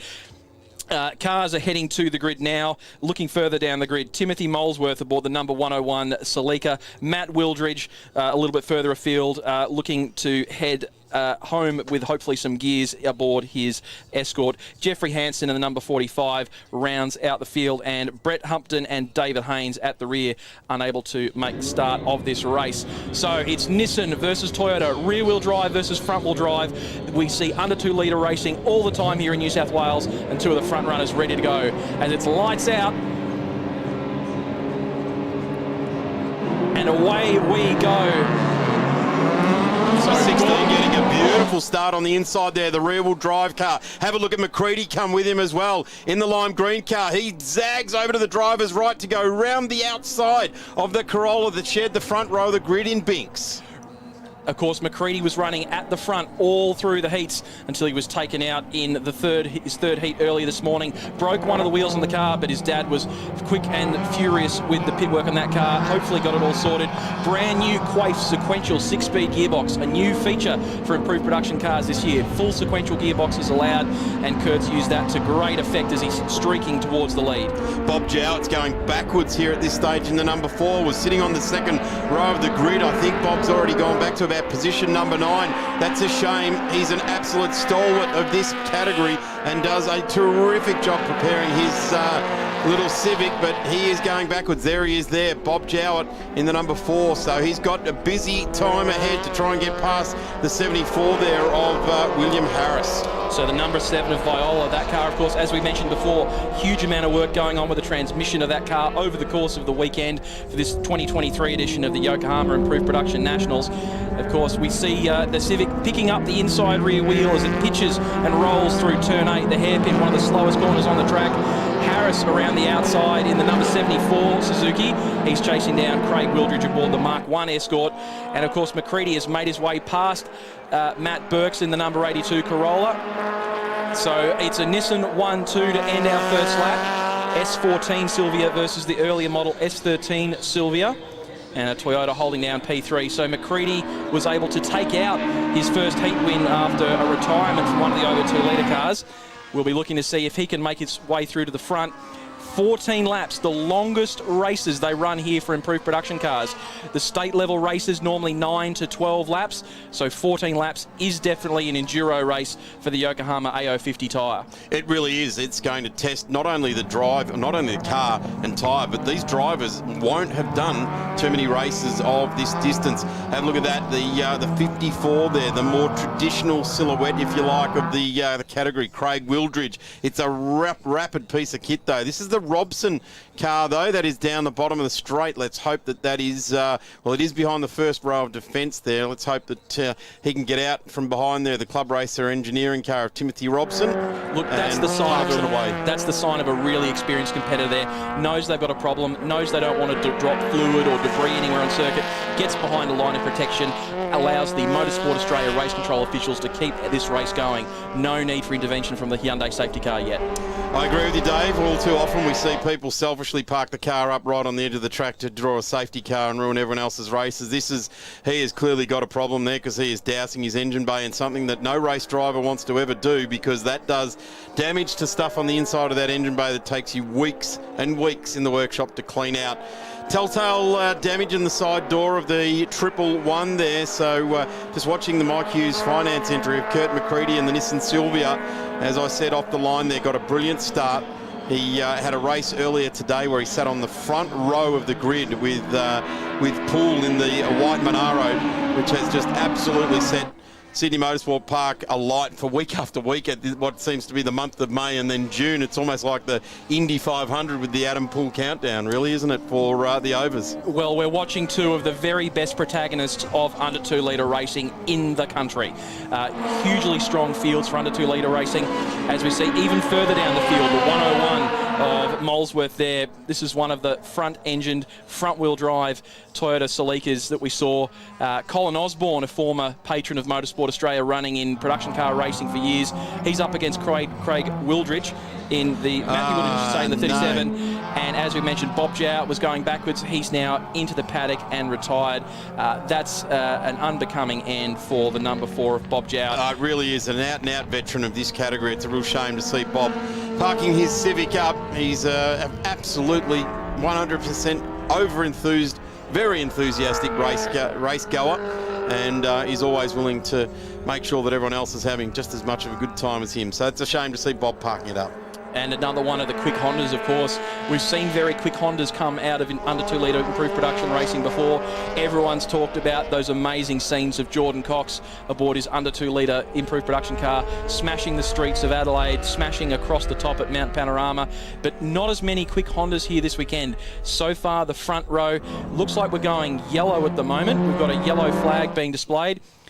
To recover this thing, yeah, there is absolutely coolant flowing out underneath that car, and that's what we're going to say it is, because he's still just dousing that engine bay, and they probably want to get more I'm going to say assistance down there to make sure it doesn't get any worse than what it currently is. So we will come under safety car, pick up our race leaders. Dave, let's just have a quick look at the timesheet to see where we are with 11 laps left in this race. So with the races will run time certain, so that 14 lap scheduled distance does have a time certain finish on it. So if they do run under safety car for a period of time, that will come back. This does play into the hands of Kurt McCready, remembering that at the restart he can't overtake or overlap before the control line, but we've seen throughout the weekend he's had speed. The question is, does he have enough of an advantage to move past Ryan Gorton, who currently holds down first place? Position 3, car 82, Matt Burks aboard the Corolla. P4, the 141 of Ricketts. So whatever demon tweaks Jordan Cox was firing into that car in the paddock before it made its way out seemed to have worked. The fellow track school car 7 Honda Integra in P5. Graham Baum, number 30, another one of the earlier model Honda Civic hatchbacks. Craig Wildridge defending from Will Harris in the number 74. and then a little bit further afield will be the 101 of Molesworth. Quick shout out to Super Cheap Auto, a great partner of Motorsport Australia in bringing you motorsport of this level. Had to make a trip down to see the local Super Cheap Auto yesterday and basically clear out the store of engine degreaser after he had an upper engine oil leak. We were joking in the paddock that it is available in boxes and pallets and truckloads. Just need to negotiate with your nearest Super Cheap Auto store to get that delivered to you. Yeah, you get the bulk delivery put in there. The Hyundai i30 safety car, the Shannons Trophy Series safety car. Great to have Hyundai on as part of the official team here, and there is very much a hard-working official out there. Dual duties, safety car and waving flags, and we've got that must be at the top of the circuit, coming onto the straight there, because we've got Liner Stern in that shot. Great shot. We've got in the foreground and in the background safety car boards, safety car flags, and safety car MyLaps LED signs, which are fully equipped around Sydney Motorsport Park here, and adds that extra level of awareness and protection for all of the race car drivers, and of course all of the Motorsport Australia officials doing a tremendous job there as well. In under the trees, you can see the wind has really started to pick up, and that will start to buffet these cars around quite severely, and we'll start to see that more with the next race, which is the Toyota Gazoo Racing Australia Toyota 86s. So we can see the Australian Racing Drivers Club Fire and Rescue Squad is there, as you see on the bottom of your screens. For series information, please visit motorsport.org.au/trophy series. And of course, on the Motorsport Australia website, you can find out all sorts of information about becoming a volunteer official and joining in these great events. It's something that you and I have done over the years, Darren, as have thousands upon thousands of volunteers around the country. And it's not just circuit racing, it's rally, it's off-road. Of course, the Think Desert Race took place just a week ago.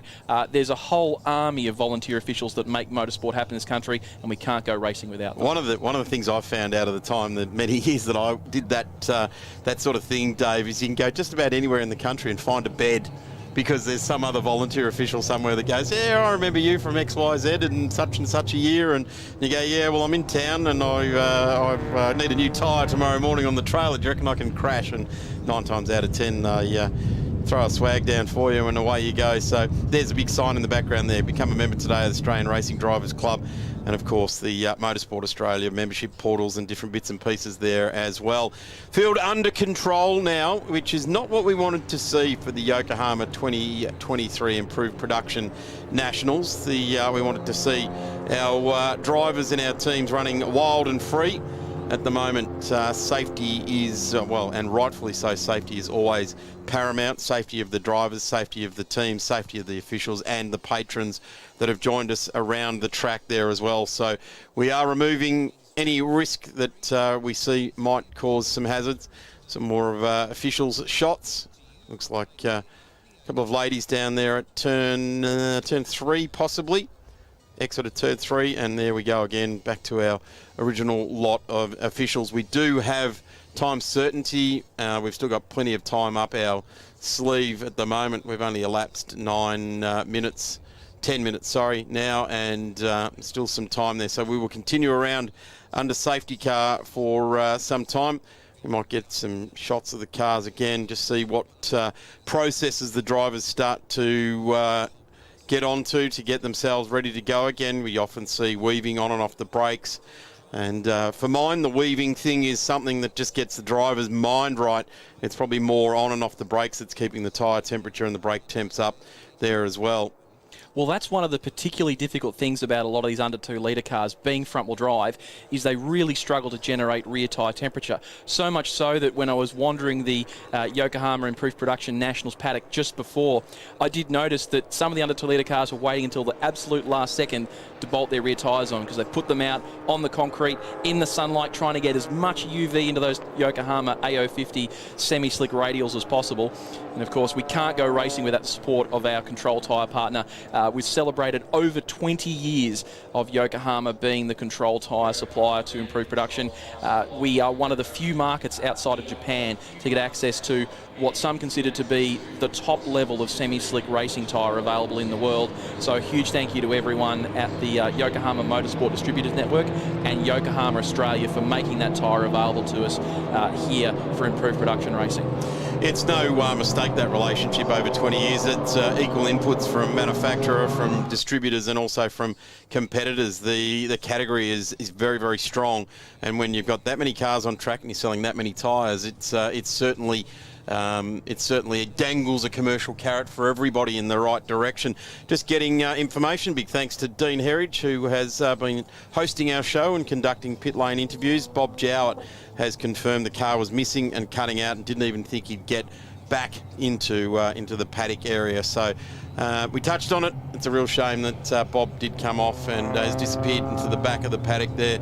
But he will live, and he'll probably be at the next state round competing without a miss, and probably won't have a miss for another 10 years. He'll put everything in place to make sure we do that.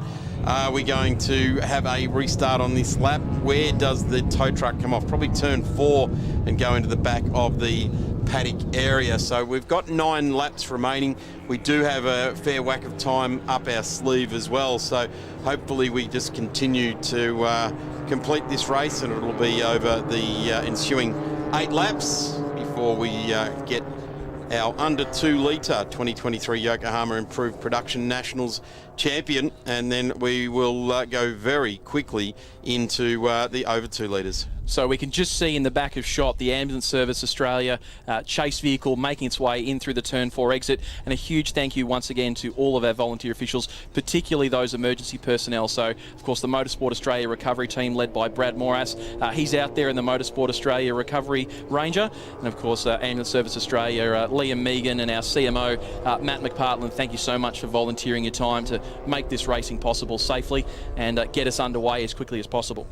So Liam Megan could do 2 duties. He used to grace us with his presence in the commentary booth to call some races as well. But great that we've got him down there in the medical side of things. Certainly one of the great unsung teams is always the medical teams in motorsport. Word from the clerk, of course, is that we're under a restart now. Lights have gone off on the Hyundai i30 safety car. It accelerates away from the field, and we now start to look back to the field. This is when the drivers must line up in line astern with each other, and this is not what we want to be seeing from the car leading the field. They do have to line up in a constant line now, ready for the race start. So we are just about ready to get going. There's Bohm. Wildridge, will the little Esky have the impotence in the right direction as the cars out in front? Gorton, McCready, Binks, Ricketts, Viola all start to accelerate now down the straight, waiting yellow flags and safety car boards still haven't been withdrawn. But this is perfect for McCready. That is right in the back hatch, if you like, of the Nissan in front, and they storm away. The 2 Nissans get a beautiful restart. There is still a deteriorating surface flag out being waved on the straight there. So going through, take P3 on the road. The 141 gets through there. The young car wash car of Michael Ricketts going to go side by side with the Corolla. And who's coming through as well? Car number 7. The Charlie Viola Honda Integra tries to go through as well. The Corolla does a tripod, lifts its left rear wheel off the ground. Charlie Viola, of course, with sponsorship from the presenting partner of the under 2 litre final, Pitcher Partners. We've seen them supporting a number of drivers and amateur and grassroots racing events, so great to have them on board. Getting a really good shot of the difference between the Hondas and the Nissan Pulsars. So all 4-cylinder, highly strung, normally aspirated engines, dragging those front wheels and just the rear wheels only keeping the back end of the car off the ground. No drive to them, very minimal braking. Very aggressive use of the curbs there by Burks in the 82. He's all over the back of Ricketts. It's who brakes latest coming around the back of Corporate Hill. A little bit of backside out action. Who slides the most? Who slides the most? Very defensive. middle of the road entry there. Burks will be looking for that exit, and of course they're monitoring track limits very aggressively. They are in Motorsport Australia Race Control. Kay Callender and her team always onto cars running wide and gaining an advantage. It's certainly very specific here at Sydney Motorsport Park at turn 6, and they're going to turn 8. Up and over the ripple strip goes the 141. That is not the ideal line there. Michael Ricketts loses a spot in the process, which was so hard fought on the restart. And for the picture partners, entry coming through there as well. Viola just loses a little bit of ground there. Have a look at this now. The Ricketts car streams around the outside of the Corolla. Makes very short work of it. Two showroom warriors, the Triple S Pulsar and the Corolla. And moving over now to cut off the run there for Viola. Getting quite aggressive in the 82 there. So Matthew Binks just wanting to hang on to it. They can realise that this is once a year. They get this festival to be able to put their authority on the under 2 litre championship, and you just don't want to leave any rock unturned. 12 minutes left before the time certainty kicks in, with just over 7 laps left to run. As you see, we're on lap 8 of 14. It's still Gorton versus McCready. McCready biding his time. These cars are so evenly matched in a straight line with their Nissan SR20 engines. Of course, for those of you familiar with the Fast and Furious franchise, they do pull a premium in both improved production racing and in the week leading up until Race Wars. It's an S14 versus an S13. Slightly later generation versus slightly earlier generation, but they're all running improved production specifications. So, you know, Ryan has done a huge amount of work developing that car, and of course Kurt McCready made a big change in the off-season with the addition of those 6-speed sequential gearboxes being allowed. Not a huge amount of work had to go into the car to make it fit, just an adapter plate. The tail shaft fitted straight away. They're making it work with the downshift. Still got to rotate the throttle pedal. Still got to blip on the down changes. There's no blip shift or automatic throttle control in this Silvia. It's all manual. One of the big changes though in the off-season for Kurt was a set of MCA Gold suspension, just making sure that every last element of the car was developed to the full extent of the improved production 3J rules. Still this 3-way battle for third position. Ricketts ahead of Burks, and Viola there with a watching brief to make sure if any of them makes a mistake, he can pounce and get that good run down the straight. Winds picked up 17 kilometres an hour towards the east. That's a massive headwind for these cars that they're going to be running into down the straight. It certainly is, and the wind is going to play a part more and more. I mentioned that early in this race that it's starting to pick up here. This is an epic battle for under 2 litre glory here this afternoon. Our race leaders have skipped away, Gorton and McCready, but this battle with Ricketts, Binks and Viola, and I'm going to say Graham Bolm is not too far away from joining these guys, although maybe 5.5 laps left to go, might be a bridge too far, but wow, this is getting willing. And you can tell when they're absolutely tipping it in at the full extent of adhesion. They pick up that inside rear wheel. If you catch them on trail braking, we saw it in historic Group N minis as well. They pitch the car onto the outside front tyre, inside rear wheel picks up, and with a little bit of trail braking on, you can see the wheel pause in midair. It's just hanging there. All it's doing is keeping the back end of the car off the ground, and when it's pitched over like that, it's got absolutely nothing left to do, Dan. And it lands like your commuter flight coming into Mascot, that's for sure. Puff of smoke off the Yokohama, and they battle on to fight another day. Just like these three are really, really turning it on for us. A couple of different little iterations. These 2 cars front-wheel drive, or 3 cars all front-wheel drive, but they've been set up vastly differently, particularly the 82 of Binks.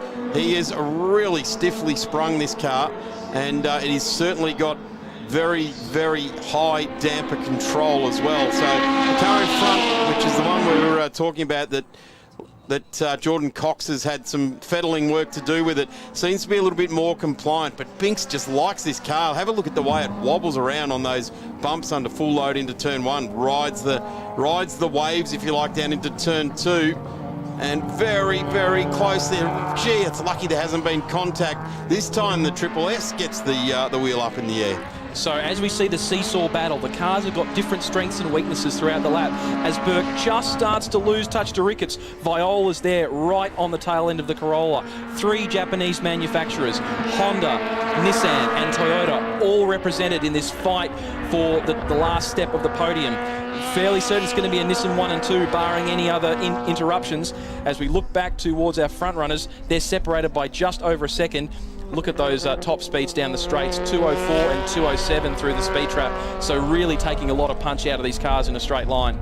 Just looking for the fastest car on track down there. Is that Tim Molesworth? No, it isn't. It's our race leader, Gordon Molesworth, doing fastest, personal best, sorry. But our race leader, a 141.93, a very tidy lap time indeed. So Burks has made back the speed and is back on the tail of Ricketts. Viola then losing that little bit of space off this fight for 3rd and 4th. That's one of the hallmarks of improved production racing. It doesn't matter whether you're doing a minute 42 or a minute 52 or a minute 58 around Sydney Motorsport Park. Invariably, you will have a competitor race with. That's true. And you can, whether you're chasing that $20 trophy at the end of the year or just a good time, there's always someone to race in improved production. It's pretty much the way it is around the country. One of the more popular entrance categories, always decent sized fields around the country. Viola looks to the inside. Binks is out of it. He has backed right out of it, and there is no smoke, there is no telltale. Have we got fire in the, not fire, let's not say fire, Darren, but have we got noise coming from the engine bay? Burks was over 50 kilometres an hour slower down through the speed trap. 153, plays 201, 202 for our leaders. Pulls over on the exit of turn 1, hopefully in a position that race control is going to be comfortable with. We can see where some of the Sydney Motorsport Park foam signs have been taken out throughout the weekend. But hopefully Motorsport Australia Race Control's watching that. They understand the competitors made the smartest choice they can to park that car. Hopefully cover it with a local yellow flag zone, which of course you can do as a Motorsport Australia volunteer official, and then we can keep pressing on with the race. They may just not be able to do an overtake between the turn 1 flag point and the exit of turn 1.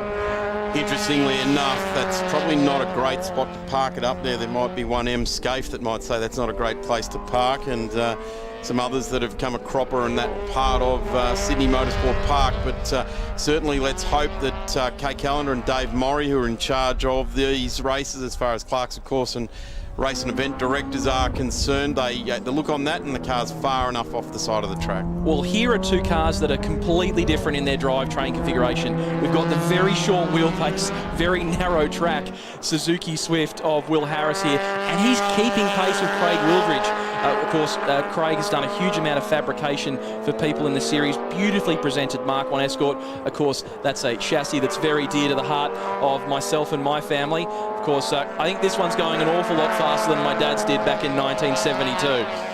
Still fully restored, ready to go though. Absolutely, we wouldn't have it any other way. There's something about a bright red Escort that does get the juices flowing for members of the Stillwell family. It certainly does, yes. There was lots of success going over a long time there with your father Michael, was certainly good at it, and this car is just starting to drive away now, getting some good pace towards the end of this race. The Harris entry not being able to go with it in a straight line. The Escort just opens up a nice lead. Under brakes now. Have a look at this.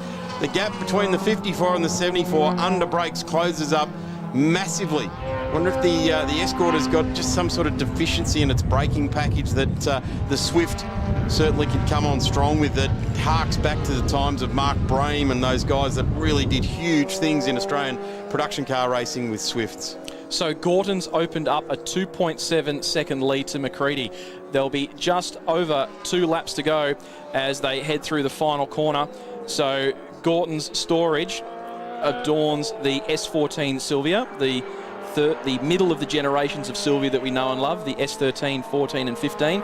Normally we've seen a lot of these cars, and we will see some more in the over 2 litre final, running the turbocharged version of this SR20 engine.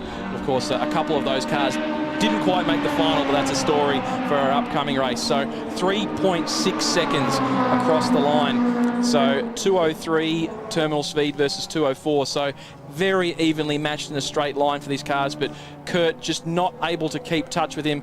Perhaps some underlying damage from that incident in the final heat race for Kurt McCready's car that wasn't immediately obvious. It looked like it was just a wheel and maybe restring the car. But that car was absolutely dominant at the 2022 edition of the Yokohama Improved Production Nationals. Absolutely dominated at Morgan Park Raceway in southeast Queensland, and was definitely keeping pace with plenty of the front runners. We can see the witness marks, the speed dent in the left-hand side door from some contact from an over 2 litre competitor.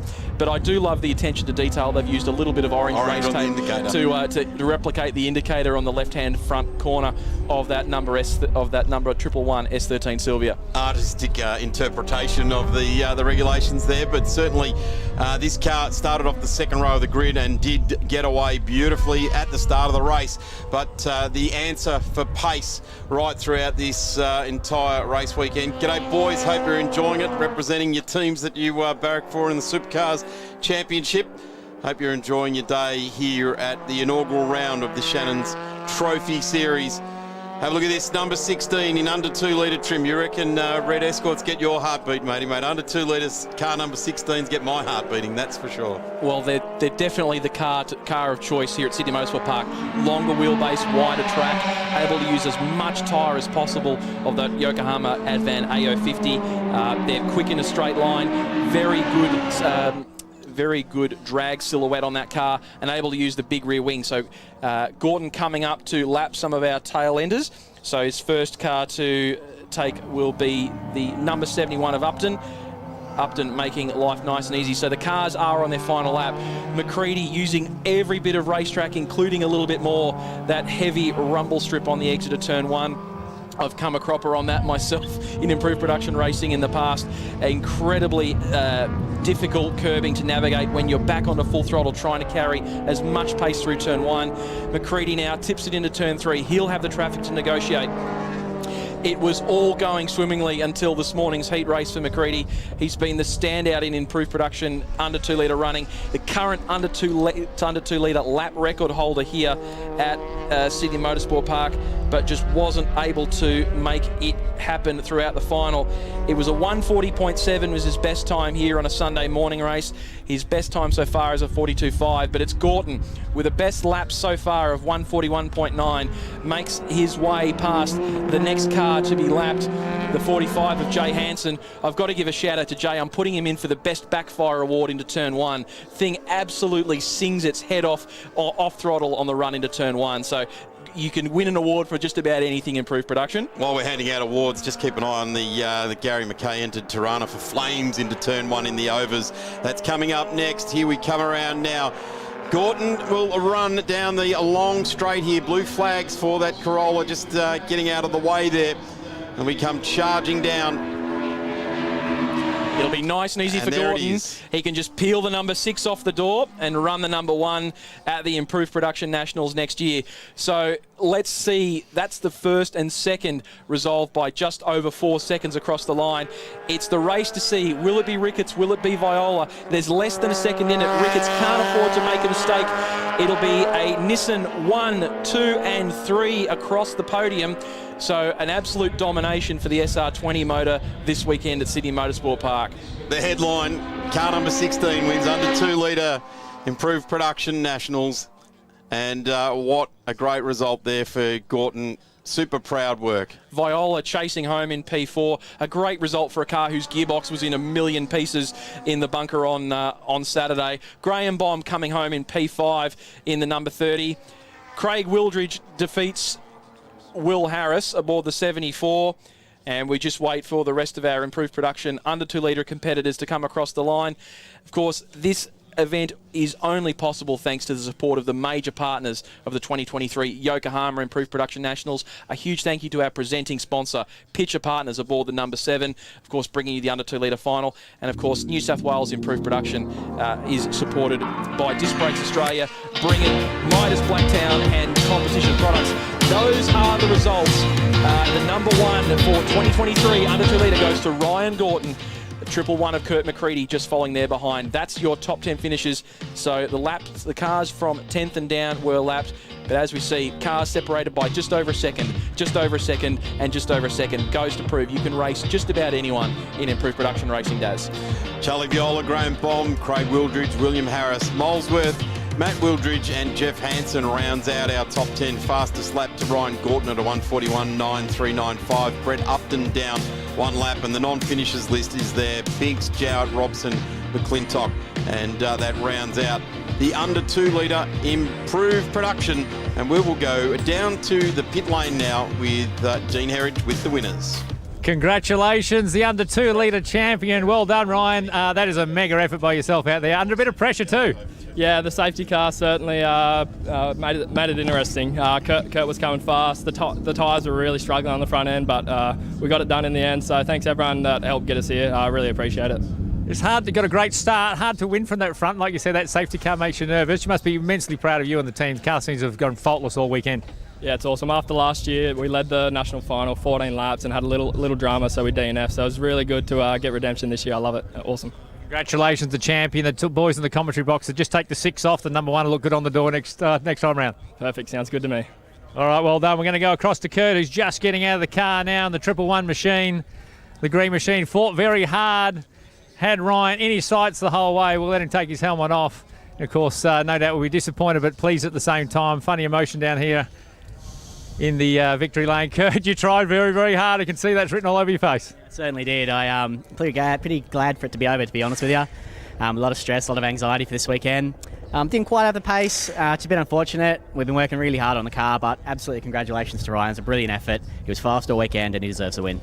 Mate, well done to you too. You've been fast yourself. Obviously didn't quite get there in the final, but a great effort nonetheless. Yeah, cheers. Thank you. Well done, and a guy who'd worked really hard, Michael. Congratulations. Look at that. A big sigh of relief. Got on the podium. You were under some pressure out there. I'll say I didn't think we were going to get that. They just kept dying in front of us, so that was a good thing. But at the end of the day, that's what we want to see in motorsport, some battles going on. And like you said, you've earned your stripes there and you'll be here tonight, that's for sure. Yeah, it was great. Charlie was coming for me. I could see him in the rear, and the guys were on the radio saying, Charlie's behind you, but I managed to hold him out too. So, yeah, it was a great result. Well, congratulations. A fantastic job on the podium there. That's the under 2 litres. Fantastic entertainment. Now it's the Nationals for the over 2 litres here in the Yokohama Improved Production.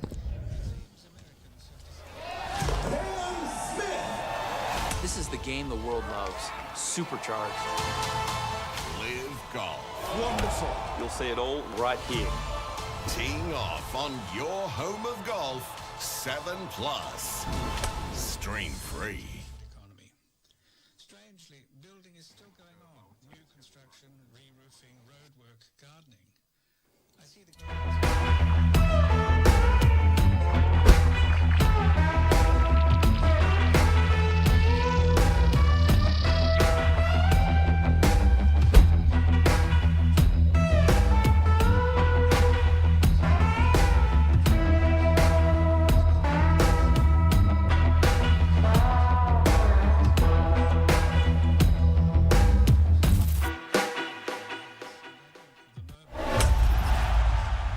Stars in golf.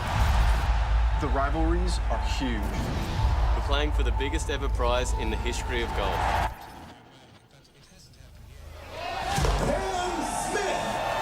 This is the game the world loves. Supercharged. Live golf. Wonderful. You'll see it all right here. Teeing off on your home of golf, 7 Plus. Stream free. It's motorsport, but not as you know it. Test yourself and your everyday road car. Safe, affordable, but most of all, fun. And all you need is your daily driver. Experience the thrill of a sprint day. Race against the clock at a hill climb. Or test your reflexes with an auto test. It takes just 3 simple steps to get started. Get on the start line. Search Motorsport Australia Daily Driver today. I've been a motoring enthusiast all my life. My Coupe 4 is rare and very special. A real performance car with all-wheel drive grip. I'm not a car club bloke and I don't work on it myself, but I do have a great mechanic.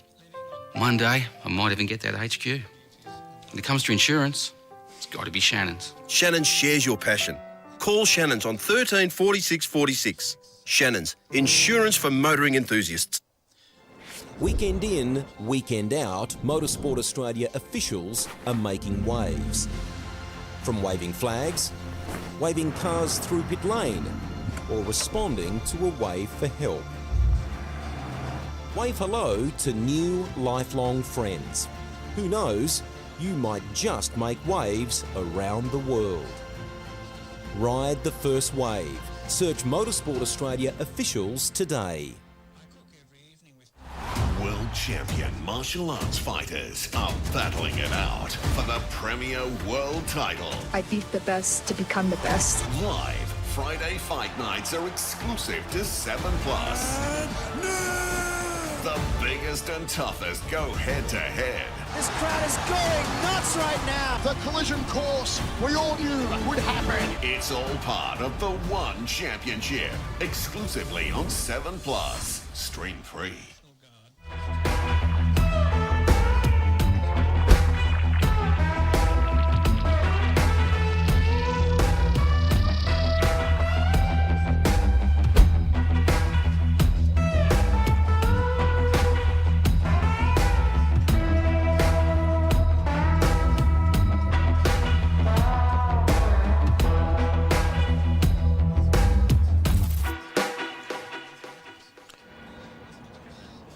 Welcome back to Sydney Motorsport Park for the inaugural Motorsport Australia Shannons Trophy Series.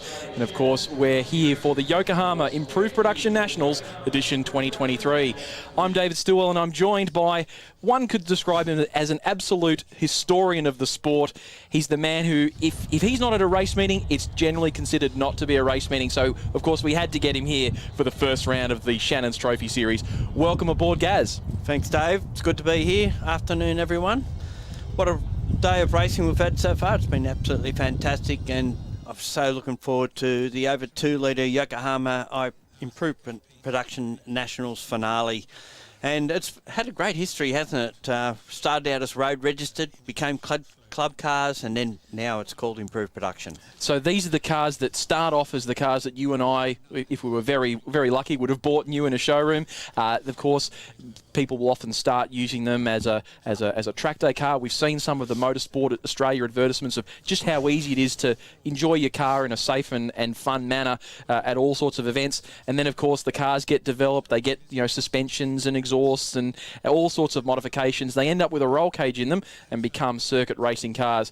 Of course, some of the cars don't go through any of that development process. They start from some of the cars on the grid have started from a bare acid dip shell with every freedom taken under the 3J improved production rules. And of course, there's some cars that started life as a 3E production car, and all they've done is take off the production car stickers and put Yokohama stickers on it. Well, when it originally started, the cars had to be road registered, and they thought, well, this is a bit silly. Why are we registering a car we're never going to take on the road? We're only going to use it at the race. So that's when it got its name changed to club cars. And from there, it's gone into where we're seeing it now. And so the Improved Production Nationals go from state to state, circuit to circuit, all around the country. And last year, as both you and Daz have mentioned, it was in Queensland at Morgan Park. It was in Tasmania at Baskerville the year before that. It's been all over the place. And last time I was in New South Wales was at the Wakefield Park circuit, and hopefully we'll see that back up and running by, if not the end of this year, early next year. So we're looking forward to that one. Going into this year, it's a bit different. The cars we don't normally see, or we didn't see last year, running this year. Definitely a little bit of an unusual time of year. Normally the Improved Production Nationals, we often see them in the last third of the year between September and November.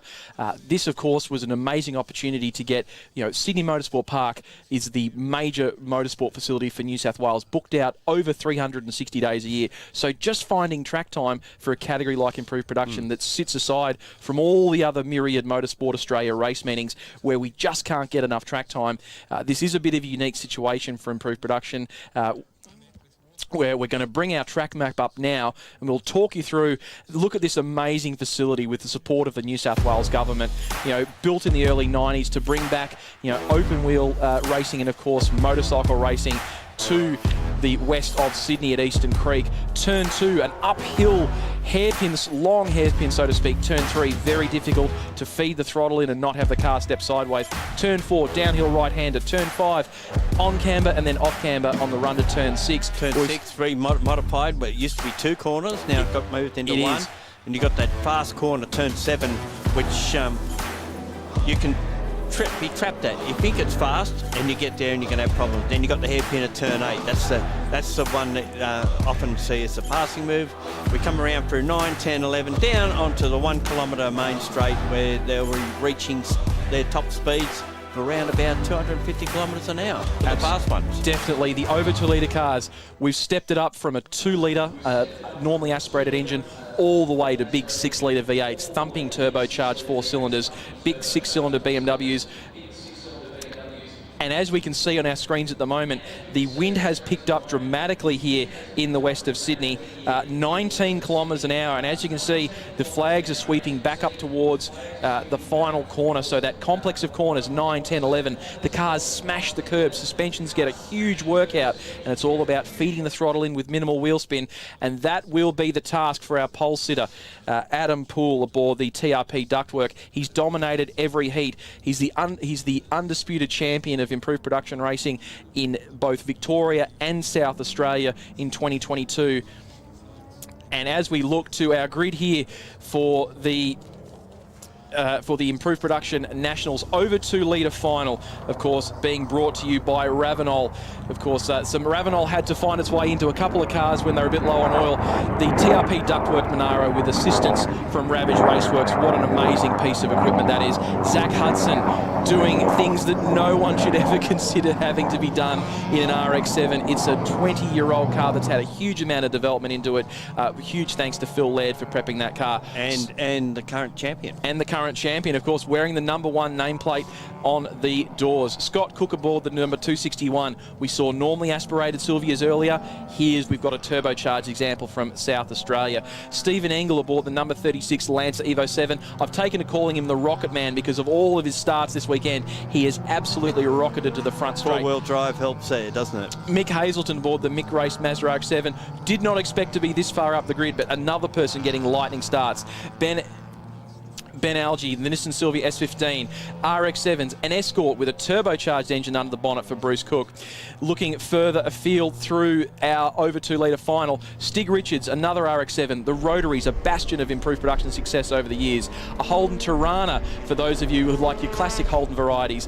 New Holden Commodore VE for Brandon Lum. Lee Forrest, one of the longest serving improved production competitors. Every nationals bar one, and the only one he missed was his home state one. Lachlan McBrien, what a story he's had throughout the course of the weekend. A New South Wales competitor with Jason Grimman, Brad Harris, Graham Wilkinson aboard a slightly bigger 2.4 litre Escort. Simon Odell Fontana will not be able to take the start of the race. Brock Payne starting from P18. In P19, Graham Shea. Gary McKay, he's having an absolute hot weekend, is the Victorian aboard the Tirana. Mark DeFarnis in the VF Commodore has had to head home early to make work tomorrow. Jeff Kingston aboard the RX-7 doing well. Jason Palmer, one of my favourites, driving a BMW E30. And of course, David Vincent the Bear aboard the BMW E36. Adam Wiedemann, another retirement withdrawal early from the race, unfortunately. Personal dramas back home, he's got to look after those. Brett Waters aboard the Peugeot, massive issues with power steering in that car. New kill switch in that car overnight. Mayan Reddy, one of our sponsors aboard the Midas Auto Car Care, of course, the BMW M3R. And Steve Jolly, the longest distance travelled by from Western Australia for that Ford Falcon in P28. Mark Hawana in the Mazda RX-7, Dave Perry in his Nissan Bluebird, and James, well, he's not there, he's gone home. So James Augustine. What a story for Jamie Augustine from Motorsport Australia. Only person I know who's blown up 3 engines in a week trying to make the Improved Production Nationals. So shout out to wherever you're watching from, Jamie, and all the team from Monument Motorsport. And of course, Mark DeFarnis making the trip back to Melbourne. They did everything they could to get a competitive turbocharged Sylvia up the front. Field filling out to fill up the downhill starting grid. Very difficult to get a launch here from further back up the grid without rolling at the start. So a little bit of handbrake, a little bit of 2-pedal action to try to keep the car from rolling down the hill. Yellow flags from our Motorsport Australia officials on drivers left, identifying the different rows. They're being withdrawn as the cars take up their positions. It's a normally aspirated rotary RX-7 on the front up against a big V8. Late model versus early model. Holden versus Mazda. Australia versus Japan. These are the battles that make Improved Production ready to watch as we wait for the green flag at the back of the grid. Starters orders kick in. The the starter displays the 5-second board. This is what it's all been to play for. The Ravenel over 2 litre final. Revs rise at Sydney Motorsport Park, and away we go.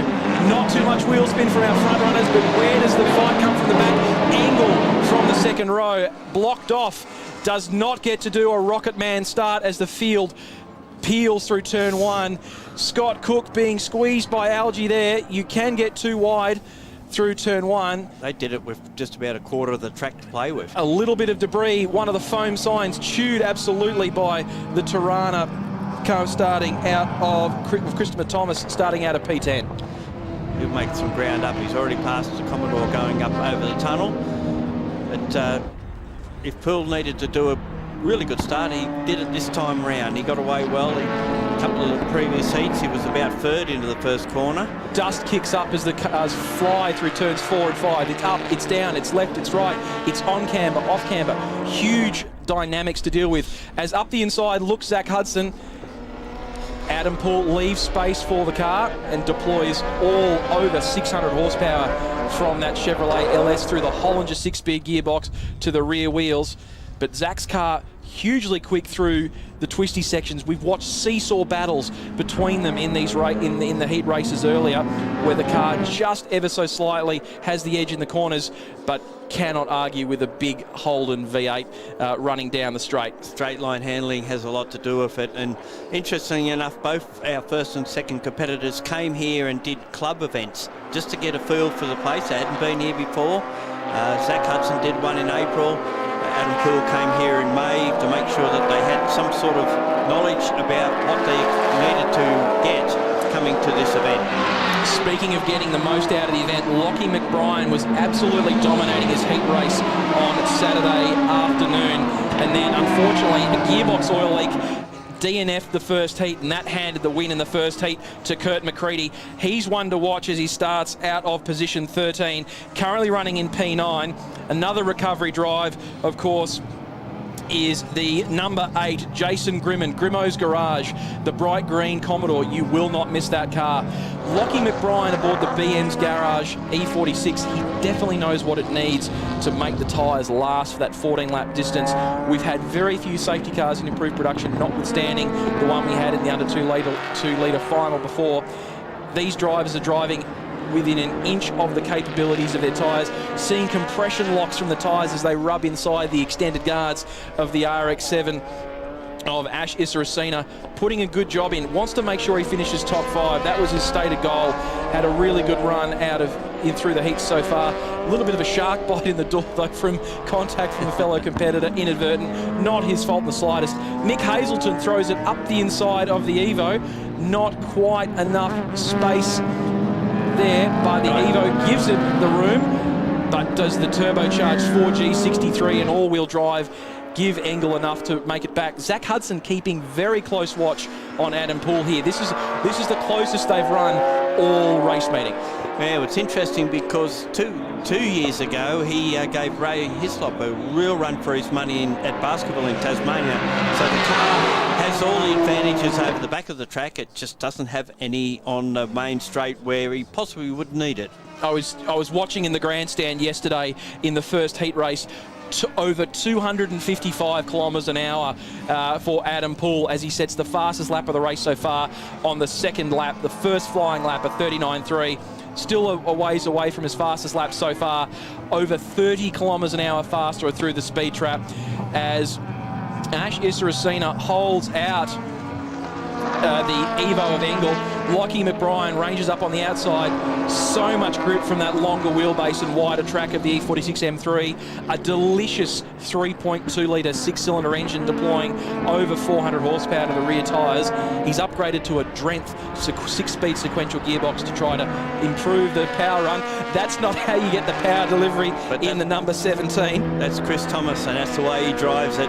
We've seen him here running in improved production, supporting supercars during the COVID, and he was very entertaining to watch and fast as well. So that's the number.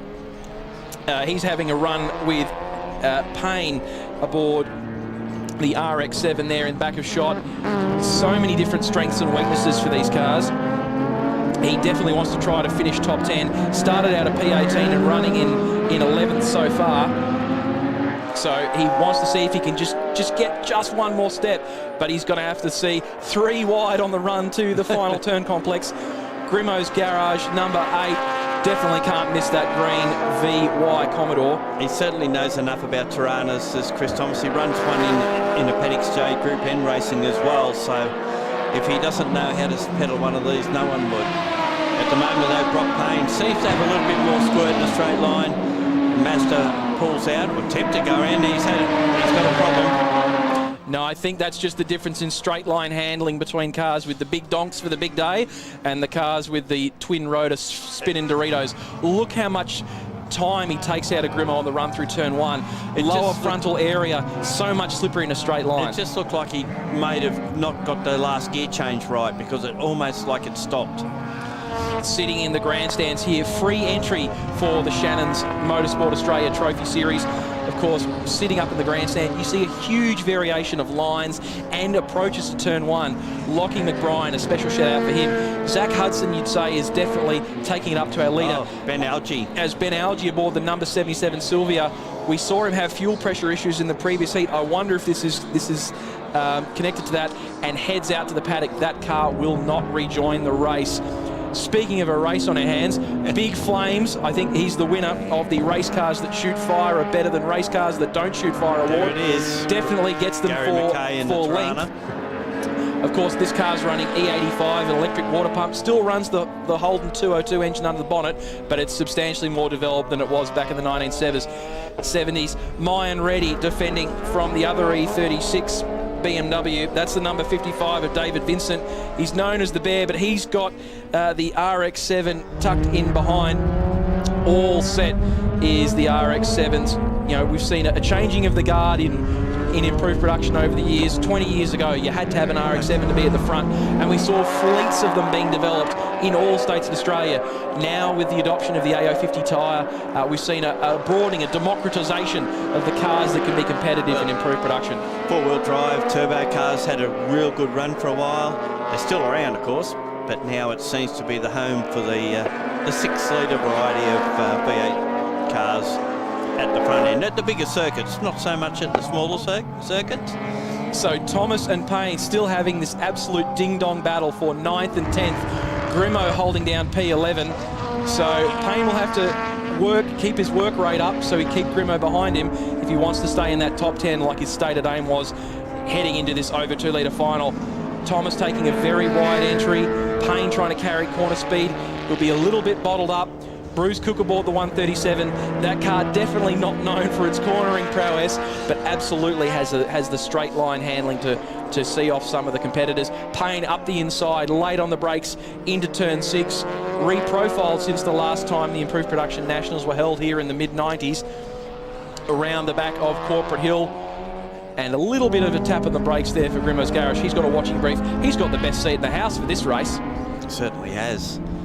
He got more part of it as well, I would imagine. So Payne now raging up on Cook. He'll need to make sure he maximises his speed through turn 1 and have a look at turn 2, because if he's stuck behind, oh no, the cam wheel palms, the number 91 big 2.4-litre engine escort of Graham Wilkerson is pulled over. I think that's on the exit of turn 3. And by the looks of things, right next to the flag post.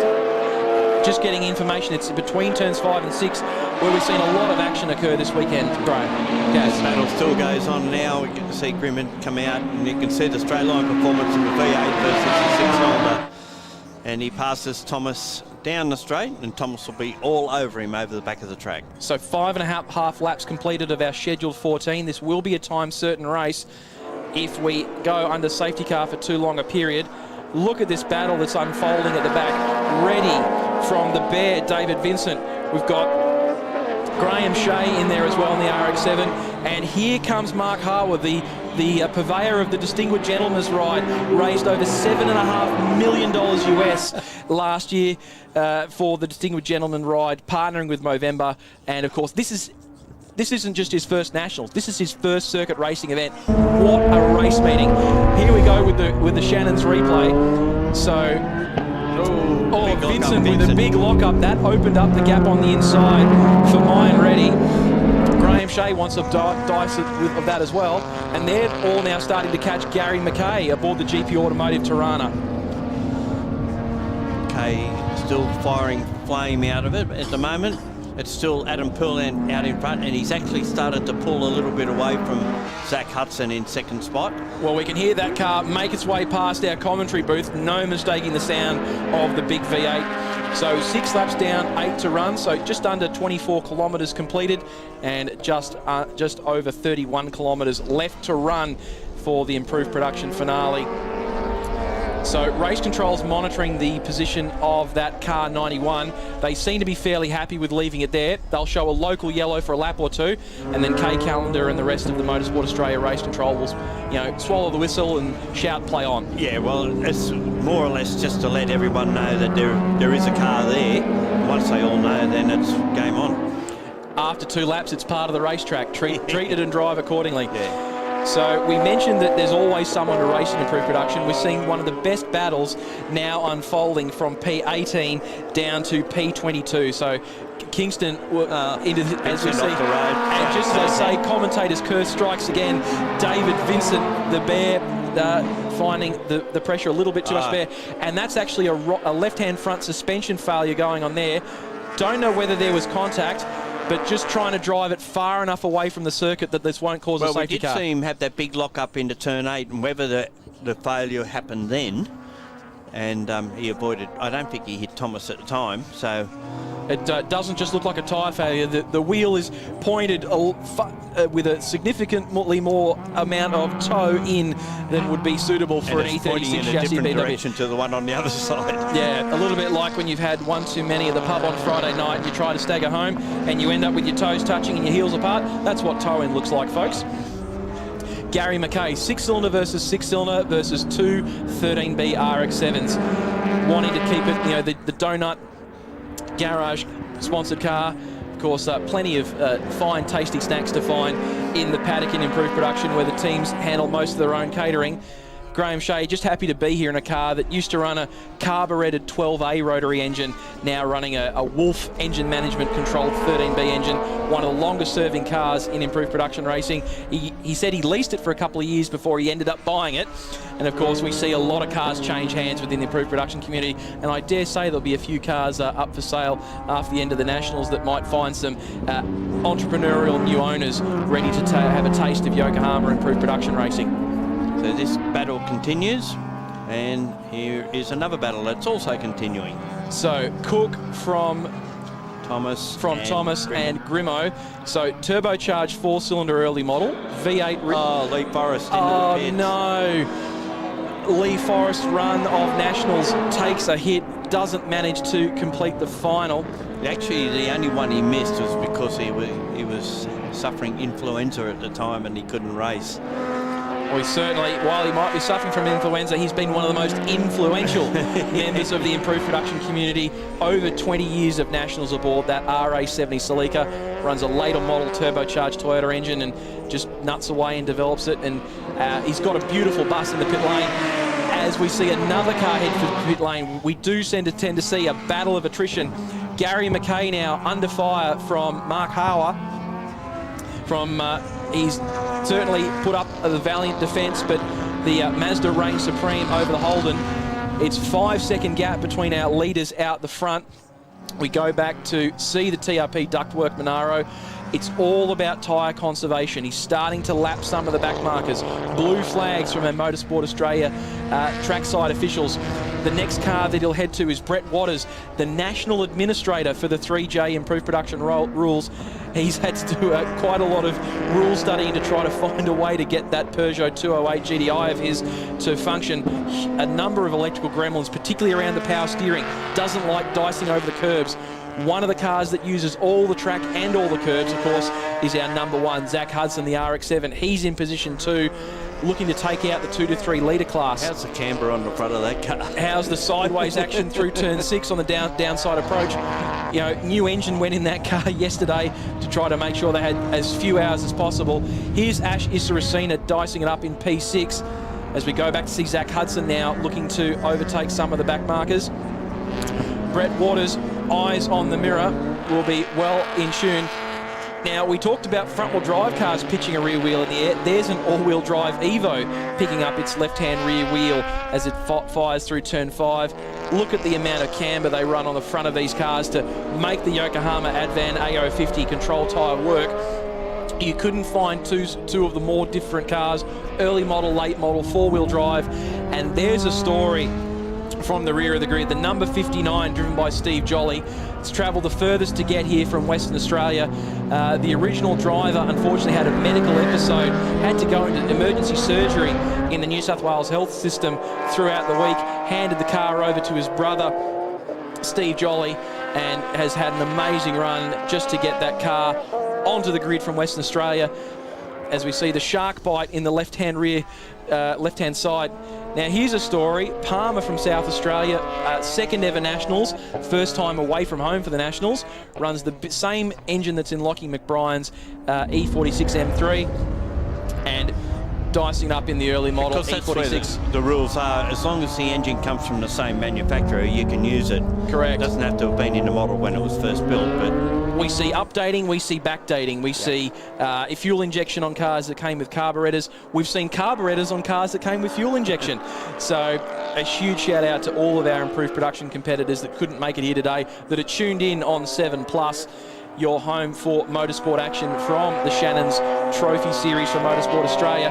A little bit further ahead, we can see the RX-8 of Bradley Harris. Of course, Brad's been dicing up on board the Honda Civic TCR car in Super Cheap Auto TCR Australia Series.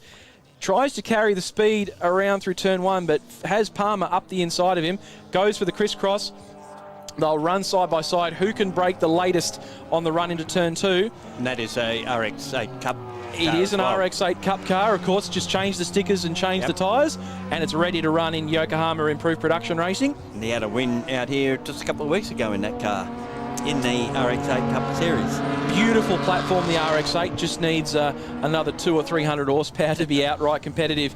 So our leader, Adam Poole, with just over a 6-second gap, or just under 6-second gap now, making his way through the back markers, has now lapped up to P16 now. So this is where you've got to race with, you've got to use far more brain than you do feet and hands. You've got to look after the rear tyre. You've got to drive the car to the number. You can't slide it. You can't overheat it. As you see, just a little wiggle coming through turn 4. Just a little wiggle. Yeah. We're now getting into the danger zone. We're in lap 11 of 14. We're going beyond the distance that most of these cars normally run. So it starts to test the endurance of both the driver and the tyre management of the driver as well. And everything you hear in the car will be, is it going to last? Is it going to stick together? Get out of the way as this battle continues. Every marble of discarded Yokohama rubber that fixed the underside of the vehicle sounds like it's been shot out of a gun. Every time you accidentally drop a wheel just too far of the curb, it shatters, it rattles your bones, and you wonder, is this going to be the last time the car holds together? A little bit of smoke from the back end of Isaracina. Not uncommon to see that from the rotaries, where they have to add a little bit of engine oil to the fuel to lubricate the rotary engines. Oh, he got a bit wild going into turn 6 on that occasion. Just a little bit loose. I'd wager that Ash is just starting to struggle with that rear tyre condition. Depending upon the way you set the balance up, some of the cars have got adjustable in-car anti-roll bars. One person who has them definitely needs to make an adjustment to them is the number 33 of Brock Payne, running comfortably in P8. He told me in the paddock, my goal is to finish top 10. He's in position to do that, but not if he keeps driving it like that. Yeah, having it move around a little bit on that occasion. So this is a battle between New South Wales and Queensland, turbocharged and normally aspirated, 4 cylinders and rotaries. As we catch the back of David Vincent's E36 in the background, he's got one of the best seats in the house to watch the over 2 litre final from the top of the straight. Gets to see all the different dynamics of the cars they pound through the 9, 10, 11 turn complex here that finishes off the lap at Sydney Motorsport Park. So Poole leads Hudson by just over 7 seconds. Scott in 3rd, McBrien in 4th, Hazelton in 5th spot, and then we go back to this dice. So it comes back to who makes the fewest mistakes. You can't trip up and sneak over the ripple strip. You can't pinch a tyre. When you add so much camber to the front axle to get the tyres to work in the corner, what you also do is you lose contact patch under braking. So that means that the face of the tyre that's touching the road, it just doesn't have the same contact patch size. So when it's in the corners, it's brilliant, but under brakes, very easy to nip a tyre and mark one of your Yokohamas. So Payne tries to sell the dummy on the run into turn 6. Angle, a lot of curb on the inside of turn 6. They cross over some of the soaker that's been left down to cover some of the oil drop down in some of the earlier races from the Australian production cars and GT4. So Angle goes to look up the inside. Isaracina goes to leave space. A little bit of wheel spin maybe and a little bit of smoke from that engine. Angle not quite enough, not able to unwind the steering enough to deploy all that turbocharged horsepower down.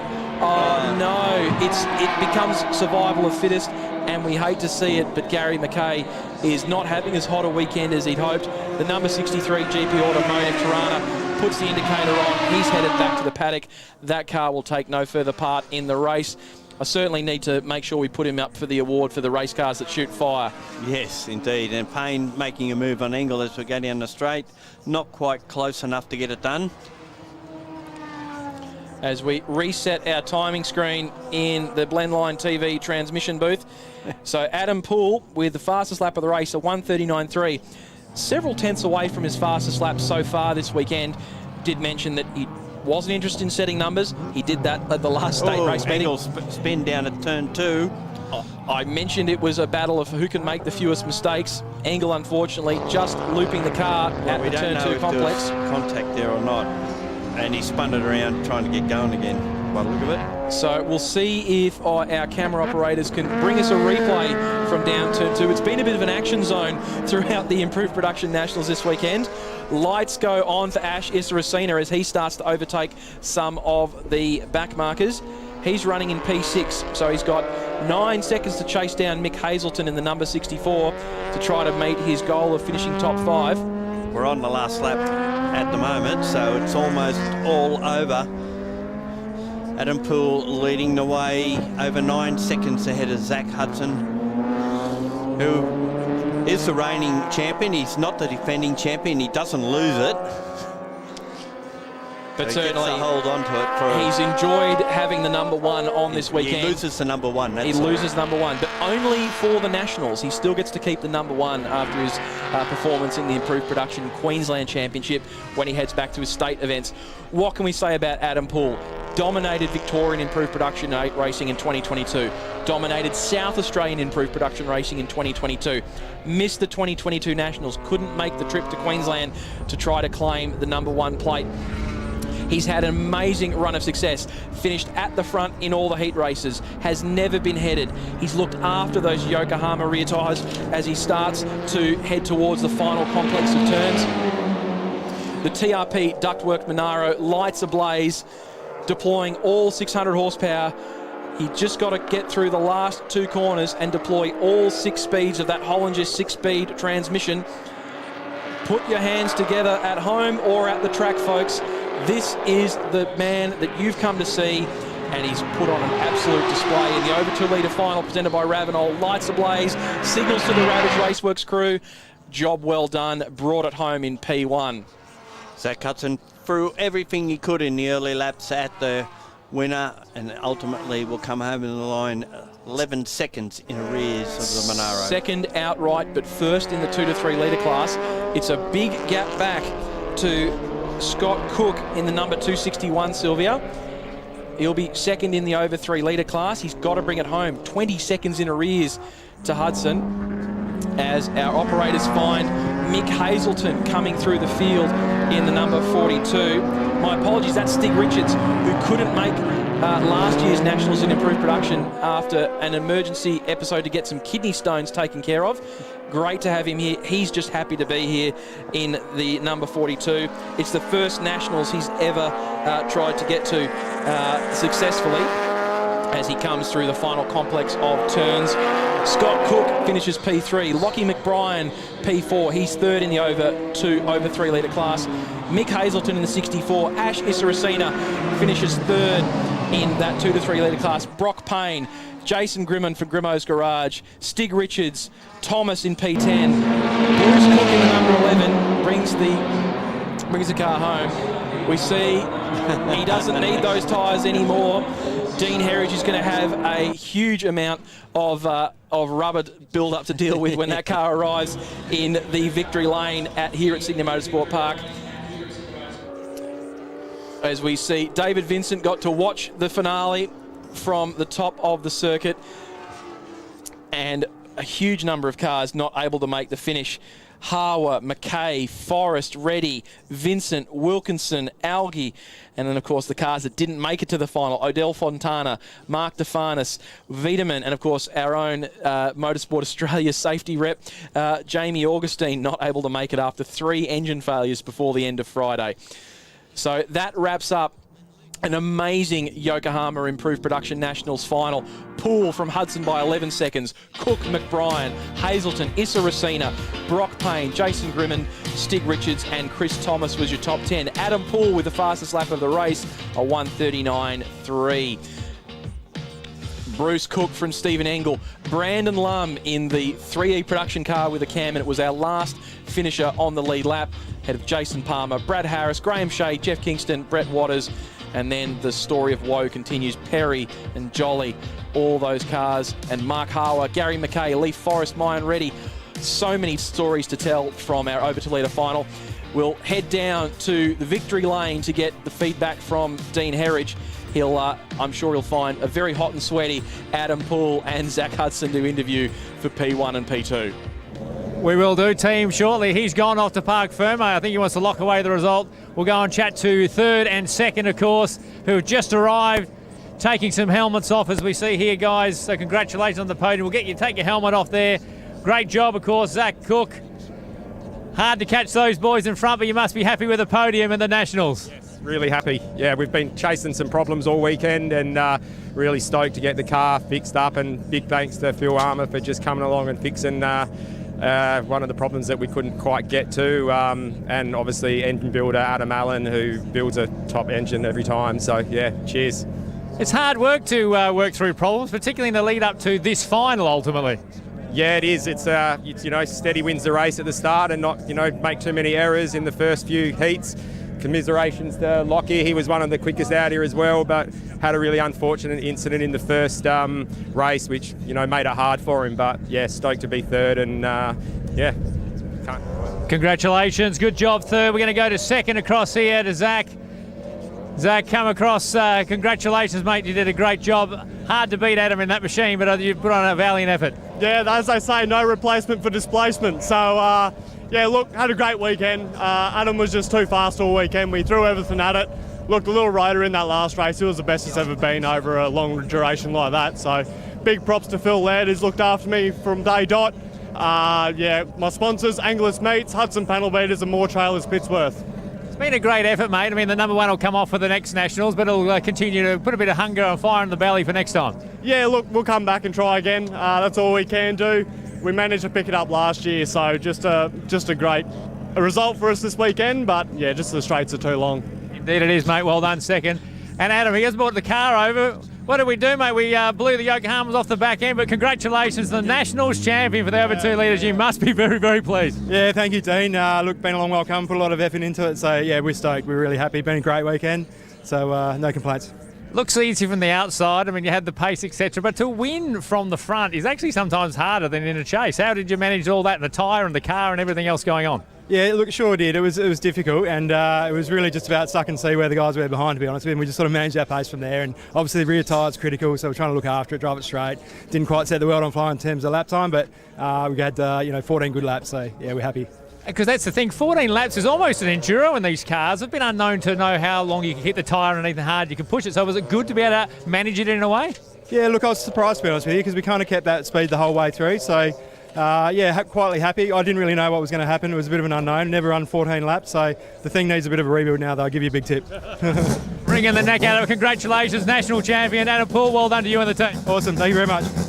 We're live and free here at the Shannons Trophy Series here at Sydney Motorsport Park. Next up's the final race in the Toyota Gazoo Racing Australia Scholarship Series. World champion martial arts fighters are battling it out for the Premier World title. I beat the best to become the best. Live Friday fight nights are exclusive to 7+. The biggest and toughest go head-to-head. This crowd is going nuts right now. The collision course we all knew would happen. It's all part of the One Championship. Exclusively on 7+. Stream free. I spend a lot of time out here. The RT Charger's the real deal. An E49. Remember A-Charger? I've always got projects on the go, so Shannon's laid-up cover helps protect my restorations. I'm Mopar through and through. It's a passion Shannon's understands. I wouldn't insure my cars and bikes with anyone else. Shannons, insurance for motoring enthusiasts. Call 13 46 46 for a quote. Weekend in, weekend out, Motorsport Australia officials are making waves. From waving flags, waving cars through pit lane, or responding to a wave for help. Wave hello to new lifelong friends. Who knows, you might just make waves around the world. Ride the first wave. Search Motorsport Australia officials today. The biggest stars in golf. The rivalries are huge. We're playing for the biggest ever prize in the history of golf.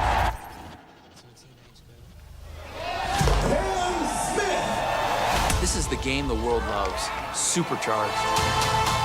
Live golf. Wonderful. You'll see it all right here.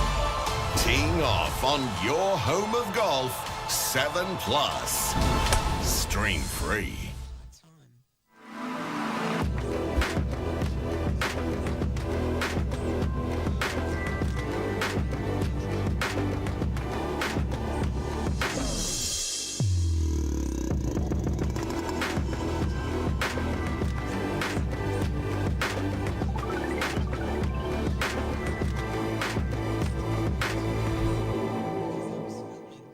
Ryan Haddon, there's a serious amount of parts and work going on behind us. This is not ideal for you so far. No, it's not. It hasn't gone to plan. So, I've been struggling through yesterday practice and quali with the engine overheating. So, we're trying to fix that before qualifying. Actually, we thought we fixed it, and then went into qualifying this morning and doing the same thing. So, we're resorting to an engine change now. So.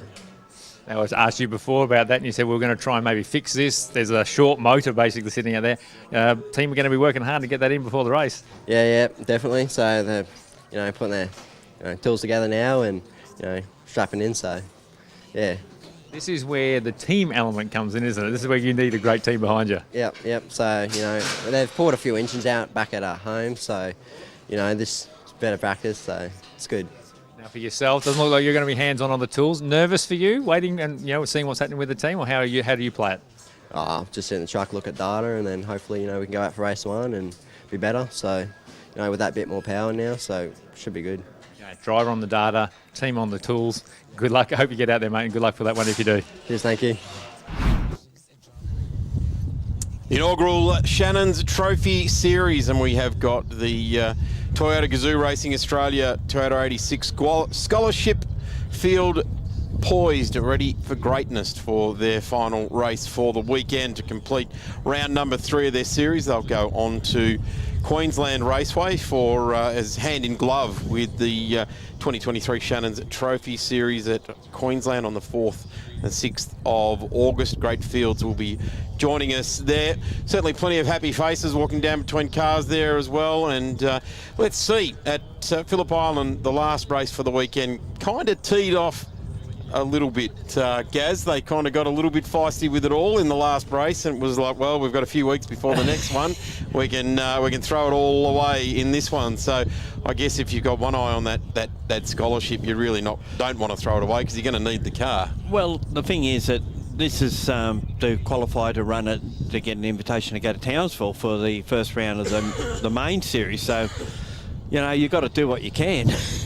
Yeah, that's right. And Townsville, for everyone basically, even if you're based in Brisbane, it's a long haul. Yeah, and of course, this series is set up for those who didn't make the top 20 in last year's main series to have a shot at getting in this year, or drivers who felt that they needed more seat time, I guess, and that's why they've taken it on. So that's why you do see some names that might be familiar, maybe down the back of the grid. That's why they're here in this series this year, and the more miles you do, the better you get. For sure, and this platform has proven itself to be a very, very handy platform indeed. And Toyota have got some pretty strong resources behind it. I mentioned in earlier broadcast today that Stephen Johnson has come on board with the series as a driver standards, and I guess it's not just driver standards and coming down with a heavy hammer. It's about talking to the drivers and even the teams, because these are all smaller base teams. None of these cars really come out of preparation companies that bring many cars to the track like we might see in other one-make series. Porsche comes to mind with the likes of McElrays and the Porsche Centre Melbourne, etc., that bring bulk amount of cars, experience, resources along. The idea behind this, particularly the scholarship series, is to bring it back to sort of a family team. But in saying that, the 99 Motorsport run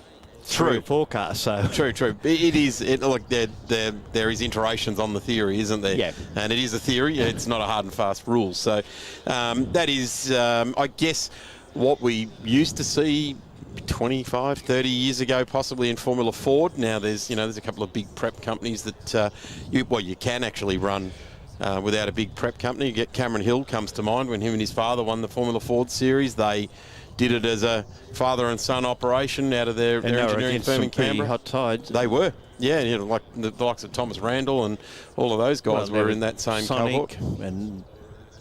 And other. So, as you say, some of the teams, like Max Gagan's working on his own this weekend, or his own team, and he's won 2 races so far. Here we have the grid for the third and final race of round 3 of this series. Max Gagan has had a watershed weekend, certainly been right at the very pointy end across this entire weekend. Got a guy that's doing a lot of racing this year. Lockie Bloxham, not only in the Toyota Series, but is also racing in the Porsche Michelin Sprint Challenge Series, and is doing quite well there as well. Rylan Gray for the On The Pace team. We just had a chat to Rylan before coming to the marshalling area. And Rylan certainly in P3, starting P3 in this one. Oscar Target, the Grove Racing. There is, I guess, one of the more scholarship or academy type situations. Juniors coming in. Yeah, when you put Grove Racing on the side of your Toyota 86, and it's in the same logo that they run with their international Porsche program, and of course with the supercar program, you're in the mix. So Oscar Target in position number 4. Jack Westby in 5 and Brady Owen in 6. They had a great stoush in the last race. Cody Bircher, who was seen in Formula Ford as well. Cooper Barnes out of position 8. Alice Buckley in the 680 racing there in car number 50 out of position number 9. Ryan Thompson for Bondi Carpets, a very iconic type of livery on Ryan's car number 27. I always have great trepidation around the number 27, Gaz. It's Casey Stoner and Alan Jones World Championship number. You're making a fairly broad sweeping statement when you put that number on your race car in Australian motorsport. Ryan Haddon for Zeus Tech out of 11, and then Jordan Shalala, who is racing for Tyler Greenbury Racing, started rear of grid in the last race, so good charge there. Charlie Parker, the grandson of Greg Crick, out of position 13, all the way up from Tasmania. Mitchell McGarry is in position 14. Holly Espray from Queensland has improved substantially after a broken drive shaft in the first race, and Tom Davies out of position 16 for BF Racing. big field of Toyota 86s as we continue to run through the grid. Salvatore Imbrogno, with a name like that, you're going straight to Indy cars, aren't you, with that one? We'll look forward to seeing that name in Indy racing. Jordan Freestone for TechWorks Motorsport. There's another one of the big teams being represented there. Shane Nowicki for 99 Motorsport, and Cruz Frost in car number 30. We'll start out of position number 20. The 1 minute board has gone up to the entire field in the marshalling area. 8 laps is the journey. Yeah, Mason Harvey in another 99 Motorsport machine. Zoe Woods out of TechWorks in position 22. Brock Stinson we've seen as the fastest qualifier, but unfortunately had contact during that race, and Madison Dunstan out of position 24. Good strong field there, plenty of names that we know and recognise. Zoe Woods, of course, working with Luke Youlden in the production car series last year. Craig Thornton for Thorn Sport and Thorntech in the 71 will start out of position number 25. Herbert Zockling for HG Motorsport, Hadley Green Investment Group, out of position number 26. Michael Sherwell for Nova Air and Electrical out of 27. And Marcus Liddell for 99 Motorsport out of position number 28. The guy that dominated round 1 out of 28th in this afternoon's race here at Sydney Motorsport Park. Matthew Hillier for Walkinshaw and Andretti United in the number 29, and Benjamin Gomersel. Let's watch the charge. You'd have to say Liddell and Hillier going to have a full head of steam here. How does Liddell go from winning 3 races here to cellar dweller basically in this round? Well, he didn't have a real flash round down at Phillip Island either, did he? No. But they said they had a puzzling engine deficiency, power-wise, after the first race last night. So that probably was manifested at the beginning of the second race, where he pitted basically as the race started. Let's see what he can do in the third one. Here's our track map. And Turn 1, a very, very fast corner here, and we see on the package there in the background with the 86's cars off, left, right and centre. Up to turn 2, the hairpin. Turn 3, very, very fast up and over the tunnel into 4 and 5. Hard on the brakes at turn 6, tip it in, balance the car, ease on the throttle, and you've got to get onto the loud pedal hard around Corporate Hill, fully loaded up. And then right where all the electrical towers, right next to your under brakes. Hairpin at turn 8 takes you up to the top part of the track where we've got 9, 10, 11, and then that 1 kilometre front straight where engine performance is a priority. 3.93 kilometres, 11 turns. Barton Moore in the 968 Track Attack car, 119 around here. And magnificent facility, really a jewel in the crown of New South Wales sporting facilities these days. And, well, if the utilisation of it is anything to go by, you can hardly get a day on this track in the next 2 years. Well, multiple circuits being used as well, because they can break the track up into a north-south, the Brabham circuit, which we see, which is the extra long circuit, and the Gardner circuit, which we're running on this weekend, and mostly run on this circuit. Yeah, this is the more popular one at national level competition. It gives good continuity to bring national series here and be able to accrue data and it be relevant to the next time the cars come here. Max Gagan leading the field around with Lockie Bloxham, Ryland Gray, Scott Target and Westbury. Let's see how Westbury handles this one. Been very much, Jack's been very much on the attack this weekend, and really exciting race driver to watch, and a good livery. There's the car there in that white and bright yellow, almost like the Brawn Formula One kind of colours used that Jenson Button used to win his World Championship. But Jack Westbury stands out on track and certainly doesn't leave any stone unturned to try and get the result. So they will come down and form up on the grid in allocated order. We'll get a green flag at the back, and then we'll be underway for 8 laps. This is quite a slow formation lap that they're out on there at the moment, just trickling around. It looks like Maxi Gagan starting to just pick up the pace as he takes up his spot, and the cars peel off from driver's right and come down onto the left and right-hand side of the track, depending on where their grid positions are. Big field, testament to what everyone's doing in the background with this series, and I guess the dangled carrot, the bait to get yourself a spot in the Toyota Gazoo Racing main event, as we've got a car retiring to is that the Liddell lane. again? So Marcus Liddell, yes, he's the black and yellow car, and it was a black and yellow car coming down the lane. So, yes, Gaz, I would say so.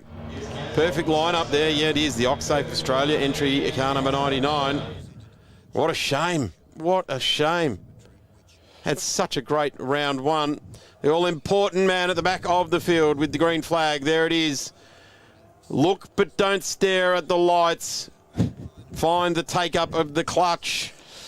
And we get the final race for the weekend in the Toyota Gazoo Racing Scholarship Series underway.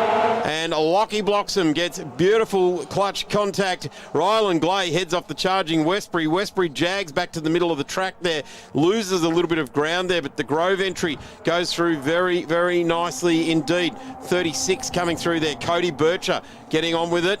The 21 just cutting off Westbury there, so giving each other a good chop of the nose there, Gaz. They did. Target got up to third spot, but in the meantime, Bloxham is, well, was looking like he was going to be in front, but he hasn't. Or he has, he lost the lead. No, it's Gagan. Well, Bloxham had it for a moment. Momentary lead in the race, but Gagan said, "No, I've led most of the laps this weekend. I think I'll keep that one up." S&P's mine. Yeah, that's right. Liddell probably could have claimed that a couple of months ago, but hasn't worked that out. Holly Espray getting right into it there in the mid-pack. In fact, that's a good start from Holly Espray, getting up into 13th place. And there is some crowded parts of the racetrack here. Three wide in turn 6. I don't think it's meant to be 3 wide in turn 6, maybe 2. And around they come, and look at this field of cars. It might not meant to be, but it certainly got through, didn't they? Someone got in. 71. That was Craig Thornton. That nearly ended in tears, didn't it? Out of turn 7. Nearly ended in tears there. So everybody settles down for the moment as we get through this complex. 9 and 10.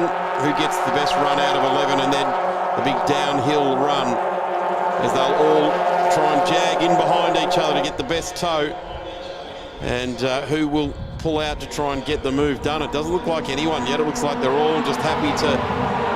Tyres are still coming up to optimum temperature, of course. It's cooled off a little bit from what we had earlier in the day. A lot of cloud cover now that we didn't have. And certainly the wind locally has picked up quite substantially. Oh, this off in the dirt. No harm, no foul. Not sure who it was, but certainly kicked up a lot, and they went a long, long way off. Was it the number 50 that went off there? Was it the Alice Buckley?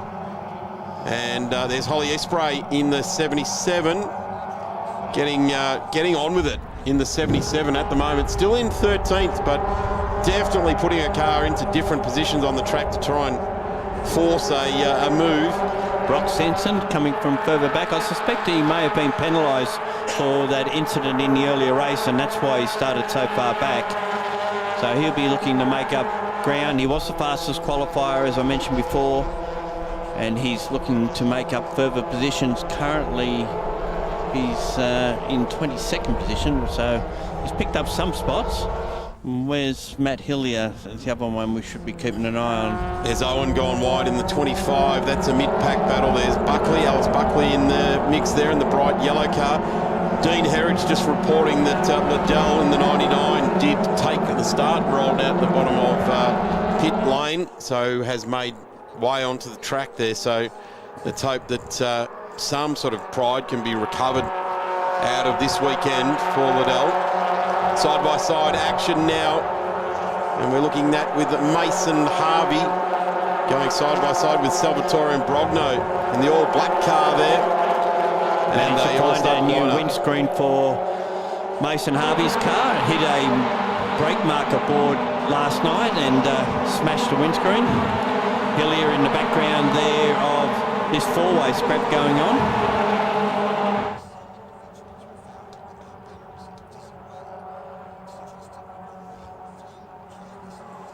So Hillier coming from the rear of the grid. There's Shalala as well in the number 5. Very exciting racer there for Tyler Greenberry Racing, Jordan Shalala. Very much exciting focus on that car. Entertainment Plus. Unfortunately, ended up in the gravel trap last night. Got a hit from Harvey. Alice Buckley into 11th place now, so impressing strongly. There's Buckley there in the number 50, and making up a couple of spots in this early couple of laps, 8 laps the journey, so there really isn't a lot of time to settle in, is there, Gary? It's all about just getting up on the wheel and making the move as it presents itself. Holly Espray puts herself to the inside around Corporate Hill this time, getting quite aggressive here this afternoon. Had a bit of a struggle at Phillip Island, copped some damage there as well. And the 777 now in a very big sandwich of Toyota Gazoo Racing, Toyota 86s, that's for sure. Broke a drive shaft last night, so that's why she's had to fight her way back up the field. Jack Westbury, look at that. Excitement plus there, the 36 going along for the ride, which is Cody Bircher. And this is quite the pack. You get the feeling that when you switch on Townsville, it might be some of these names that are on line of stern with each other again. Well, they could be up amongst the established stars as well, could they not? But it's what gets me is that most of these competitors have raced XLs. That's been the breeding ground for moving forward. Mitchell Gary in the 17. There we go, back up to the front end of the field here. That's Target, Westbury, Birchett, Thompson and Haddon. And they're all battling it out for third, fourth, fifth, sixth on the road. So Gagan out in front and setting fastest laps, a 148.8737. And there's only 2 cars on track currently in the 48s, and that's our race leader, which is out in front, and then of course Lockie blocks them there as well. There we go, that's our 2 cars that are operating in the 148s. On the track, there'd be an inner guard by the look of it that's come off the car. Sacrificial. Yeah, it's only there for noise insulation. That's right, yeah, the 80s. The 57 there as well. Ryan Haddon just trying to work out where Ryan's found his way to. Position number 8 now, so getting a good look at some cars that have forced their way up through the field. There's the number 50 again, the Castrol entry of Alice Buckley.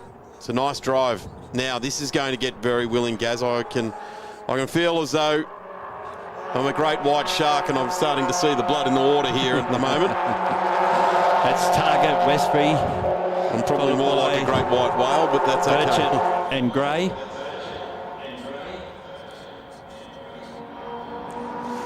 Target, Westbury, Bircher. This is very close. Westbury on the attack, looks to the inside. Nice move. It's going to work too.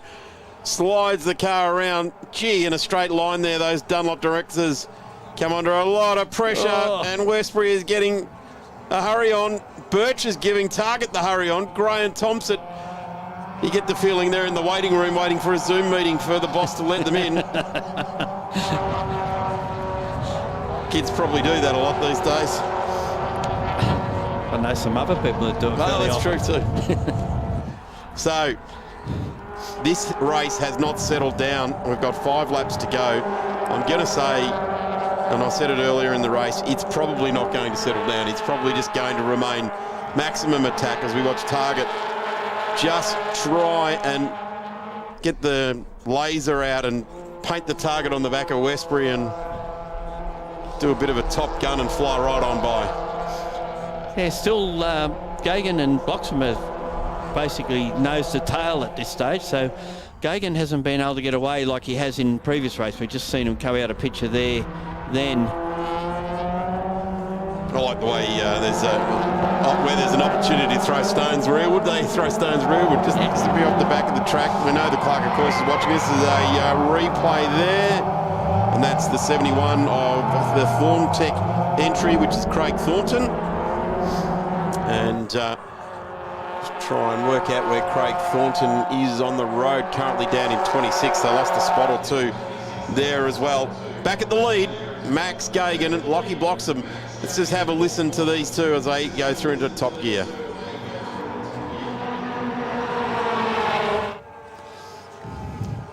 Great stuff here on 7+ this afternoon, the inaugural round of the Shannons Trophy Series. Big congratulations to Motorsport Australia for throwing this whole thing together in such a professional manner. Weaving, they're all weaving behind him as well. And almost a touch there with Thompson trying to get back up the inside of Target, I should say, getting up the inside of Westbury. Bircher waiting in the wings, as is Gray and Thompson. Thompson's actually dropped off a little bit off the back of this group of 5. Here the tyres squealing, so the tyres are sort of getting towards the end of their cycle with 3 races in hand. Look at this. They're all over each other. That's Bircher and Gray. Gray now up the inside as they go towards turn 6. He might be able to get away with this one and get the position away. And does so. So Gray moves up a spot. So go out of turn 8 now. There's our race leader still. Gagan, if anything, has put a little bit of a margin on Bloxham. It's out to just over half a second. Come through to complete the 6th lap. And they've got about 2 and a bit seconds over this other group that we've been watching for a while now. Keep bouncing around through turns 10 up to 11 there as well. Sliding sideways. The Dunlops being asked just a little bit too much towards the end of the weekend. 2 laps remaining. Don't worry about it. Hang it. Get out there. Burn them up. You're not going to need them for the next one. As Matt Hillier comes through to take another spot. On Matt Hillier, watch there, Gaz. Whereabouts has he landed? He's 16th at the moment. So got some work to do. Shalala there has also worked very, very hard in the number 5 to try and make up spots. He's just into 10th. So that's working. Parker not interested in giving up the spot, but eventually had to. There's the 999 there of Shane Nowicki. He's moved up quite a few spots. Yeah, making some good advances there as well. There is some light at the end of the tunnel for the 99 Motorsport team. They've had a fairly dramatic weekend. Car number 31 there as well, sporting a non-liveried front bumper from Wars in earlier racing today. 25 down the inside of McGarry. Owen on McGarry. And the Professionals real estate car just holds on.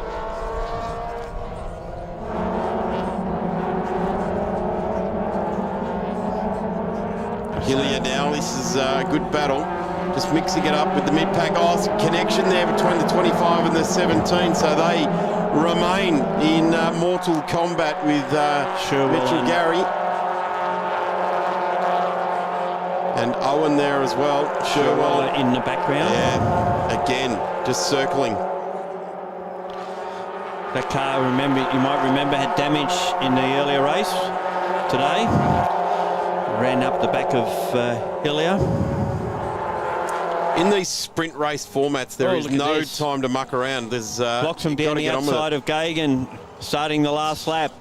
Gagan soaring away at the wheel under brakes there, just trying to keep the car straight. The car lurches all its weight over onto the front wheels and really tests that balance that Toyota have built into these cars. Bloxham may have got the move done. He comes down the inside to turn 4. They'll go side by side with the advantage going to Bloxham, so he's got the lead on the last lap. Can he hold on to it? No, Gagan fights back, gets it by turn 5. This is a splendid dice between these two. Lockie Bloxham's left-hand mirror is pointing the right out the wrong way, and he's not worried about what's behind him at this stage. Not caring about what's on the left-hand side of the car or rearwards, that's for sure. At the moment, it's all about in the front window.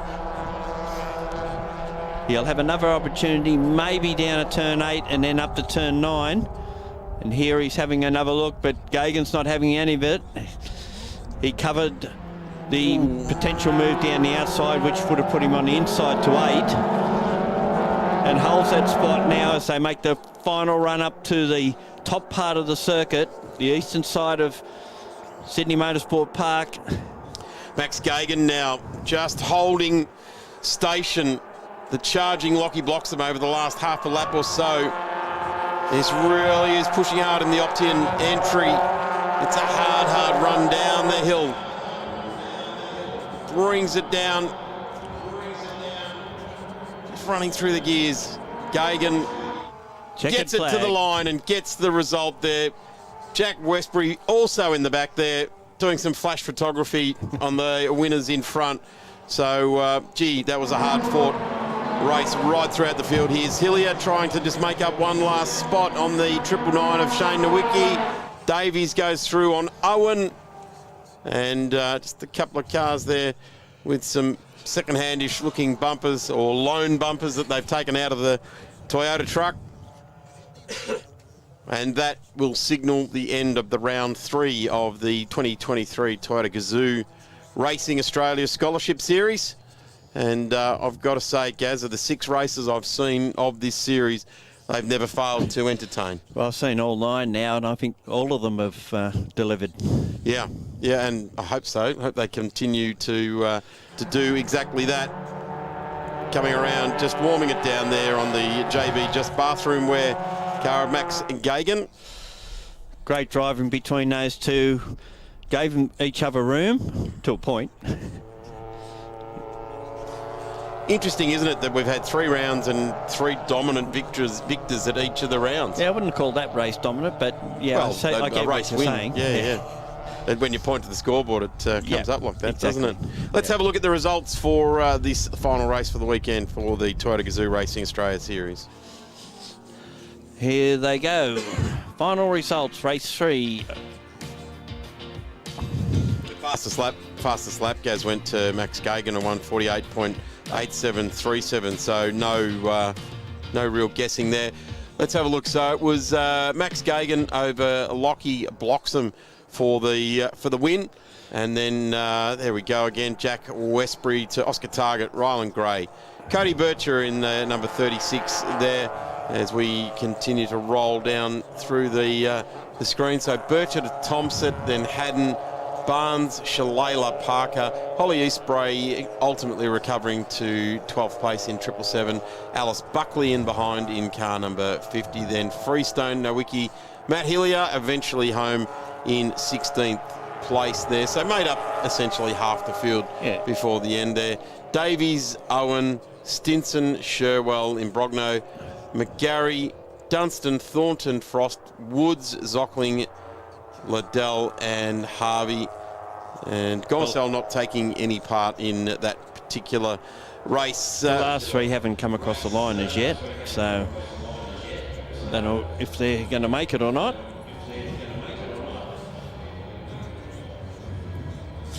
Up next on track is the Mark Cars Australia. I wonder if we'll get a word down there with the podium. It looks like they're all being sent to Parc Ferme, doesn't it? No, some of them are, some of them aren't. Well, they're all pitting in the garages, so I think just the top 3 had to go to Parc Ferme. You can see in the background there the fantastic Race Fuels site here at Sydney Motorsport Park, purpose-built. You can get fuel here now. You can see the yellow Bowsers there with the Sydney Motorsport Park logos on them. You can get fuel here all the time now. It doesn't have to be a circuit race meeting. You can come and get all of your specific racing fuels on pump here ready to go. So really cool that Race Fuels have developed all of that here trackside for, as we touched on earlier, the place getting used pretty much 24/7, but at least daylight hours. Yeah, well, and night time, because that's why they put the lights. Floodlights as well, so maybe 24/7, 18/7. Race Fuel's an interesting story, but we had him on our podcast just recently.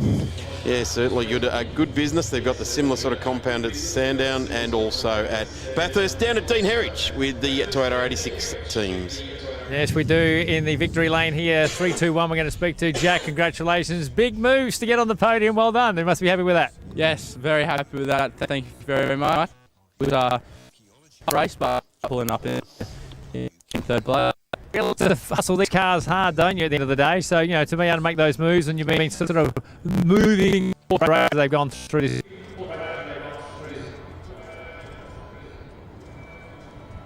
In the first sector, but we've come back good from that, I think.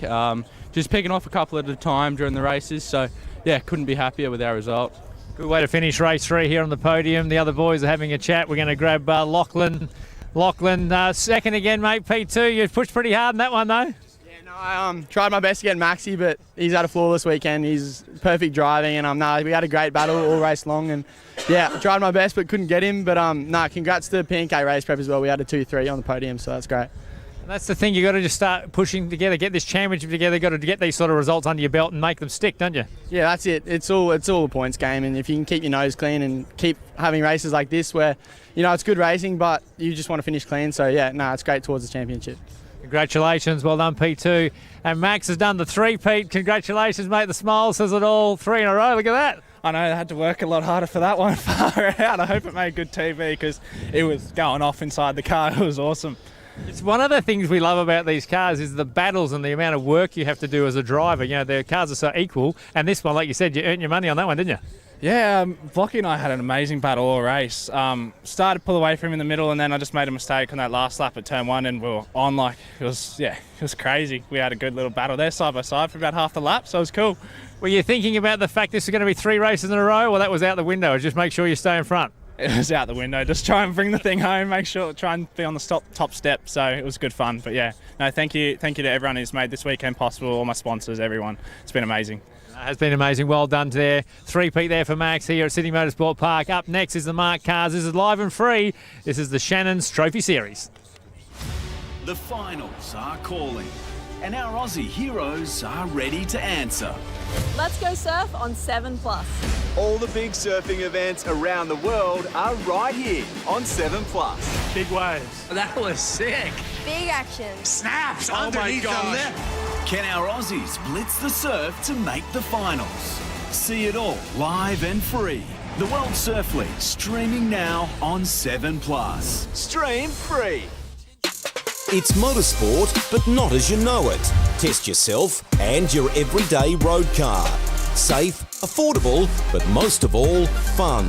And all you need is your daily driver. Experience the thrill of a sprint day. Race against the clock at a hill climb. Or test your reflexes with an auto test. It takes just 3 simple steps to get started.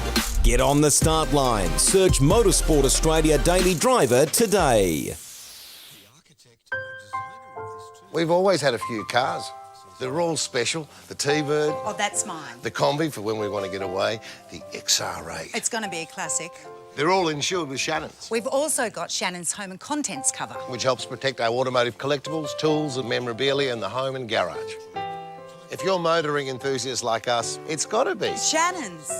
Shannons, insurance for motoring enthusiasts. Call 13 46 46 for a quote. The biggest stars in golf. The rivalries are huge. We're playing for the biggest ever prize in the history of golf.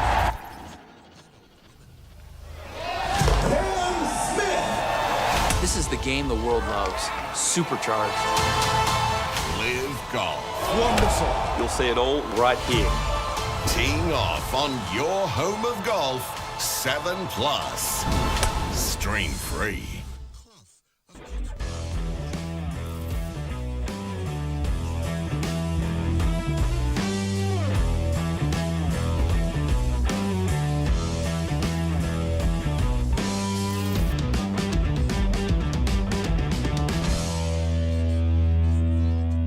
They don't get too much newer than this, John. Brand spanking car. I think only finished on Monday. Yeah, it was finished Monday. We got it out the track on Tuesday up at QR. Did a few laps in it, not much, about an hour or two, and then ripped it down here and took it out, yeah. Now, you've driven a Mark 1 before, obviously motivated to get the Mark 2. What's the difference? What can you tell us from the driver's seat? Any intel? Oh, it's just a much better car. Like, besides being a newer car, it's just a completely different design, different aero. It's got a lot more torque, a lot more brakes, a lot stabler, it's a lot wider. It's just easier to drive and it's a lot faster. It looks absolutely magic. The workmanship in these cars is beautiful as well, isn't it? Yeah, Pace Engineering, who designed and built the chassis, and they just do a fantastic job. You know, they've got experience from the V8 supercar sort of era, and this isn't too dissimilar, you know, from concept chassis and the put together way it's put together. And Mark Cars with Jeff Taunton, you know, has helped, and they've engineered a really fantastic machine for a really, really reasonable price. You know, it's a great budget car, you know, so to speak, for a GT style car.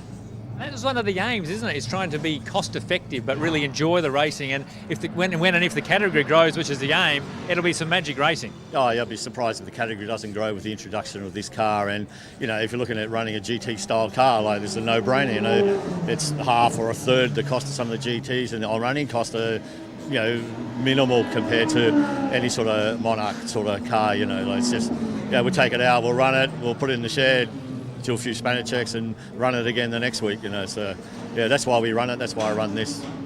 Cost-effective racing from that point of view, but also if you're a young person coming through the sport, you can tear off after driving one of these and really adapt to something else in another category. Yeah, like if you want to go to a V8 supercar, if that's your ambition, you know, to hit that level, it's a great starter. You know, like to go to Super 2 or 3 is quite expensive, and this is just a no-brainer, and the speed is similar to a V8 supercar, or, you know, thereabouts, or faster. So, you know, once you can drive this, you can drive a V8 supercar. The engineering is similar, so yeah, it's a great stepping stone at a budgeted sort of pathway.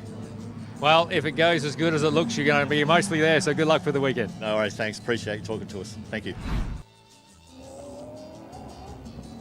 Well, Gaz, good old mate of ours from his saloon car days in the Dial Before You Dig series, and then Porsches, and then of course in his original Mark 1 car. The grid is on our screens now. Adam Hargraves will start on pole position, and John Goodacre will be in position number 2 in the Gap Solutions entry. Jeff Morgan, invitational along here this weekend, got himself on the podium in race 1, as is Eric Constitus, a invitational in the 991.2 GT3 car. Andrew Leithhead in the GTA Motorsport Mark Focus. Frank Mammarello in the SSR Select Smash Repairs Mark Focus. And we go to Jake Camilleri in the 36 out of 7. And Darren Curry. No, I don't think Curry's starting, not actually. making it, no, I think you're right. And neither is Axel Donaldson, as he's commonly known. His name is Grant, of course, but unfortunately both the latter cars were crashed in yesterday, actually. One in qualifying and one in the race. So we had a safety car in that first race yesterday, which was a longer race with mandatory pit stops and optional driver change. So I believe in this race it's Hargraves will be on pole, and I think it'll be Cameron McLeod will be starting alongside him in Goodacre's new Mark GT.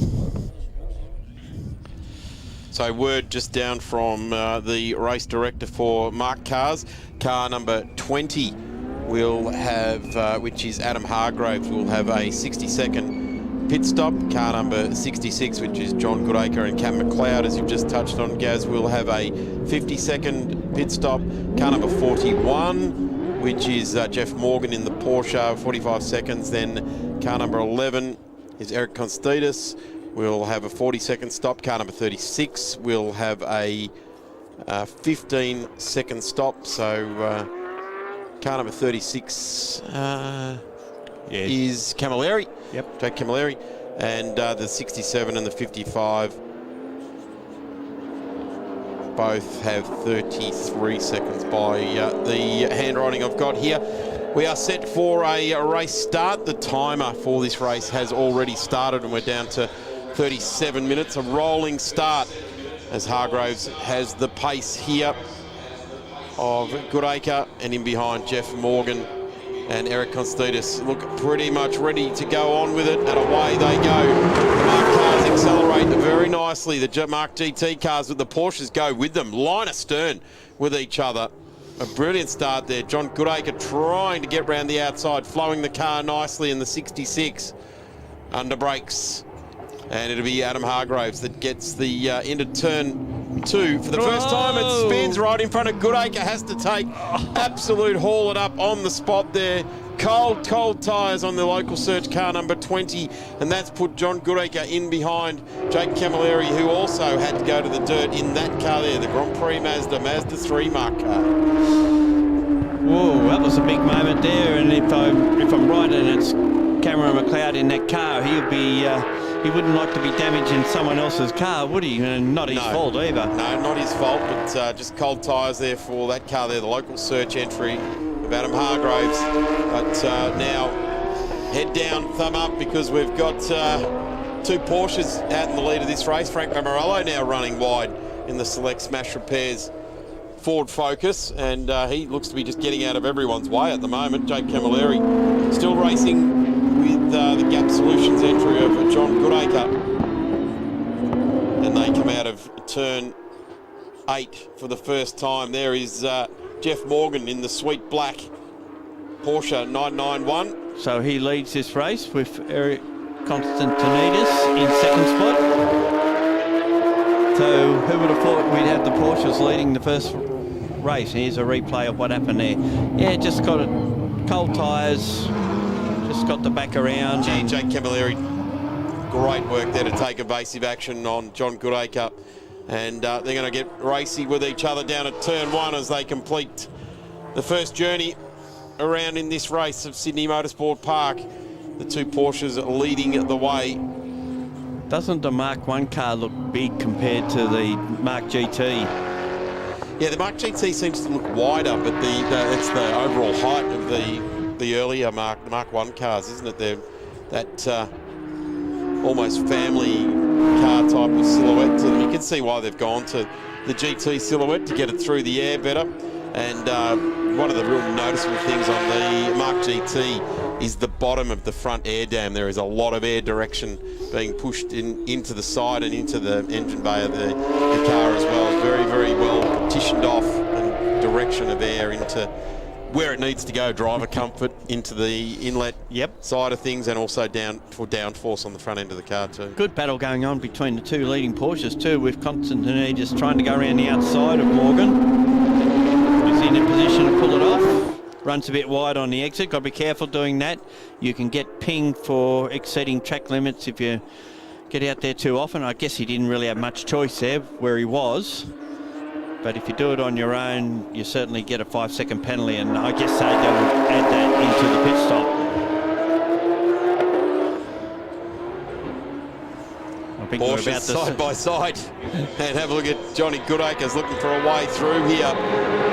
He's going to try and take it through onto Eric, and in the process we'll have Jeff Morgan as well. So held onto the pit wall, and the number 66 goes streaming on through into the lead of this race. Jake Camilleri now bouncing around in the back of shot there, bouncing around onto the back of these Porsches as well, looking for his way through. And he would have seen a number of these when he took this car overseas and did some enduro racing. Porsche quite often the weapon of choice in some of those longer distance races. Those VLN races, 3 hours, 6 hour duration events. Some of the iconic circuits across Europe, Spa, Nürburgring. Up into Holland as well, the VLN. And just getting the feeling now that Jake Camilleri has done it. Yes, he has. And the Porsches now. Oh no, Eric Constantinidis got on the gas a little bit too early. Parks himself up across the racing line, and now trying to get around on the rev limiter there as well. Nice way to do it if you can. Gets himself back underway. So Eric has got a whole lot of work to do now as we see Goodacre lead the way over Morgan. And going to, to Jake Camilleri, and then to Morgan in the Porsche.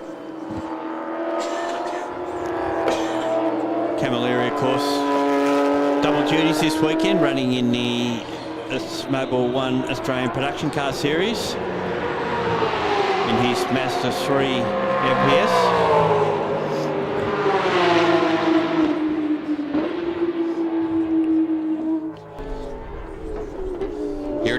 the move. Jake Camilleri down into 6, around the back of the lake there, and Eric Kosnidis all on his own. I think he going around the number 11. He wanted to follow the marked car up the inside there and just didn't quite get it right.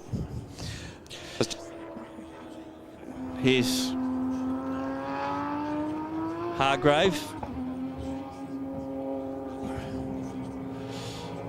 Hargrave on the rebound after that little indiscretion down at turn 2. And he brings it across the top of the tunnel and down. Looks good in the blue wrap. It's a special livery, that one, isn't it? It really does stand out. And in this this sun that is, it's not setting yet, but it's certainly coming lower in the sky, glinting at the Shannons Trophy Series cameras around the track, and the Blendline TV cameras are picking it up. Let's have a look at Johnny Goodacre and have a bit of a listen to how the marked car, the GT, gets its lap time here at Sydney Motorsport Park.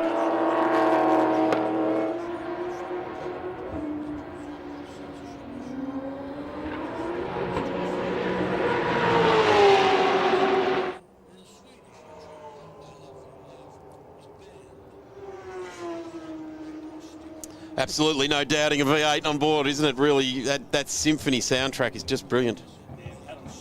ABS, traction control, all the good bits you want in a gentleman's type race car. Let's have a listen as it underload coming up to turns 4, 5 and 6.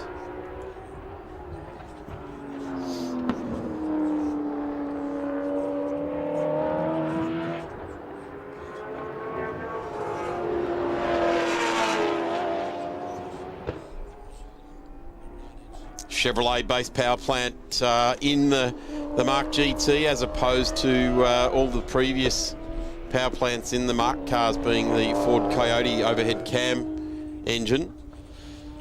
And gee, this thing sounds the goods.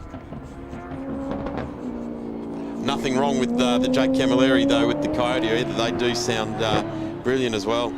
He hasn't given away a lot of time, has he? Considering he got held up when they tried to get past the Porsches.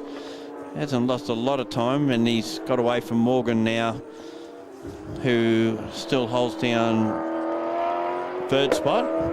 Jake, if you're watching timing, Jake's still having dramas with the transponder in some sections of the track. How much fun has Jake had at Sydney Motorsport Park this weekend, racing the Australian production cars in his venerable Mazda 3 MPS. I don't think he had much fun in the first race. He didn't finish, but but the second race he won the class. Yeah, so. and then you get out and your Red Rocket go for a burn as well. And the number 36 currently holding down second position on the road.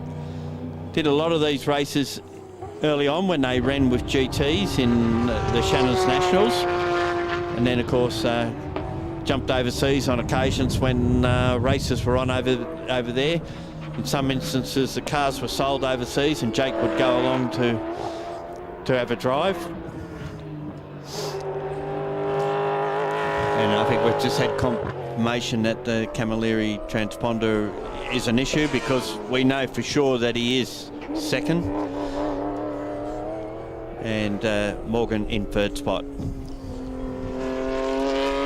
So much fun. Jake Camilleri, the Grand Prix Mazda outfit, and getting a good look at this car. That deep, deep red. Looks like something that might come out of the Barossa Valley, Gaz, in that deep, deep red. And this is the deep, deep blue that might come out of just trying to think what local down the Shire, maybe down on the beach. It's a sporty drink, that one. Like a Powerade or something. Powerade, like yeah, the blue Powerade. Yep. And well, Adam is going to have to give it some good power. He's also going to have to, as Scotty McLaughlin would say, apply some jandle and bring back the deficit that he lost in turn 1. And he's got a longer stop than the others. He does, yes. So got a lot of work to do there. Here's Frank Mammarello again in the selected Smash Repairs Ford Focus. Frank did a bit of XL racing, also won the class at the 6 hour in the Hyundai i30N. Yep. I think he enjoys this time of racing. Jake, actually. Yeah. he enjoys this sort of racing. It's that longer enduro stuff he certainly enjoys, and this this sort of marked car type of racing with some freedoms and a little bit more horsepower to really apply the trade or the sport. And the number 55 has been ticking the boxes quite nicely throughout this weekend. Got some repair work done, and Frank is now currently sitting in 7th place in this particular race, and just up the road is the Leithhead car.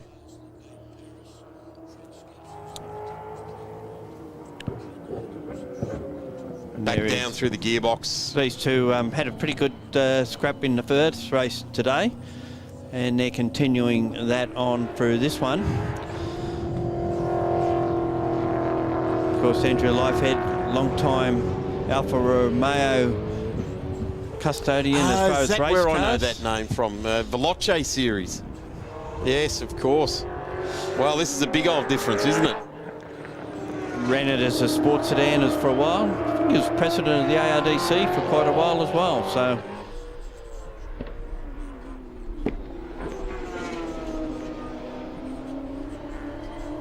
tipping it into turn 6 there. Nice application of throttle, a guy that's been racing for a long time. And Leithhead there as well in the number 67. That's a very, very active livery. Very lively livery there in the black.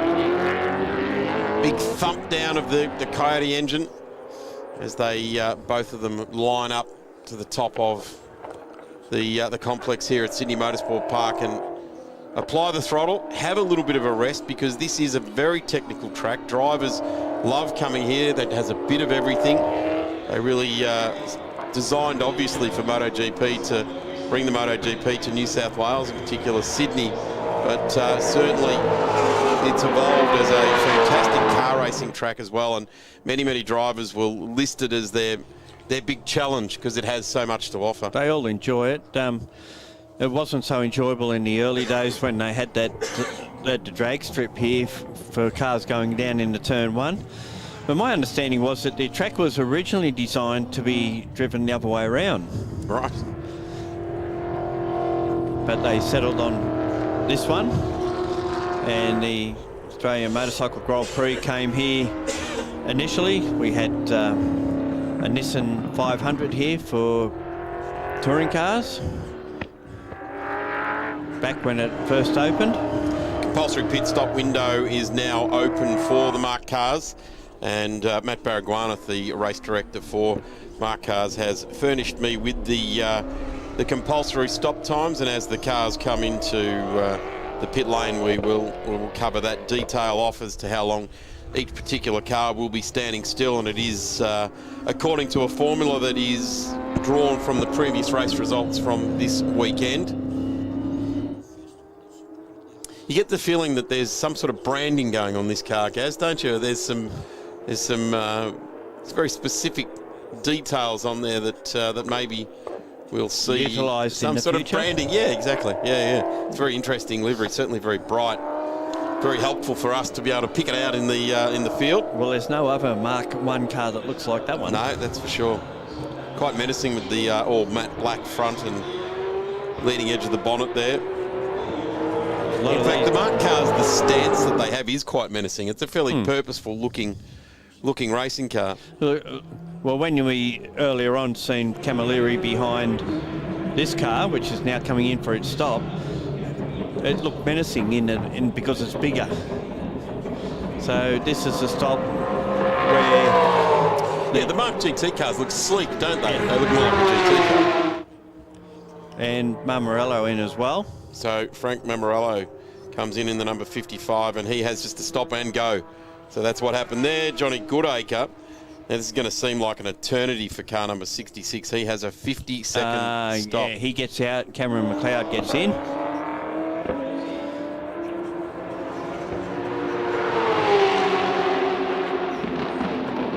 And I spoke to Cameron this morning. He had a drive of the car yesterday afternoon in their pit stop race, and he said it was awesome. Yeah. Yeah, it would be. Brilliant stuff. He's currently doing Super 3 duties as well. The rest of the Mark team just watching on there. Not a whole lot that can go on here with these cars.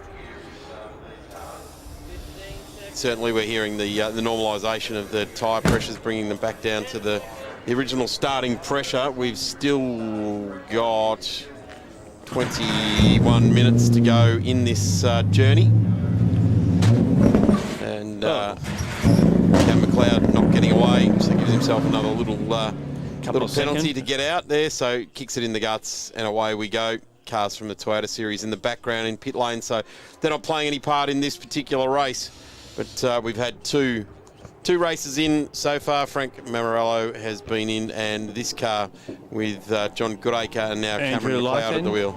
Lifeend comes into the pits as well. McLeod, of course, as I mentioned, running in Super 3 in Brad Shields' Nissan Altima. So the 67 of Leithhead just comes in stop and go, and Cam McLeod just dragging a bit of dust in off the edge of the track there. So yeah, the 67 will just be a stop and go and head back out. So the I guess the handicapping aspect of it, Gaz, is pretty specific. Come in and sit still and wait for the timer to go down, and away you go again. Yeah, well, Adam Hargraves won't have to worry about that, but he's got the longest stop. He does have. And he actually does have. Yeah, he's got 60 seconds. Yeah.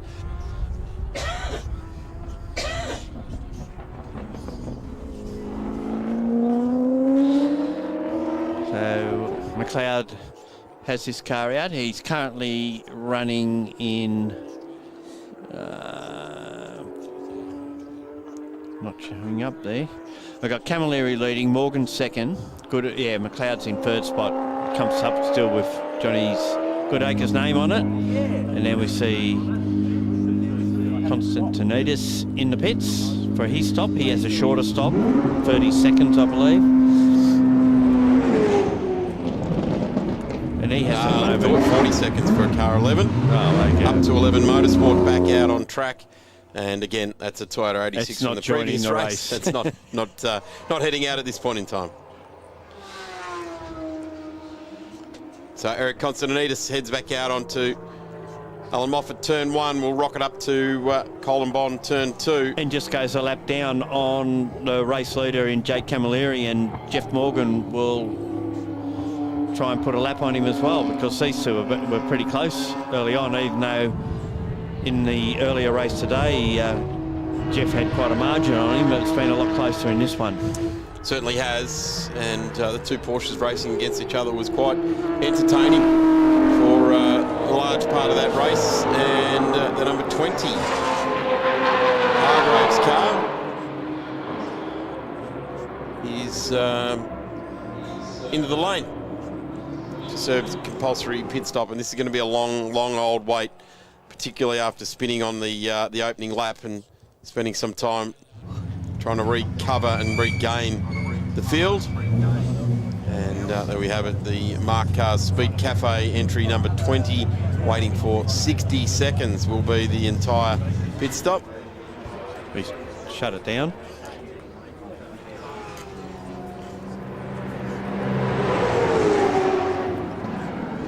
Now they've decided they might check tyres. Do some tyre pressures. Yeah. Plenty of time, 60 seconds to do it in here. Running on the Michelins for this particular version of the Mark car.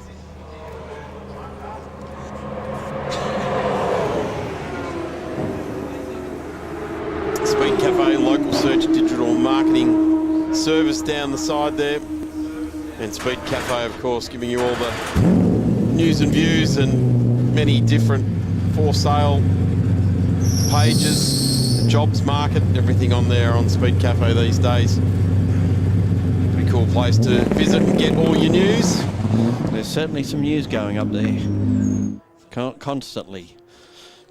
What's happening in motorsport, you'll find it on speedcafe.com. Accelerating away now, Adam Hargraves heads off into the last stanza of this race. 16 minutes left to go in this weekend for the Mark cars. And there is Jeff Morgan.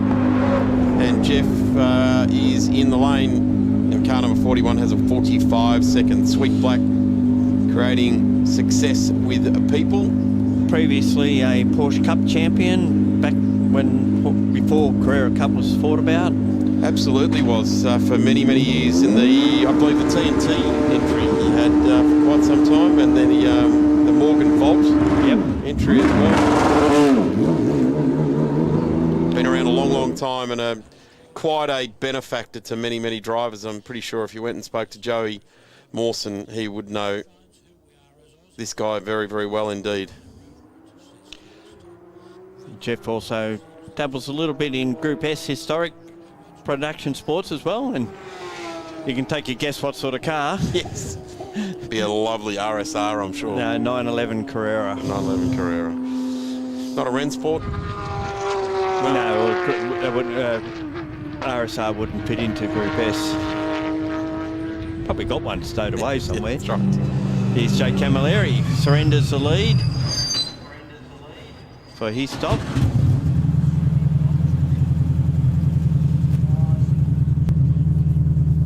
Came in the lead of the race in car number 36. And it's a short stop, 15 seconds. And there we have it, right back in the Mark 1. You can still see how far inboard and down and back the drivers sit in the Mark cars. So it was always the theory about keeping the driver safe and employing as many of those safer technologies or the passive safety items that you can put into these cars. And it was painstakingly done. Gaz, you and I had a chat with Ryan McLeod on the Grassroots Racing podcast, and he went through the whole process of building these cars and was very much an engineering feat, wasn't it, to get them up and running. So you can check all that out at the Grassroots Racing podcast. 27 other episodes up there as well. And we go down to pit lane. Good opportunity now those pit stops are done to talk to Jeff Chorlton from Mark Cars. You must be pretty happy with the way the series is coming together and the cars are acting out there on track. They're proving to be beautiful. They're doing the times we wanted them to do. Magnificent drivers. Having young Cameron McLeod, he's just, he's the next superstar. Johnny's no slouch on the pedal himself at pedaling it, so very happy with their cars, which is very important to me, of course. A few niggly problems still there to sort out. But yeah, I think overall this is something big. This is going to be good. You have some big plans and ambitions for this sort of category, haven't you? And these cars, particularly the new ones. Yeah, well, we hopefully produce one car from every 4 to 6 weeks. We've sold 7 already, so these are the first 2. But yeah, it will be, all the cars will be identical. It will be a superb series, with the young ones being able to do a 27. So the older gentlemen are going to have the wits about them. But yeah, all the same cars. They will all be identical. We are doing a Mustang body. We're going to do a Mustang Inspired body and a few others as well. But yeah, I think, guys, we're onto something big here. Beautifully engineered as well. They're a proper race car as well, which is what gets people excited as well, getting into one of these machines. Well, Australian made. They're made at Yandler at Pace. Pace are the absolute pinnacle in this country and probably the world in its everything, the technology, everything. They're a brilliant bunch of guys to work with, and I can't say enough on how good they are. We can't go wrong. We're fully Aussie made. The engine is a crate engine from the States. Every other component is made in this country. I love it. Fantastic. Well done to everybody involved in it. We can't wait to see it grow and grow and grow. Thank you, buddy. That was Jeff Taunton talking to Dean Herridge. And it's hard not to be round up in the passion, isn't it? Oh, yeah. Hand over heart when that one came on. Yeah, absolutely. It's hard not to be absolutely tied up in the passion. And we touched on it earlier, Gaz, where between Mike Borland and Jeff Taunton, they represent the Australian automotive manufacturing industry these days, don't they? And it might be a bit of a fight in a couple of years' time about who produces the most cars. At the moment, I think Mike's got it. I think Mark have got a couple of hundred, or at least 100 more variations to try and catch up. But certainly different way of going about it. The Mark cars did bring professional design in, whereas the crew down at Ball and Race Developments and Spectrum do it all in-house, as is done in Formula Ford. There wasn't any really rules for these cars. It was just we're going to do it, and the design was done, and then they just started building them. The Mark 1, the Mark 2, and then now the Mark GT and the newer GTSS, I believe, on the way as well. Yeah, and then so if you want a Mustang-inspired shape, that's not out of the realms of possibilities, as Jeff alluded to. There is a new Mustang being built. I believe that car will be for Darren Curry, so he and his good mate Axel Donaldson will be able to have the same sort of firepower underneath them. What I think will be the interesting thing is that getting a really experienced, and I don't want to say veteran, but a very experienced racer like this guy on screen at the moment, Jake Camilleri, with the older car, and to see how long he can pedal the older car to still be in that, in that contention for the race, because he's currently leading this one. He is indeed, and he's got a just under 10-second gap over McLeod. But I know drivers always say no cars are different, you just get into it and drive them, but Jake's going to get out of this Mark 1 Mazda and jump into a production car Mazda. What's that going to feel like? Obviously the production car hasn't got the performance of this one, and I was going to say the wheel's going to spin a bit slower. I would suggest he'd be able to bring himself back. I would suggest that Jake's going to be pretty worn out when he pours himself into the car to head off back home after today's racing. Does a lot of racing and does it well. He's always represented himself and his family very well. There's a gap first to second. That's a charge, isn't it? Yeah, and we've got 10 minutes of this race to go, so you think the odds are with young Cameron McLeod that he may get to the front of this and 3 win it? seconds a lap faster on the fastest laps between these two cars, and it was McLeod at the wheel, it wasn't Johnny Goodacre. So the car getting some 11 laps in with John, and then Cameron jumping on board and giving it a good push. And Jeff Taunton obviously has a lot of faith in Cameron and his ability to drive this car.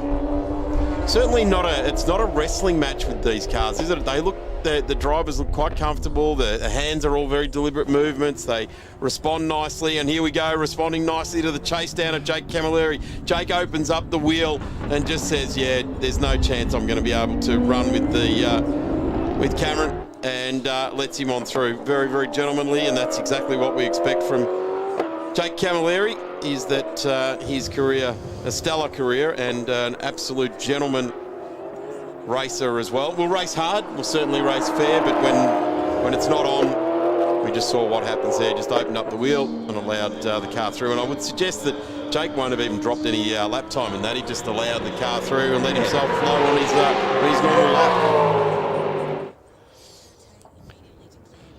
And there was about a 2-second lap time gap between them on that lap as well. So Jake can just drive and get a result and maybe try and go for a nice quick lap at the end as well, but he won't be able to catch McLeod at this rate. Something you and I know, Gaz, is that Jake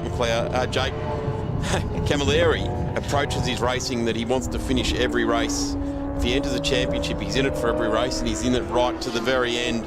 So that could be his theory here, is to finish every race and finish as high as he possibly can. Well, he drives in predominantly in a category where finishing is paramount, yes, because he does bat above the weight.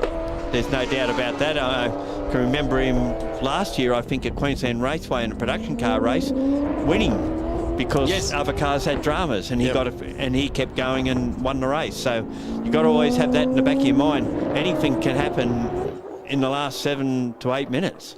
Certainly can, and we're in that zone now. 7.5 minutes left in this journey. It's been a ripping day, a ripping opening weekend for the Shannons Trophy Series here this weekend. And there's a lot of people that have put in great efforts here at the track with our volunteer officials, the race control staff, recovery staff, everyone putting in a great effort. The competitors coming to the event and racing at it, and of course all of the people that work so very, very hard at Motorsport Australia to keep these sorts of events running, these sorts of categories running, and to keep everybody safe and to go home at the end of the weekend. So a big congratulations to everyone that's been involved in getting this event up and running and really enjoying it. And the Mark cars having their own standalone series, a place to develop that as well, it looks like it's going to have a happy home amongst the Shannons Trophy Series. Indeed, and you can only expect it to grow because there'll be more cars come along as we move along, and particularly if we go into next year. I would suggest you're not buying a marked car to have it sit in the shed. No. You're buying a marked car because you want a race car and you want to go out there and use it, and use it for what it was designed for, to be a very serviceable race car. And we just cast our eyes now to the other competitors with Jeff Morgan and Eric Constantidis. This is Eric Constantidis who had a spin all on his own in the number 11, but pressing on nicely now and has had a faultless last 16 laps or so, and will be ruining that tiny little mistake that saw the car go around. But just up the road is the Leithhead. Behind is the Leithhead and Mamarello outfits. Here's Hargraves, and made his way up into 5th place now, with 5.5 minutes left to go. Well, he had it all to do, didn't he, with the spin early in the race and then the longest pit stop. He was up against the odds, and look who's coming up behind him to put a lap on him. The 1:34 is the best lap time for Adam Hargraves, 1:34.72. And the car coming in behind is Cam McLeod with Johnny Goodacre, and that car did with McLeod at the wheel a 1:30.26. It's some 4 seconds a lap faster, and that's why we're just seeing this closing space now. There it is, confirmation on our screens, a 1:30.2689 for the number 66. McLeod currently at the wheel, and looks to the inside of Adam Hargraves, and they ever so nearly had it coming together in turn 1, didn't they? Now he goes through, so that puts him down a lap. So McLeod leads from Camilleri, Morgan, Constantidis and Hargraves we see in the blue Mark GT in position 5. Andrew Leithhead and Frank Mamarello. Gee, that front air dam is a complexity of engineering on these cars, very deliberately directing air to exactly where it needs to go. There is no actual grill on it, it's just a blanked out. Yeah, the air comes in underneath. So it's flowing all the air from underneath the car and into those planes that we can see on the front of that front air dam. So let's have a look at the gaps. There was our race leader going through, McLeod. Jake Camilleri coming down the straight now, so that's a decent gap as well. 10 seconds. He's certainly got second spot lined up, hasn't he? Or locked in. Yeah, what are we on times there? Some 30 seconds back to this car. This is Jeff Morgan in the Porsche 991. And it's more than the front straight, isn't it? It's a very long gap between second and third. It's almost half a track, actually. It is. The gap between second and third, so they're all gathered around the back of the track, hiding out at the moment, and coming onto the straight there. So Jeff Morgan will be Eric Constantidis, which is a further 12 or 13 seconds back. There is Eric, right on cue. Enter screen right, and plummet down the hill here at Sydney Motorsport Park. Then we have the Andrew Leithhead car. 1 Focus. And here comes Adam Hargraves, who is the next one on the road. So cars spread out around the racetrack now with just under 3 minutes left to race. See the big vents out the side of the front air down there as well. So there is air being directed everywhere, even down the side pods of the car here. So they've thought about it very, very cleverly, and using all of that frontal area to deliver what the car needs at both high and low speeds. I think the car would look better if that side pod was blue as well. Yeah, would be. Like the livery on this car, you can't really see the side pod because it just blends into the livery on the side of it. Look lower then, doesn't it? The Gap Solutions outfit. Gap Solutions has been a big part of Johnny Goodacre's racing career, from saloon cars to Porsches, now in the Mark cars. Cam McLeod just ticking the boxes here on these laps now, doing just keeping the sector times where they need to be. It's a fine balance on bringing the car home, and I would suggest that Johnny probably wants to maybe even take a day to do some testing and maybe keep some of the tyre that he's currently got there to do a bit of that on. Do you reckon they're on the radio saying, righto Cam, you've got a minute 30 left, see if you can unleash the beast, see if you can give it what it needs? The tyre life might not be there now. Camilleri comes through turn 8. He still has second spot, and he's got quite an advantage over Jeff Morgan.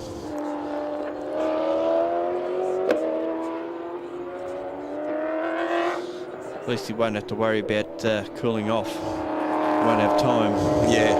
Yeah, he's going to have to bound out of the car, though. I'm pretty sure there won't be a post-race interview with him as well. He'll be straight down to pick it up here. There's a bit of a drag race here between the Ford Focus and the Mazda 3. Camilleri just got the sniff in a straight line. Manages to escape away. Well, some of the Mark 1 cars, I think most of them by now have had an engine upgrade to a later Coyote motor than what they originally came with. And even the Mark 2s have a newer engine configuration. 2 of them went to Bathurst for the Bathurst Challenge last year. They were Jeff Taunton and had his there, which I think Cameron McLeod had a run in. And the other car that was there were different capacity engines or different configured engines. So plenty of options there if you go and want to get one of these. So we've just run out of time on the race clock here. This is our race leader, Cameron McLeod. Does he come around for one more, or is this the checkered flag lap? So one more to go. So we're on our last one here, we'd suggest, for the Gap Solutions number 66. And I've got a feeling that it's just been given the go for it. See what you can do. He did a 32.2 on that last lap, so it'll be interesting to see what he does on this one. Well, he was running out to 33s there, so definitely brought it back in check to some of the quicker times. So he brings it down to turn 4, see how it goes. And of course, the cars don't move around like other categories that we've seen here this weekend because they're so well developed, the aero's so good on them that they're like rails, aren't they? Yeah, and that's what they're designed to do. They're designed to reward a guy or a girl or a race driver who wants to push a car and find its limits. There will be limits, that is for sure. Looking over the shoulder of our race officials down there with the checkered flags at hand. Our Motorsport Australia officials do a lot of training to make sure that they are well versed in all aspects of the jobs that they have at hand. You're not just thrown in the deep end and expected to know what to do. There is training. You can attend training courses, you can attend race meetings and get training. As we watch the top of the straight now and the charge down the hill here, let's see ultimately what the lap time is coming to the checkered flag. But ultimately this is the race win to Cam McLeod and to a fantastic drive there. Johnny Goodacre. Johnny Goodacre, last sorry. lap he did a 30.8. So he did go quicker. Yeah, got well within in reach of the fastest lap, 0.6 of a second away from it. So McLeod 1:30.2689, which was set on lap 9 of this race. To the line now, here comes Jake Camilleri. No stranger to standing on a podium. In fact, he's probably not even going to get the chance this time round. He's going to rush back to the pit lane and jump in his and get into the production car, which will be on the marshalling area ready for him to go. So we're seeing Adam Hargraves cross the line. He was in 5th position. Andrew Livehead in 6th position. We're just waiting for the 2 Porsches and, of course, Frank Marmarello, who just passes the Here comes checkered flag. Morgan now, taking the checkered flag. That's 2 third places today for Jeff Morgan in the black suite, yellow and black Porsche 991. And he disappears away. Still 2 cars on track. Eric Constantidis to bring it in. In fact, 1 car on track. And there he is. And that rounds out this round of the Mark cars. And we are closing in on the last race for the day, which will be the monochrome GT4 and the Mobile One Australian Production Car Championship. Won't be too far away on track to see those cars. There they are, lining up ready to go. We'll probably be missing a few, considering some of the damage that we've seen in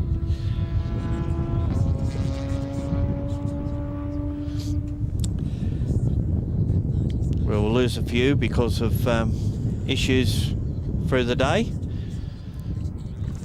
Really good to see production cars, Gaz. You and I have been around for quite some time and seen the ebbs and flows of production cars. We've seen some production car 3-hour races races with 8 cars at Phillip Island and things like that. 10 cars in a night race at Malar. Yeah.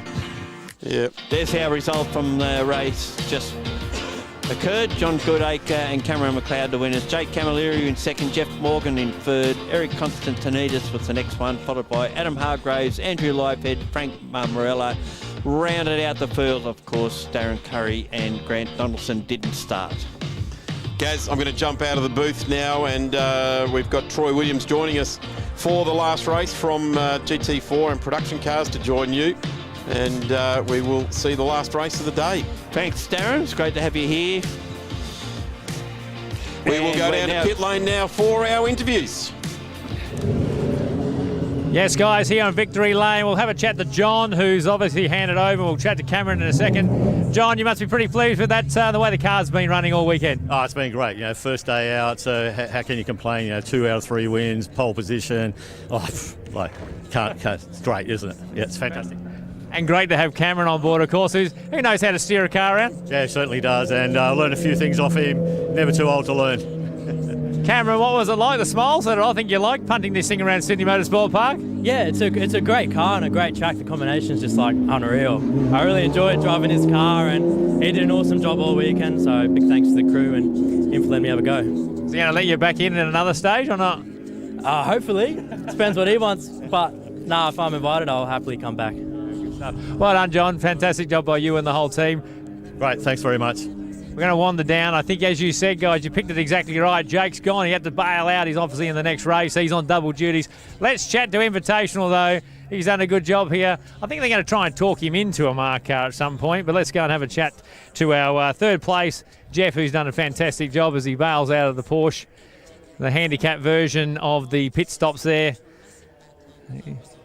He's got the open face, so we're going to even talk to him with the helmet on there. Jeff, this is not fair. Third, you've got, I think, 3 thirds in a row, mate. Well done. Yeah, thanks very much. It's been a fabulous weekend, and can't thank the guys at Mark enough for inviting us along.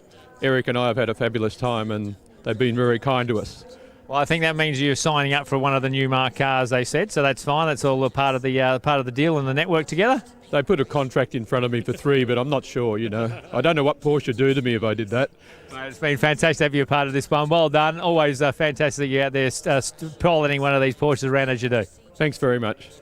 Good on you guys. That's what's right. We've got one to go here for the Shannons Trophy Series. Of course, that's a big one. We've got the monochrome GT4s coming up, and of course the Mobile One Australian production cars. It's an hour race, so we're going to be finishing big. Prize in the history of golf.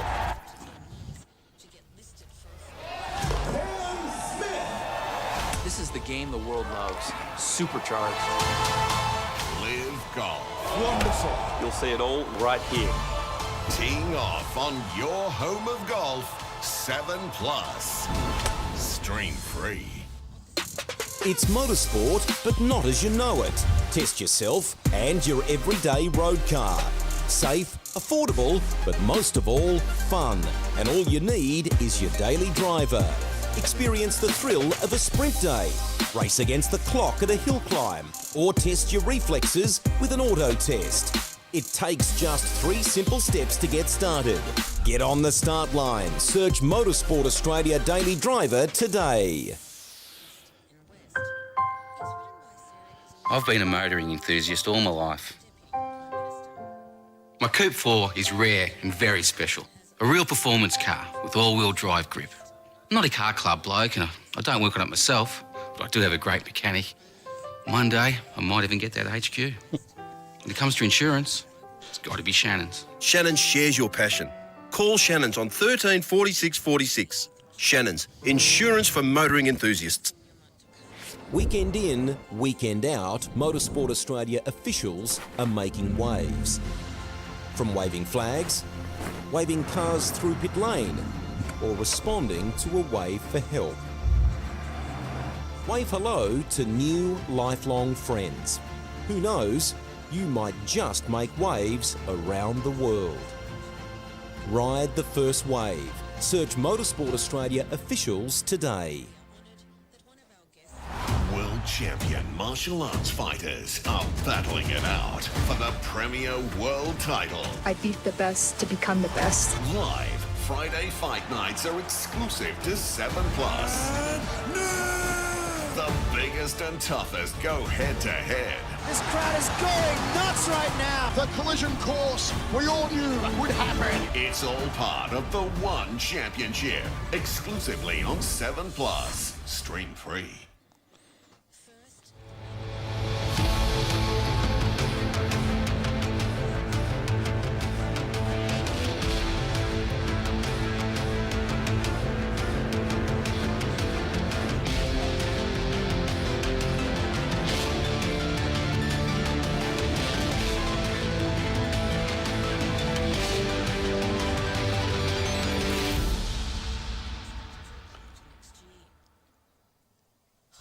We're back for our final race of the day. I've got Troy Williams with me to call this one, and well, we've got a bit to talk about because quite a bit happened in the earlier 1 hour race, race 3 on the program. Troy. Certainly did, Gary. So yeah, I think it'll be a interesting final race. We've got a couple of GT4s buried further back in the field after some misadventure in the earlier race.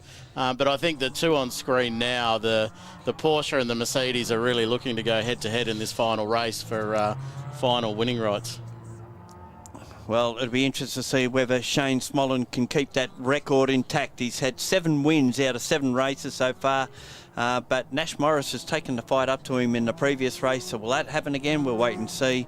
Ian Sherrin starts out of position 3, and he's been the front runner in the production cars throughout the weekend, which is a bit of a surprise because normally Grant's been the faster of the two of them. It's always the family feud there, but great to see Ian leading the charge for APC.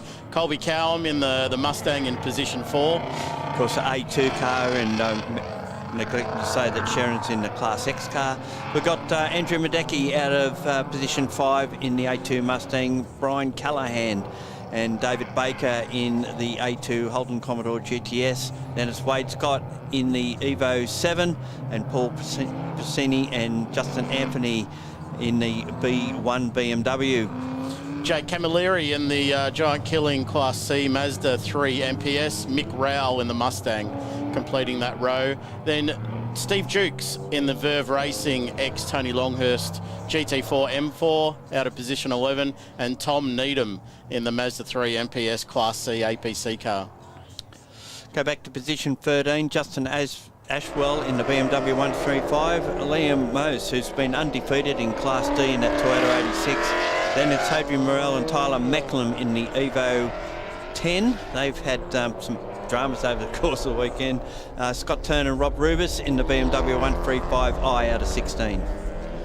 Position 17, Alan Jarvis in the Polo GTI, and then position 18, Chris Gunther and Mitch Randall in the BMW 130i. Position 19 will be Matt O'Brien in the 195 CSV Volanti, and position 20 will be, we've got Jack Sipp running this afternoon in speedcafe.com BMW M4. That thing should be on a bit of a charge coming from that far back in the Class X car. And then we've got Butt Derwin in the Astra VXR with Renee Gracie coming from the back. Should be interesting to watch her come through the field.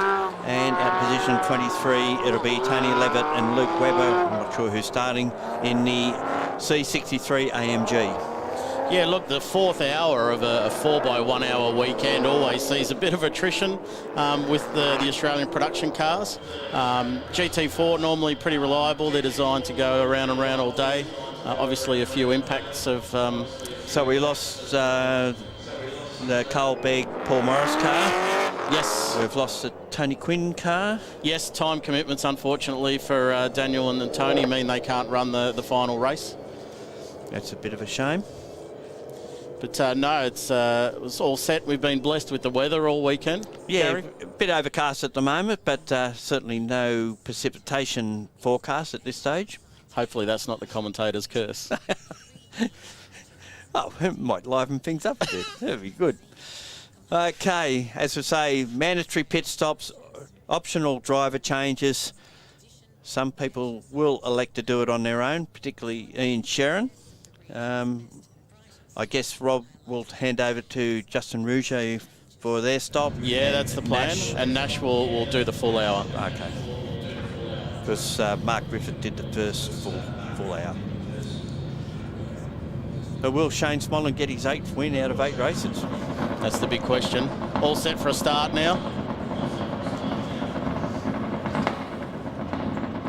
Revs come up as we get them ready to get off in this one. And away they go, and Smollen's just nailed that start perfectly.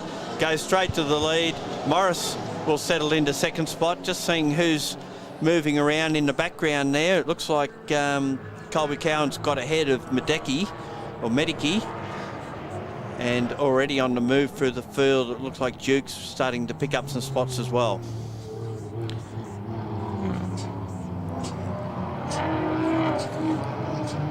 So the two Mazdas there battling it out for Class C honours, but back at the front of the field, looks like we've had a change for the lead with Nash Morris through on the Porsche.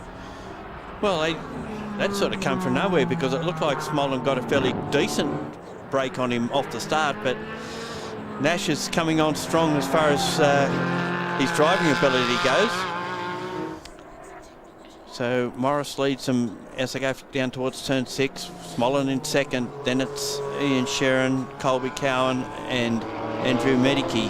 The next three, the production Mobile 1 production car series front runners. And the Mustangs have really been taking it up to the BMWs this weekend as well, haven't they? Yeah, absolutely. And with the advantage that they have in the compulsory pit stop, the Mustangs only needing to replace one tyre, the X-Class BMWs needing to replace 2, that gives them a quick little step up on the Class X cars over the course of an hour race. Rene Gracie coming through the field at the back there has already picked off quite a few competitors. Sitting on the back of the Speed Cafe M4. Tom Needham here, the Class C Mazda, sitting on the back of the CSV Volante. It's an interesting car because it's the people that built the Mondio were the ones that came up with that concept for that Holden.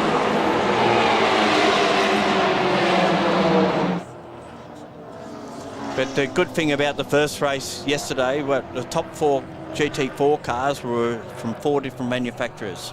Yeah, fantastic to see the different brands up there fighting. And of course, the SRO BOP is designed to bring all marques to a competitive benchmark. So fantastic to see all of the different brands of cars in there fighting for the podium spots. And the top 6 cars in that race were the GT4 6 that were here. Unfortunately, this morning's race didn't quite work that well, just because of racing and accidents do happen. Yeah. On the way here, Gary, I might have spotted in pit lane some green tyres going on to the number 19, driven by Nash Morris. So that may explain some of the additional traction they're finding early in the race. Good scrap going on back here in the field. That's Brian Callahan and Hayden Morrell. Is it Hayden Morrell or? Looks like Tyler Mecklen's driving this one. He's just gone under Callahan and chasing there hard on the BMW, the A1 car. That's Paul Piscini, who's at the moment, they're in the same class. Yeah, so A1 battle and then A2 with the red Commodore here. So normally aspirated versus the turbo all-wheel drive Evo. And of course, the VZ Commodore is lacking a little bit, except for straight line speed. Look at it, it just pulls out, almost went around him and then pulled back in as Mecklin gets the job done on Bassini going towards turn 1. and that means there's a lead change in the Class A1. Did the Dean? Yeah, I figured he had a drama because he was going to go past them, and then all of a sudden he pulled out of it. So problems for the Brian Callahan car. Did the Campbell Creek car make the start? It didn't, no. Unfortunately. Because they would have been the front runners in A1, along with Beckham and Adrian Morel. Yeah, very tightly contested this year, the A1 class within Mobil 1 Australian production cars. There goes Gracie past the speedcafe.com car. And ranging in on the back there of the Rowell and Chris Pappas Mustang. Certainly a different sounding car, yeah, and Brian Callahan's pulled off past turn 3. I would assume that's just about over the tunnel somewhere. Didn't quite make it back to the back entrance into the pit area. Yeah, the Rowell car sounds so different from the other two Mustangs, doesn't it? Certainly enjoyable to hear it heading past down the main straight here, and you know, for all those V8 fans out there, great sound to listen to. So Gracie continues her way forward. I understand in the previous race with Renee at the pit stop, they had some trouble getting the car restarted. So it was just a simple, probably one of those $2 parts, which was unfortunate to see, but an easy one to fix. So hopefully they've solved that for the pit stop coming up. The anomaly that I've seen so far is that the GT4 cars aren't necessarily the fastest cars in a straight line. Absolutely right. So the GT4s are making their time around the corners. The Class X Mobil 1 Australian production cars are still faster in a straight line, so it makes for some fantastic racing. And on a similar semi-slick tyre, you're seeing them battling for outright honours. Over a longer race distance, the GT4s tend to survive a bit better, are kinder to tyres, but on raw pace, we saw that at Bathurst as well. Indeed, we did. It took quite a while for the GT4s to assert their superiority. Yeah, the Sherrin brothers giving a few people a scare up and down the mountain there. Oh, Bassini almost ran out of road coming into turn 6 there. To get a wheel off on the outside of the track going in there, you could end up in all sorts of dramas, and we did see a drama there in the earlier race with Paul Morris and the Grant Sherrin BMW. Yeah. I have a feeling we're going to see these two at it right throughout the hour for A1 honours. Will be runner-up honours at this stage. Mecklem have already gone past them. But that's where the good fights are. They're not necessarily at the front of the field. They stretch all the way down. And just trying to see who's leading the Class C class. I would think it's Jake Camilleri in 15th. And Needham is the next one in line. He's only 2.4 seconds behind, so he's in another Mazda 3 MPS.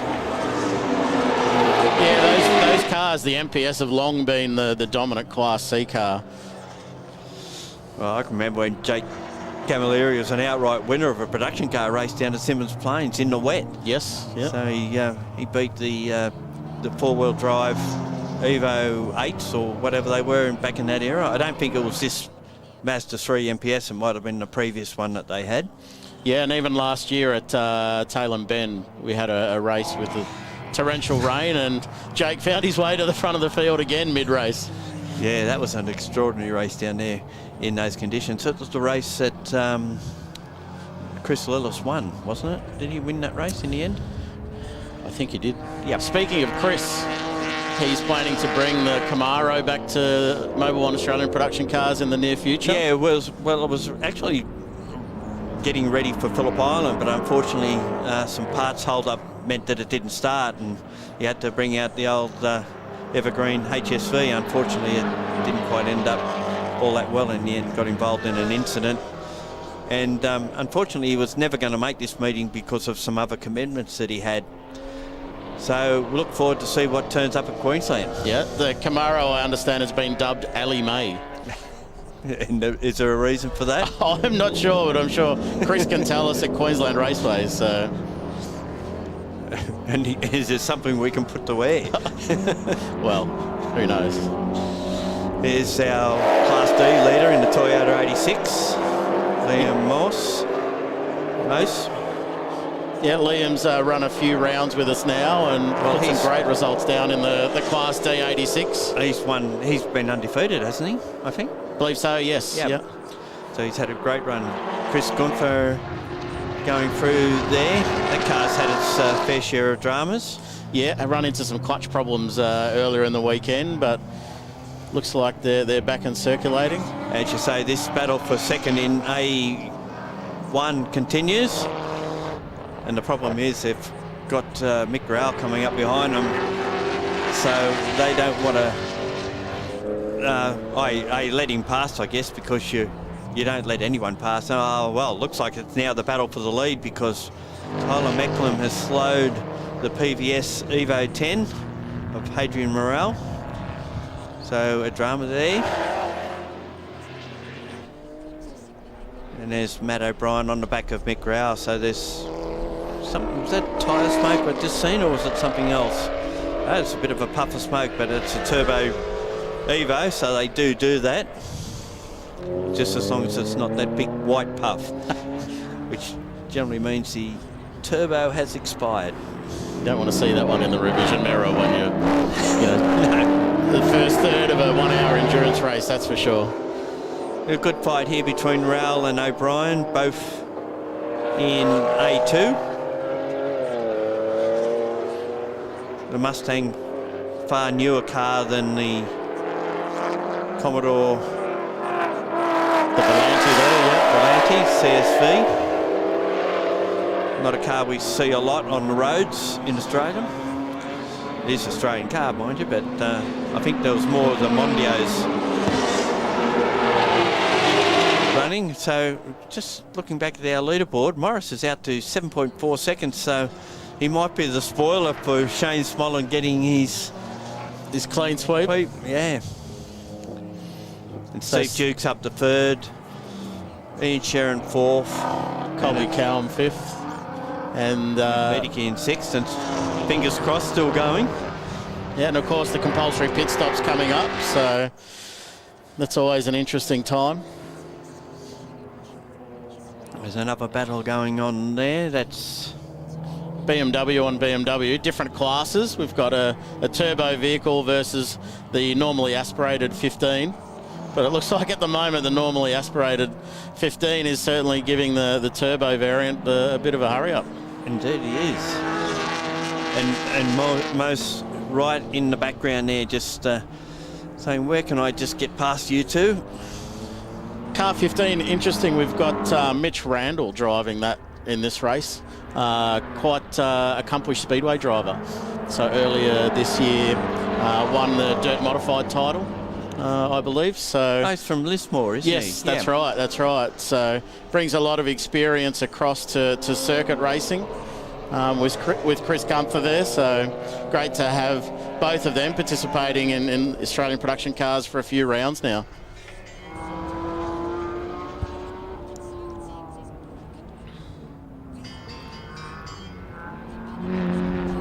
So I'm sure Liam will be watching this with bated breath, and if the two BMWs in front of him have a slip up, he'll be the first to make maximum use of that. And then the Polo in behind there of Alan Jarvis, also Class C.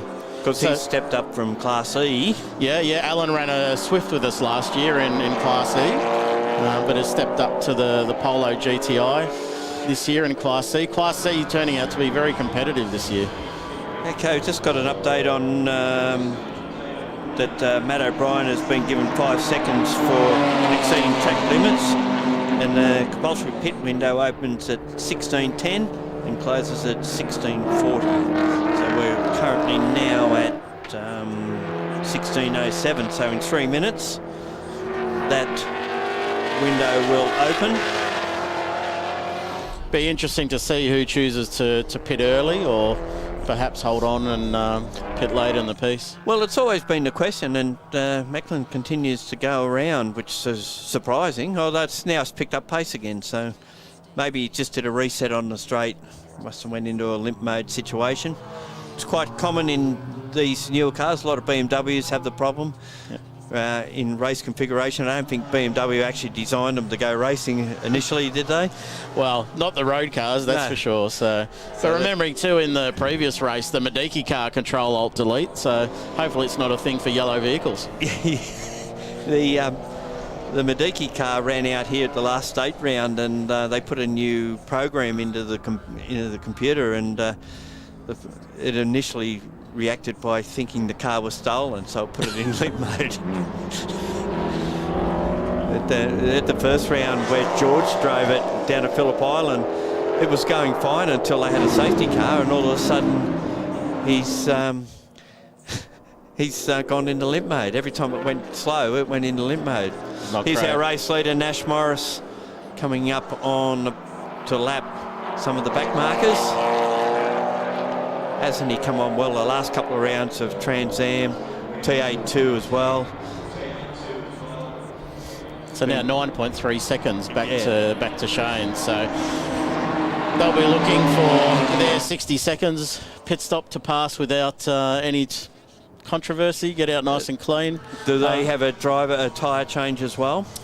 So with GT4 Australia this round, 60 seconds stationary time is the pit stop. The teams can choose if they would like to do a tyre change or not. And the car on screen now, number 56, Shane Smolin started in the car, and he will hand over to his co-driver at the pit stop. So we just heard another penalty. Mick Growell has got one for exceeding track limits at turn 8. Now, they were dicing together, so that tells your story, doesn't it? That's right. They'll still be dicing post-penalty as well. There goes our Class A2 leader in Colby Cowan. Been racing this car for a while with Lindsay Kearns. This is one of the older Ford Mustangs. This one dates back a couple of years now, whereas the yellow car in the background is one of the newer ones. Yep. Colby was the first to bring Mustangs to APC. After a battle of trying to get them as a eligible car because of the rear deck, I believe. Is that where the problem was? Yeah, there was something in there. But you know, if we look back through the Australian Touring Car Championship, you know, the Ford versus Holden battles right through production car racing back to the 60s.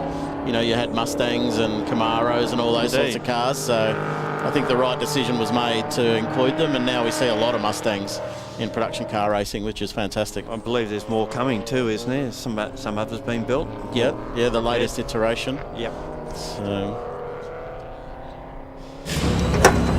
So here's our stop. Entry, so Justin Anthony jumping in the car there. Yeah, it's not showing up on our timing at the moment, but yeah, they're the first one. So this is a question I was going to ask before about do you pit early, do you pit late? If you get a pit stop, if you get a safety car, you then pit, you're going to make up a lot more ground. Yeah, and Nash Morris has jumped into the pits now, the race leader. So you can see him there. Oh, everyone coming in. Smolin in as well. So is Justin moving into that car? Not moved yet. Yep. See the movement on the left-hand side there. So yeah, it's a big strategy call. You know, do you go in early or late? Do you wait to try to play a safety car? You can't enter pit lane for your CPS under a safety car, period. But if you judge it correctly, you might already be in the pit lane by the time the safety car boards go out. Something HRT nailed with perfection. It was almost like they knew when to trigger the safety car back in the early 2000s when the Red Barons were winning races. How many times did they just nail? Every time they come in the pits, safety car would come out, and they just pick up so many spots. So Nash looking very focused here. The team will be counting down the 60 seconds. And only lucky he didn't get cut off there. So Liam Moyes heading back out in the fast lane in the 86. So Morris will drop spots. Unfortunately, our timing's not helping us right at the minute, but here comes Nash on the inside of the Mercedes, and also Jake Camilleri in the C-Class car. So it looked like a pretty clean pit stop. Team seems happy. Yeah, Colby Cowan now leads the race. Well, actually, he just led it for a moment because he's lost it. Renee Gracie back in position 1 now. So. Yeah, she's just taken over the lead, and she's, I think that's her in the background, isn't it? Behind Morris.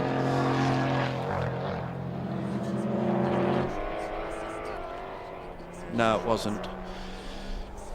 Just caught a catch of a flash of blue. Here's the speedcafe.com BMW Class X car of Jack Sipp, who we understand is doing this race on his own. That's the beauty of what I really like about production cars now. That if you have two drivers, you can have one do two races and one do the other two races. And I think Bob Pearson nailed this a few years ago in the Evo 10 out here, where everyone else was losing time in the pits doing driver changes. He just stayed in the car and won 4 races that day.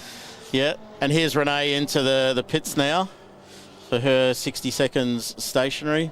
Team comes out to check tyre pressure. Bit of additional fluid going into the PBS Evo here. Yeah, it might be a bit of heat under the bottom of that Evo 10. Remembering again, this is the 4th hour of the weekend, so the cars have seen a fair bit of action at this point. There's our race leader, well, back in the lead now, Colby Cowan. Not yet as pitted.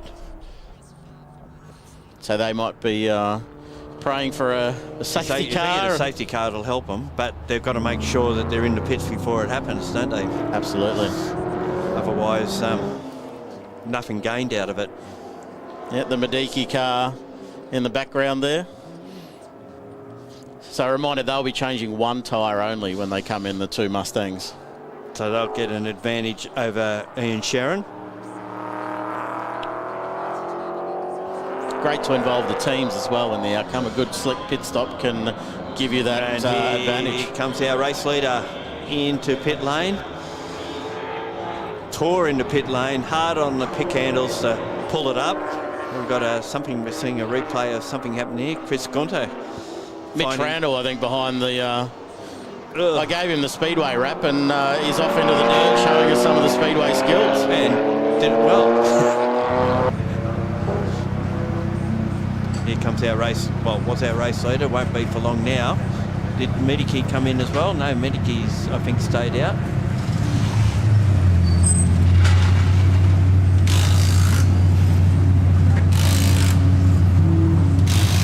Yes, did. So we've got another race leader now. And Colby staying in the car by the look of it. Lindsay Kearns obviously did the earlier races. Yeah, Colby and Lindsay have been a duo for a number of years, driving together. Great partnership and very consistent and reliable competitors. Both came out of racing saloon cars. Oh, there's some Matt O'Brien Valenti parked, unfortunately out of the race. So if they're bringing out a safety car now, the only ones that get any advantage are the ones in the pits. But that car might be pretty right where it is. I can't actually determine the spot. Looked like it was over near turn 4 somewhere. Here's our race leader, Andrew Mediki. Now there's a guy that's done a few miles on a racetrack. In a number of cars too. You name it, he's driven it, almost. So great to see them here and hopefully getting on top of the transmission issues that have plagued that car. So far, so good. So still leading the race pre-pit stop. Andrew in the 95 Mustang here. Has a fairly sizable lead too at this stage over Scott. That's 81 in the Evo there. So Nash Morris now making his way through again. So he's back into second. And trails by 27.7 seconds. And Mediki with a stop to perform. That'll put Morris well out in front. Just trying to see how far back behind would be Justin Rouger. He's about 12 seconds, 12.8 seconds maybe just a fraction more.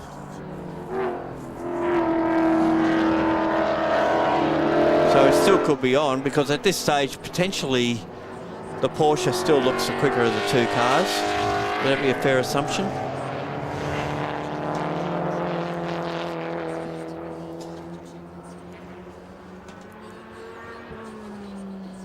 Here is Justin Rougeau, previously raced in Aussie racing cars, won Kumo Tyres V8 Touring Car Series as well. Has been mentoring drivers in XLs. I think he's been doing some test days as well. Andrew Medicki on full noise coming into pit lane there. Pulls it up in time, fortunately, so he will give the lead to Nash Morris.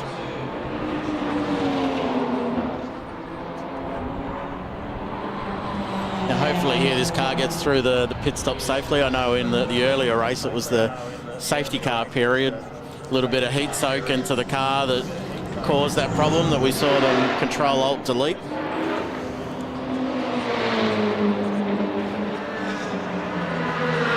Not what they would need at the moment to go, oh no, not again.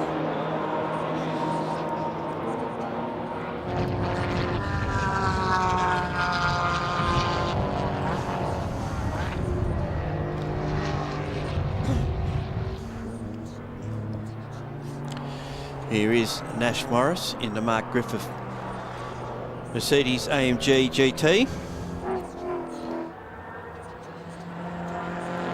Looks like a very popular addition to GT4. Steve Dukes in the M4 BMW F82 model, the same model as that car in the background, the Ian Sherrin car, but it's M4 spec as opposed to Class X spec. Yeah, the factory GT4. So I know they, Steve Dukes and the team were planning to update the livery, but I think they've got some good feedback on the bright orange and the heritage of that car with the livery as it is. So it might live to see another few rounds yet before they update it. The car raced in a 12-hour with Tony Longhurst and Aaron Seaton. Colby Cowan, we believe, still at the wheel of the number 25 Mustang, and lost the A2 lead in that exchange. Yeah, it looks like the overcut as opposed to the undercut. And this would be the top three in the Mobile One Australian Production Car Series, would it not? Medicki leading Cowan and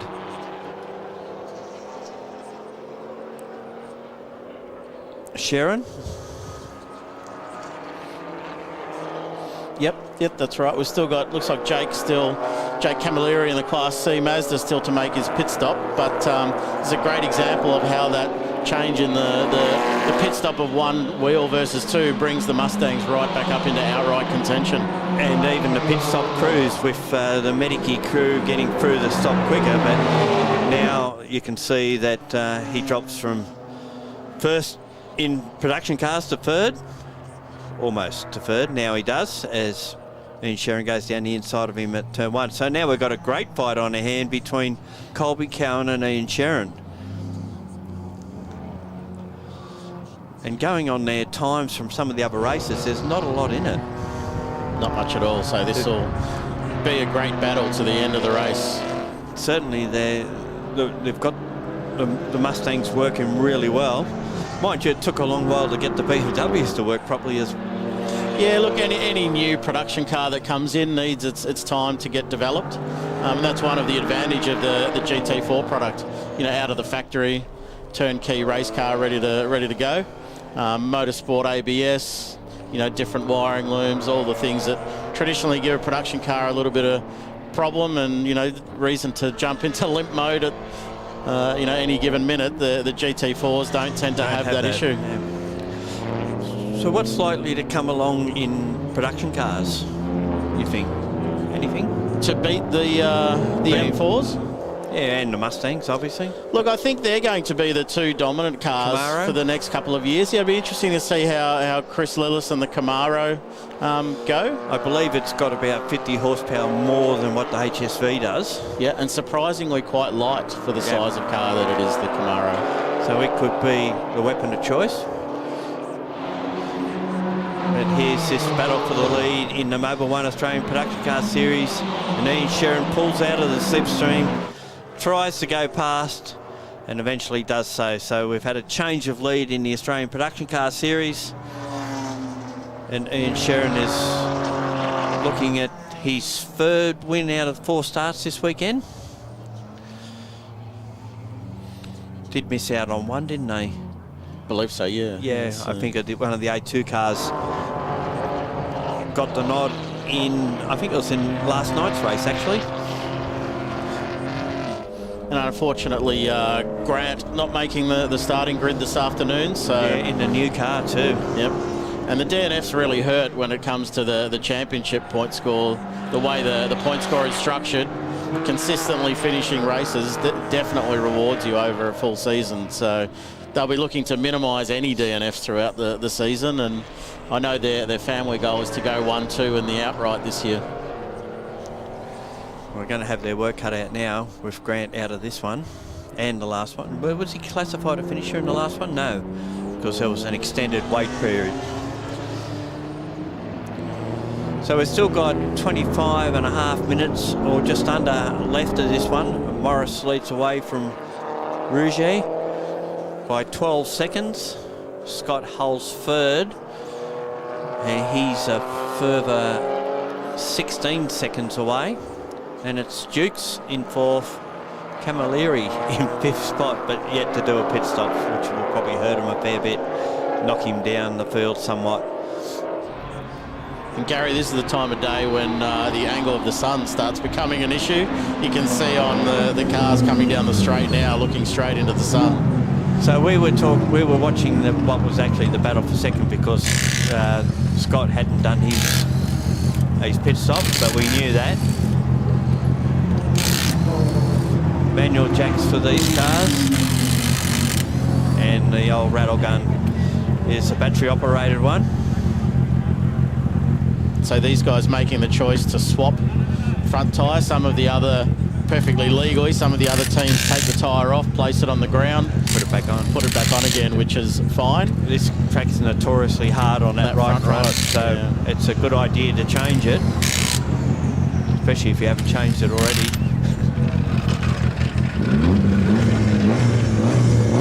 All the team members back behind the line. Car controller releases them. Good stop for that team. And right down the end of the pit lane too, so that helps getting back out up to speed out of the track. You probably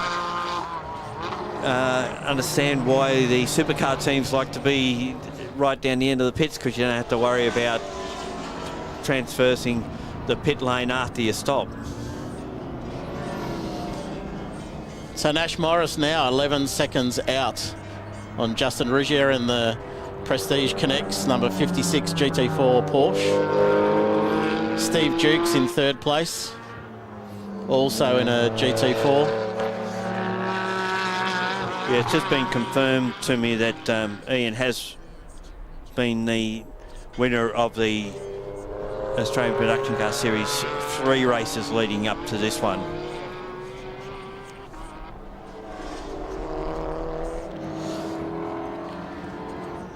So we've still got 23 minutes of this race to go. Rougier is actually made a slight indent on Morris's lead. It's down to 11.9 seconds. And he will be driving as hard as he possibly can to try and make up that leeway. And given that there's 22 minutes to go, it's he wouldn't have to do a lot. He'd have to be a bit quicker, no doubt. Steve Dukes in third, so it's GT4 cars first, second and third, with Ian Sherrin in fourth position, Colby Cowan in fifth, Andrew Medicki in sixth, and Jake Camilleri still with a stop to perform, the only one that hasn't stopped at this stage, in seventh position. Jake double timing with the marked cars this weekend, so it's been a common sight to see him running through the paddock and up and down pit lane from one car to the other. Renee Gracie in 8th position. She's done her stop. She started rear of field. So she's potentially in a position to pick off some more cars. She's only 2 seconds behind Jake and 2 seconds she's actually just past Jake and 2 seconds behind Mediki. So there's another couple of spots. So potentially she's looking at maybe 5th position at this stage. Great Maybe result 4th. for that older generation, Janetta. Just shows you that the balance of performance is working well, and you know, can even go get your hands on a G55 Janetta as well as the current generation G56 and still be competitive in the field. Indeed. It's Nash Morris coming out of turn 11 onto the straight, and as we speak, here's Gracie passing Mediki, and that moves her up into 6th position overall. There's quite a few people looking on. Paul Morris there looking on, keeping an eye on Nash, no doubt. Actually, when they first raced against each other this meeting, it would have been the first time they were on circuit at something really serious, like production cars in GT4, and someone's had a big drama out of, well, near turn 3. See a number 11. That's one of the BMW 130i's. That's Justin Ashwell. That car's cooked the turbo by the look of it. Yeah, that's the M135i BMW. And got to drive through the smoke from this point on. So will we see a safety car? This could really liven it up now and put Justin Ruger on the back of Nash Morris. So far they haven't moved. Someone's just got a 10-second penalty then, so it must have been a pit infringement. Which is the number 3. So he had a 5-second Mustang. 5-second one for track limits, now a 10-second one. So whether it's 2 more track limits or, yeah, it's starting to be a bit like a wrecking car lot out there, isn't it? There's a couple of cars strewn around the place, but so far they're keeping the race green. It would be good to see it go under safety car for a couple of laps, just to see what would happen in the final races, the final laps of the race. Certainly give a spicy end to the weekend. Yeah. I dare say that most teams would be saying, no, let's not do that, especially the one out in front. And here's Gracie now about to pass Cowan, and that will move her up into 5th position. And she's only just behind Sharon as well, so there's a good chance that she'll get Ian Sharon as well. There's Ian Sharon just up the road, so she's made some great inroads and easily picking off these cars around what you say, Troy, the better part of the circuit for GT4s, the back part of the circuit, through the corners, under brakes and out of the corners. But on the straight, it may not have the same amount of firepower as that M4, yeah. 3.7 litre V6. And there she goes at turn 8, takes that position off Sharon. Mecklen's still going to, which is, they're soldiering on. They're looking for points, obviously, because we've still got a few rounds of this series to go. Yeah, avoid that DNF at any cost. Exactly, as you mentioned, that's just not what you don't need, is to have a DNF. So that angle of the sun really getting quite low now. Hopefully we'll get some vision of that coming down the straight here. There it is. It's off to the right-hand side of the driver's vision, which helps. Summer months, of course, you're driving straight into it. So how far up the road? It's about 16 seconds from Gracie up to Dukes. With 17.5 minutes of the race to go, she would have to be lapping at better than a second a lap than the BMW driver.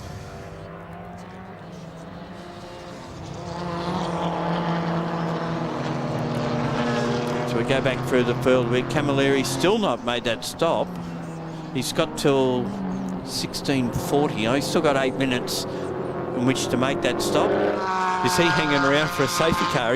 His eyes must have lit up when he seen that BMW off the road. thought, well, here's my chance. But he didn't pit, so he obviously they didn't think they were going to bring it under a cautionary period.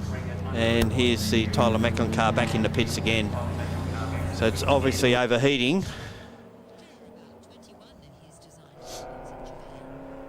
And there is Jake Cavalieri in the background of Nash Morris.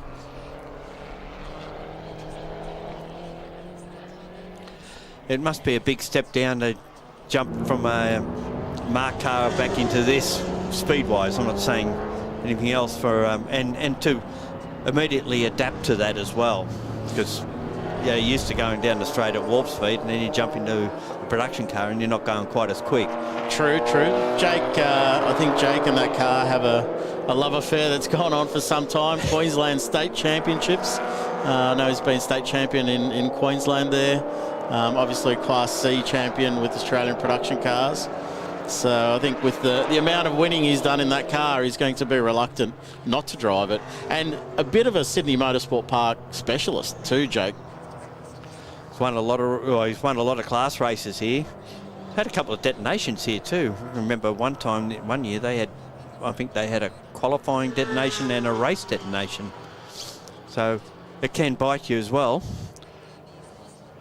Here's Justin Rougier in Shane Smollen's car, the Porsche Cayman. And it's been a bit of a windfall for him up until this very point. He's currently second on the road for Shane Smollen after 7 race victories. Brand new car, that one, this year too. A number of other cars either on the water or have been ordered by competitors. So Porsches, BMWs, Ginettas, Aston Martin on the way potentially. So there's an Audi in the country that's looking to join. So I think as we work towards the end of the season, we're going to see more and more GT4 cars join the series. And as we break away into independent grid next year, probably looking at 20 or so cars. That's great, isn't it? The McLaren didn't stay in the country, did it? So there was a McLaren in Phillip Island that was on display in our paddock area, which I believe is now sold. And we may even see that car at the Queensland round. I know that there was one racing a couple of years ago, but it only did a couple of meetings, and I'm not sure what happened to it after that, whether it left the country or it stayed here. It might even be that particular car that you're talking about. So another lap in the books for Nash Morris. He goes down past the start-finish line. The lead is 11 seconds. He's quite comfortable. He's managing this race really well. Got the lead fairly early on in the race and has been forging ahead ever since.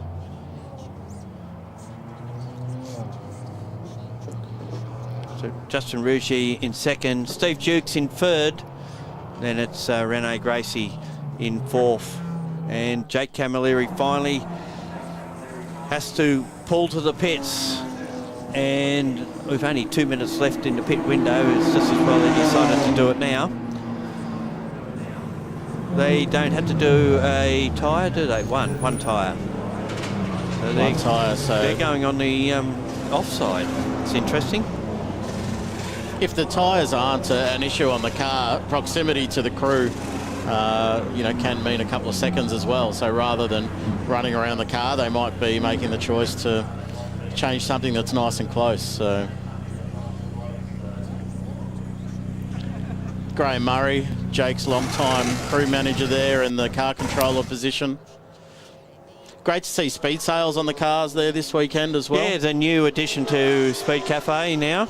Yep, part of the Speed Cafe group. So classified site, great place to go and check out your next race car. Have a browse over a cold beer. No, yeah, I have an issue with buying new cars. It's called finance. Here's Jake Jukes. He's in third position. And we talked about him before, and now Nash Morris has just put Colby Cowan down a lap as he just takes all before him. It's good of Mark Griffin to give Nash a run in the car. And if you needed a form guide, the guy at the moment, he is the one.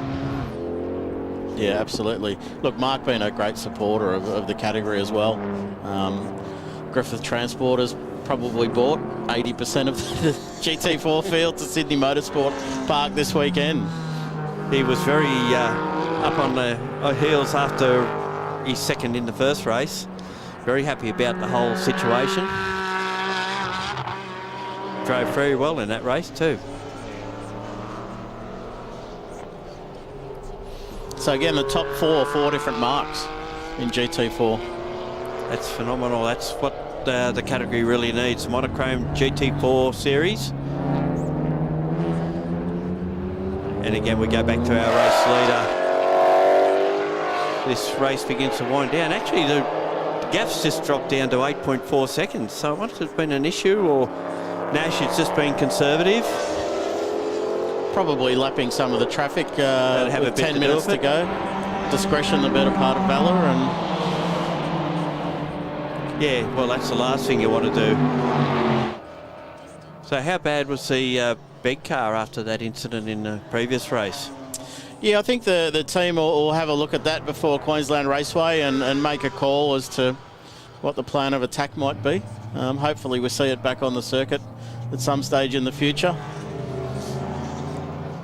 I know Paul was definitely enjoying driving it, so hopefully also we see Paul and Nash continue in the GT4 Australia Series. Well, the more laps you do, the better you get, they say.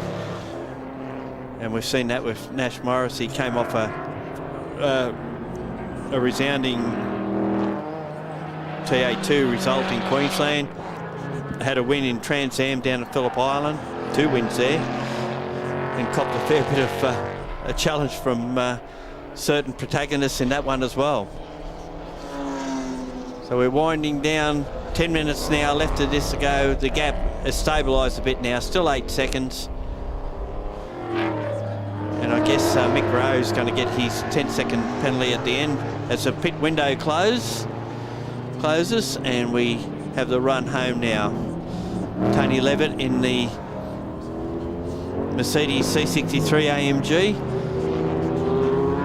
Hasn't had the greatest run. It's had some good results and not so good results.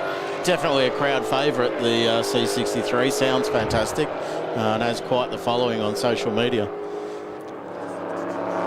Now Justin Rouget gets past Ian Sherrin. So that move to get past the lap car has cost him about half a second. Drops off just a little bit.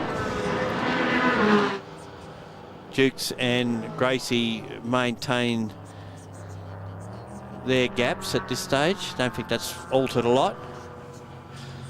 But I would say that she would be pretty happy to get up to 4th spot from the rear of the grid. Great result, yes.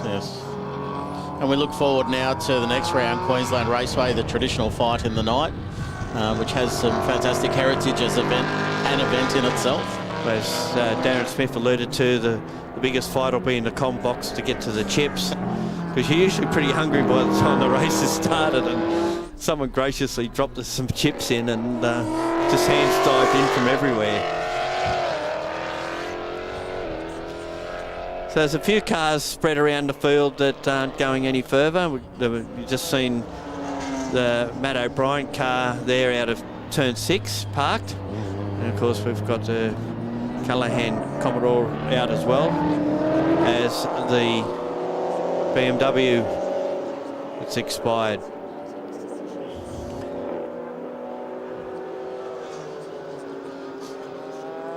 So still the 9-second gap between first and second, and then quite a big gap back to Stephen Dukes. It's a minute 10 back to Dukes in third. Actually, the gap to Rouge's just gone out a little bit, gone out to 9 seconds now. And there we go. There's a Nash putting a lap on Renee Gracie for position 4, and she's in 4th position, so he's lapped everyone up to there. And what sort of lap times we get out of these cars? 30, so it's about 19 seconds off getting Steve Dukes as well. Yes, so lap time 1:39 was the last for the leader, Nash Morris, with the best lap time of 1:38.3. Yeah, and Dukes is actually trailing by 1 minute 20, so that means there's about 19 seconds to be made up, you would think. And that's interesting, at the end of the 4th hour across a weekend, the delta between the last lap and fastest lap is still quite small. Yeah, so consistent performance from the cars and drivers, which is great. So Sharon still leads the Mobile One production cars from Cowan, Medicke in 3rd, Jack Sipp up to 4th, so he's picked up a few spots. Scott in 5th and leading A1. I don't know if we've got too many A1s left. So Justin Anthony in 71, also A1. So well, they're the 2 leading A1 competitors. Mick Rao in the A2s in 11th, Camilleri 12th after the stop. So he's in Class C, and that's a good result to be 12th on the road. Absolutely. And then Scott Turner, followed by Tom Needham. Yep, we just saw Liam Moyes on screen, getting passed by Nash, Class D leader. Yeah, he's been undefeated. So the way the overall points work in production cars is that is it based on your class result? So we have an outright championship as well as class results. So Ian Sherrin will be getting the points for the outright Australian production car championship and also Class X points. So that doesn't matter what class you're from, it's where you finish in the pecking order. For outright, yes, that's right. Yeah. There is our Mobile One production car series leader and outright leader in the points, I would imagine now. Yeah, quite a history to that red Sherrin Racing M4 as well. The yellow car of Grant's the newer of the 2, and then followed by the oldest of the Mustangs. So it's the oldest of the BMWs leading the oldest of the Mustangs. But that's the good thing about production cars. Like, you can come with an older car. Like Jake Camilleri's car dates back a fair bit too, the Mazda 3 MPS. I dare say that most of the parts have been brought up to date. That's allowable. Yes, yeah. So under 5 minutes to go now on the race clock. It's good to see the Medicke Ford travelling well. And Nash Morris still has that 9-second lead over Justin Rouget. So Nash coming up now on the Polo of Alan Jarvis, the newest car in the field. That one, 2020, I believe it's a logbook Polo GTI. Ran out of fuel earlier in the weekend with 4 corners to go. And there's no downhill from the 4 corners out, is there? No. You've got to go uphill and then downhill. No. It was a long 59 minutes and 50 seconds for Alan, unfortunately, but good to see him back working away at accumulating points in Class C.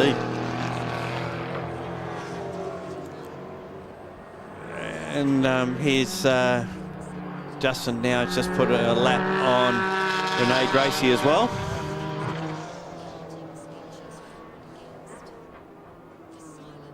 So the 3 leaders are on the lead lap, and they're just on their 31st lap at the moment. We've gone without a safety car through this one, and probably rightly so considering the dramas that happened in the earlier race.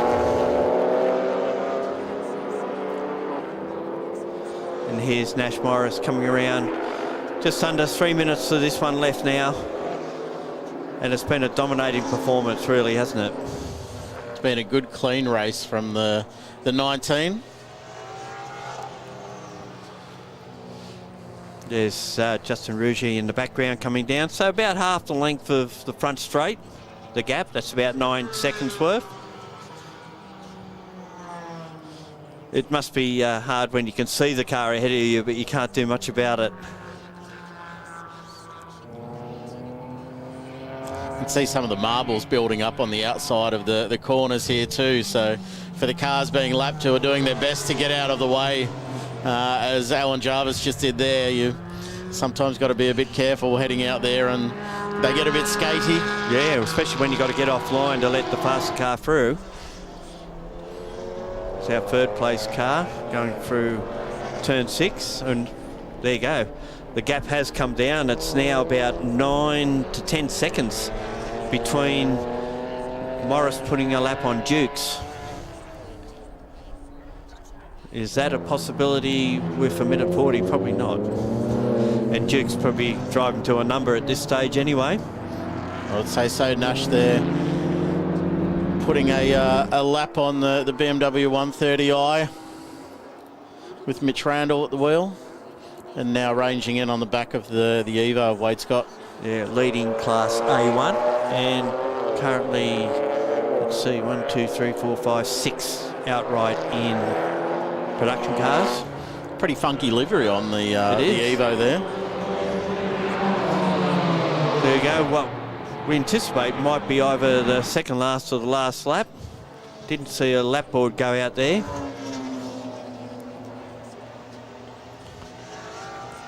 This is what the part of the race when those noises you start hearing that may or not even be there, you start getting a bit nervous, hear the rattles, think, oh. Well, you're picking up a bit of tyre deck too off the track, and that rattles around up inside the guards. That'd worry you a little bit.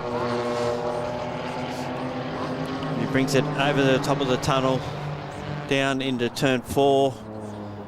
So we've still got 28 seconds, so we may go another lap.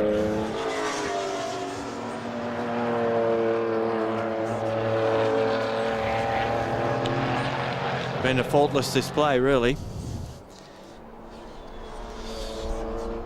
And for Shane Smolin and Justin Rouget in second. Oh, we're just outpaced in this one, I guess. Yeah, from that first lap where we saw Nash get past for the lead, but a good clean weekend for both competitors. I'll be happy to bank the points, and I guess although the Prestige Connects team have lost the clean sweep, they'll still have a fairly strong championship lead, and I dare say we'll be very happy with the weekend's results. Well, I think they were leading from Tony Quinn, weren't they, coming into this round? So they've stretched that lead because Tony hasn't started the last race. Yeah, Tony will be looking forward to the next round on home turf up at Queensland Raceway. Won't have to catch a plane from there. No, that's right. Okay, now I think we must be about to head. Checkered flag is out and has been shown to Nash Morris. So Nash Morris wins the fourth and final race at the second round of the Monochrome GT4 and Mobile 1 production car series here at Sydney Motorsport Park today. Part of the Trophy Race Series, the first inaugural round for the Trophy Series, and it's been a good one overall with all the categories that we've seen run here this weekend. Justin Rouget was second.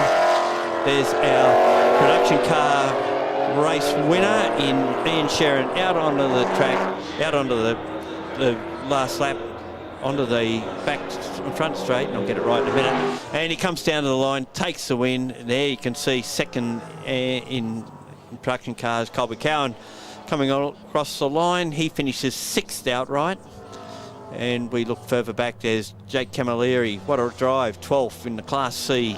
Mazda 3 MPS, third place in production cars, and second in A2 is Andrew Medicki. Gets across the line there, finishes in 7th position outright. B1 class winner coming down to take the checkered flag now, followed by Tom Needham in the Class C Mazda, second place for Tom in Class C, who spanners for GRM during the week. There you go. So he was at Winton last weekend working. And here's our third place overall, and in GT4, Steve Dukes. And he's a bit happy about that. Testing out the headlights there. Jack Sipp brings the Class X BMW down to the line. He finished in 8th position overall. So that would make him 5th in production cars. Yeah, and second in Class X. So a good result for them in the end, considering where they started that race a while back.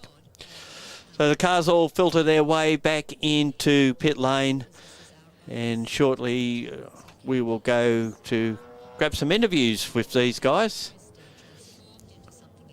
and wrap up what has been a great opening round of the Shannons Trophy Series. Here's our final results for this race. Nash Morris from Justin Rouget and Shane Smolin, Steve Dukes in third, Rene Gracie in fourth, Ian Sherrin, Colby Cowan and Andrew Medicki. The top three in production cars. Jack Sipp was fourth. Wade Scott and Justin Anthony rounded out the top 10 overall. Nash Morris getting the fastest lap of the race there with a 1:38.3749.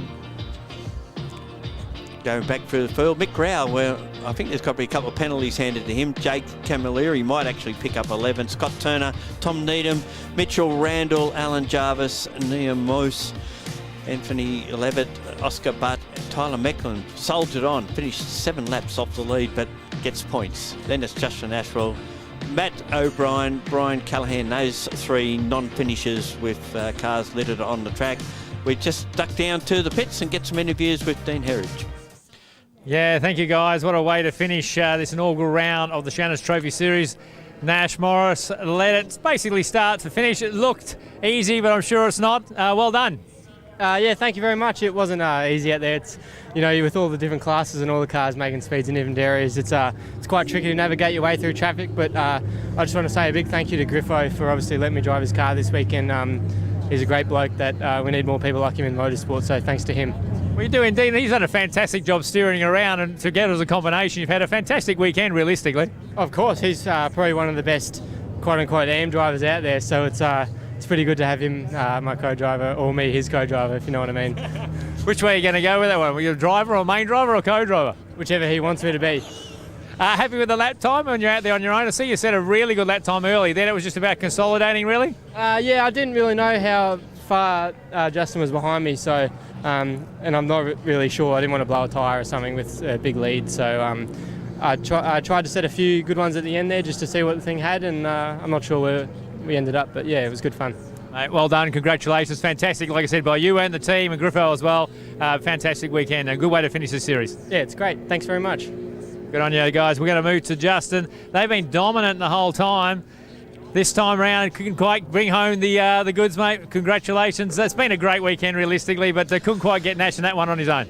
No, I was when I seen that car park up out of turn 2, I was hoping there's going to be a safety car, so it'd be on the Donkey Kong. But yeah, it just wasn't to be. You know, we tried our heart out. We with our strategy and everything with our tyre set. But credit to Shane, Autohouse, Hamilton, the whole crew. You know, it's pretty cool to be part of the GT4 series, and to come away with the round win's pretty cool too. Team have done a fantastic job, as you say, round win, so you can't be displeased with that. Didn't quite get it on this one, but solid. And like I said, probably the cars had the least amount of dramas, still straight and looking good for the next one. Yeah, of course. You know, I've learned a lot from Shane and the whole team this weekend, and credit to Shane for being so quick. And yeah, look, we'll reevaluate. We'll come out swinging the next one. I like that fighting talk. Well done. Good stuff. Let's round out the podium here, have a chat. The team pretty happy. The BMW, well done. Smiles as it all. Podium to finish it off. Congrats. Yeah, thanks very much. Nice to come back from 11th. We had a little bit of trouble in the second race. We were nice and fast. Got a little tag up with the rear grid, so great to finish off this way. Big thank you to all the crew. Hello to everyone back at home, and just a great weekend. And the thing is, good to fight back from those dramas. That race looked really solid from your team's point of view. Yeah, thanks very much. We're just conserving tyres, making sure we knew where we wanted to be and the times we wanted to run. So, and great job to 1 and 2. They've been great all weekend. So, yeah, awesome. No complaints. Bodes well for the rest of the series. Congratulations. Enjoy with your team. Thank you very much. Good stuff, and what a absolutely fantastic start to this season. The Shannons Trophy Series here from Sydney Motorsport Park. It's been fantastic bringing the action to you. Of course, the next round is going to be up north, Queensland race, where we go to on the 2nd to the 4th of August. Make sure you join us then live and free here on 7+. On behalf of the whole broadcast team that's put this forward, I'm Dean Herridge. Great to have your company. We'll see you in Queensland.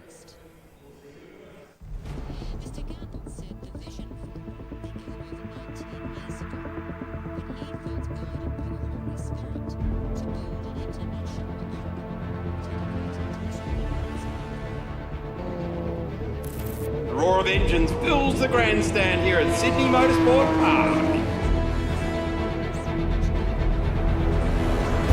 Oh, that's a huge slide through the turn.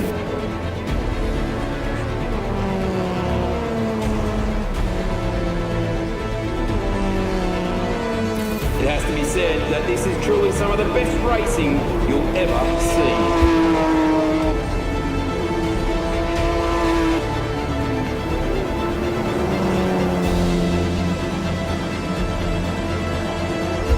This is motorsport at its absolute finest.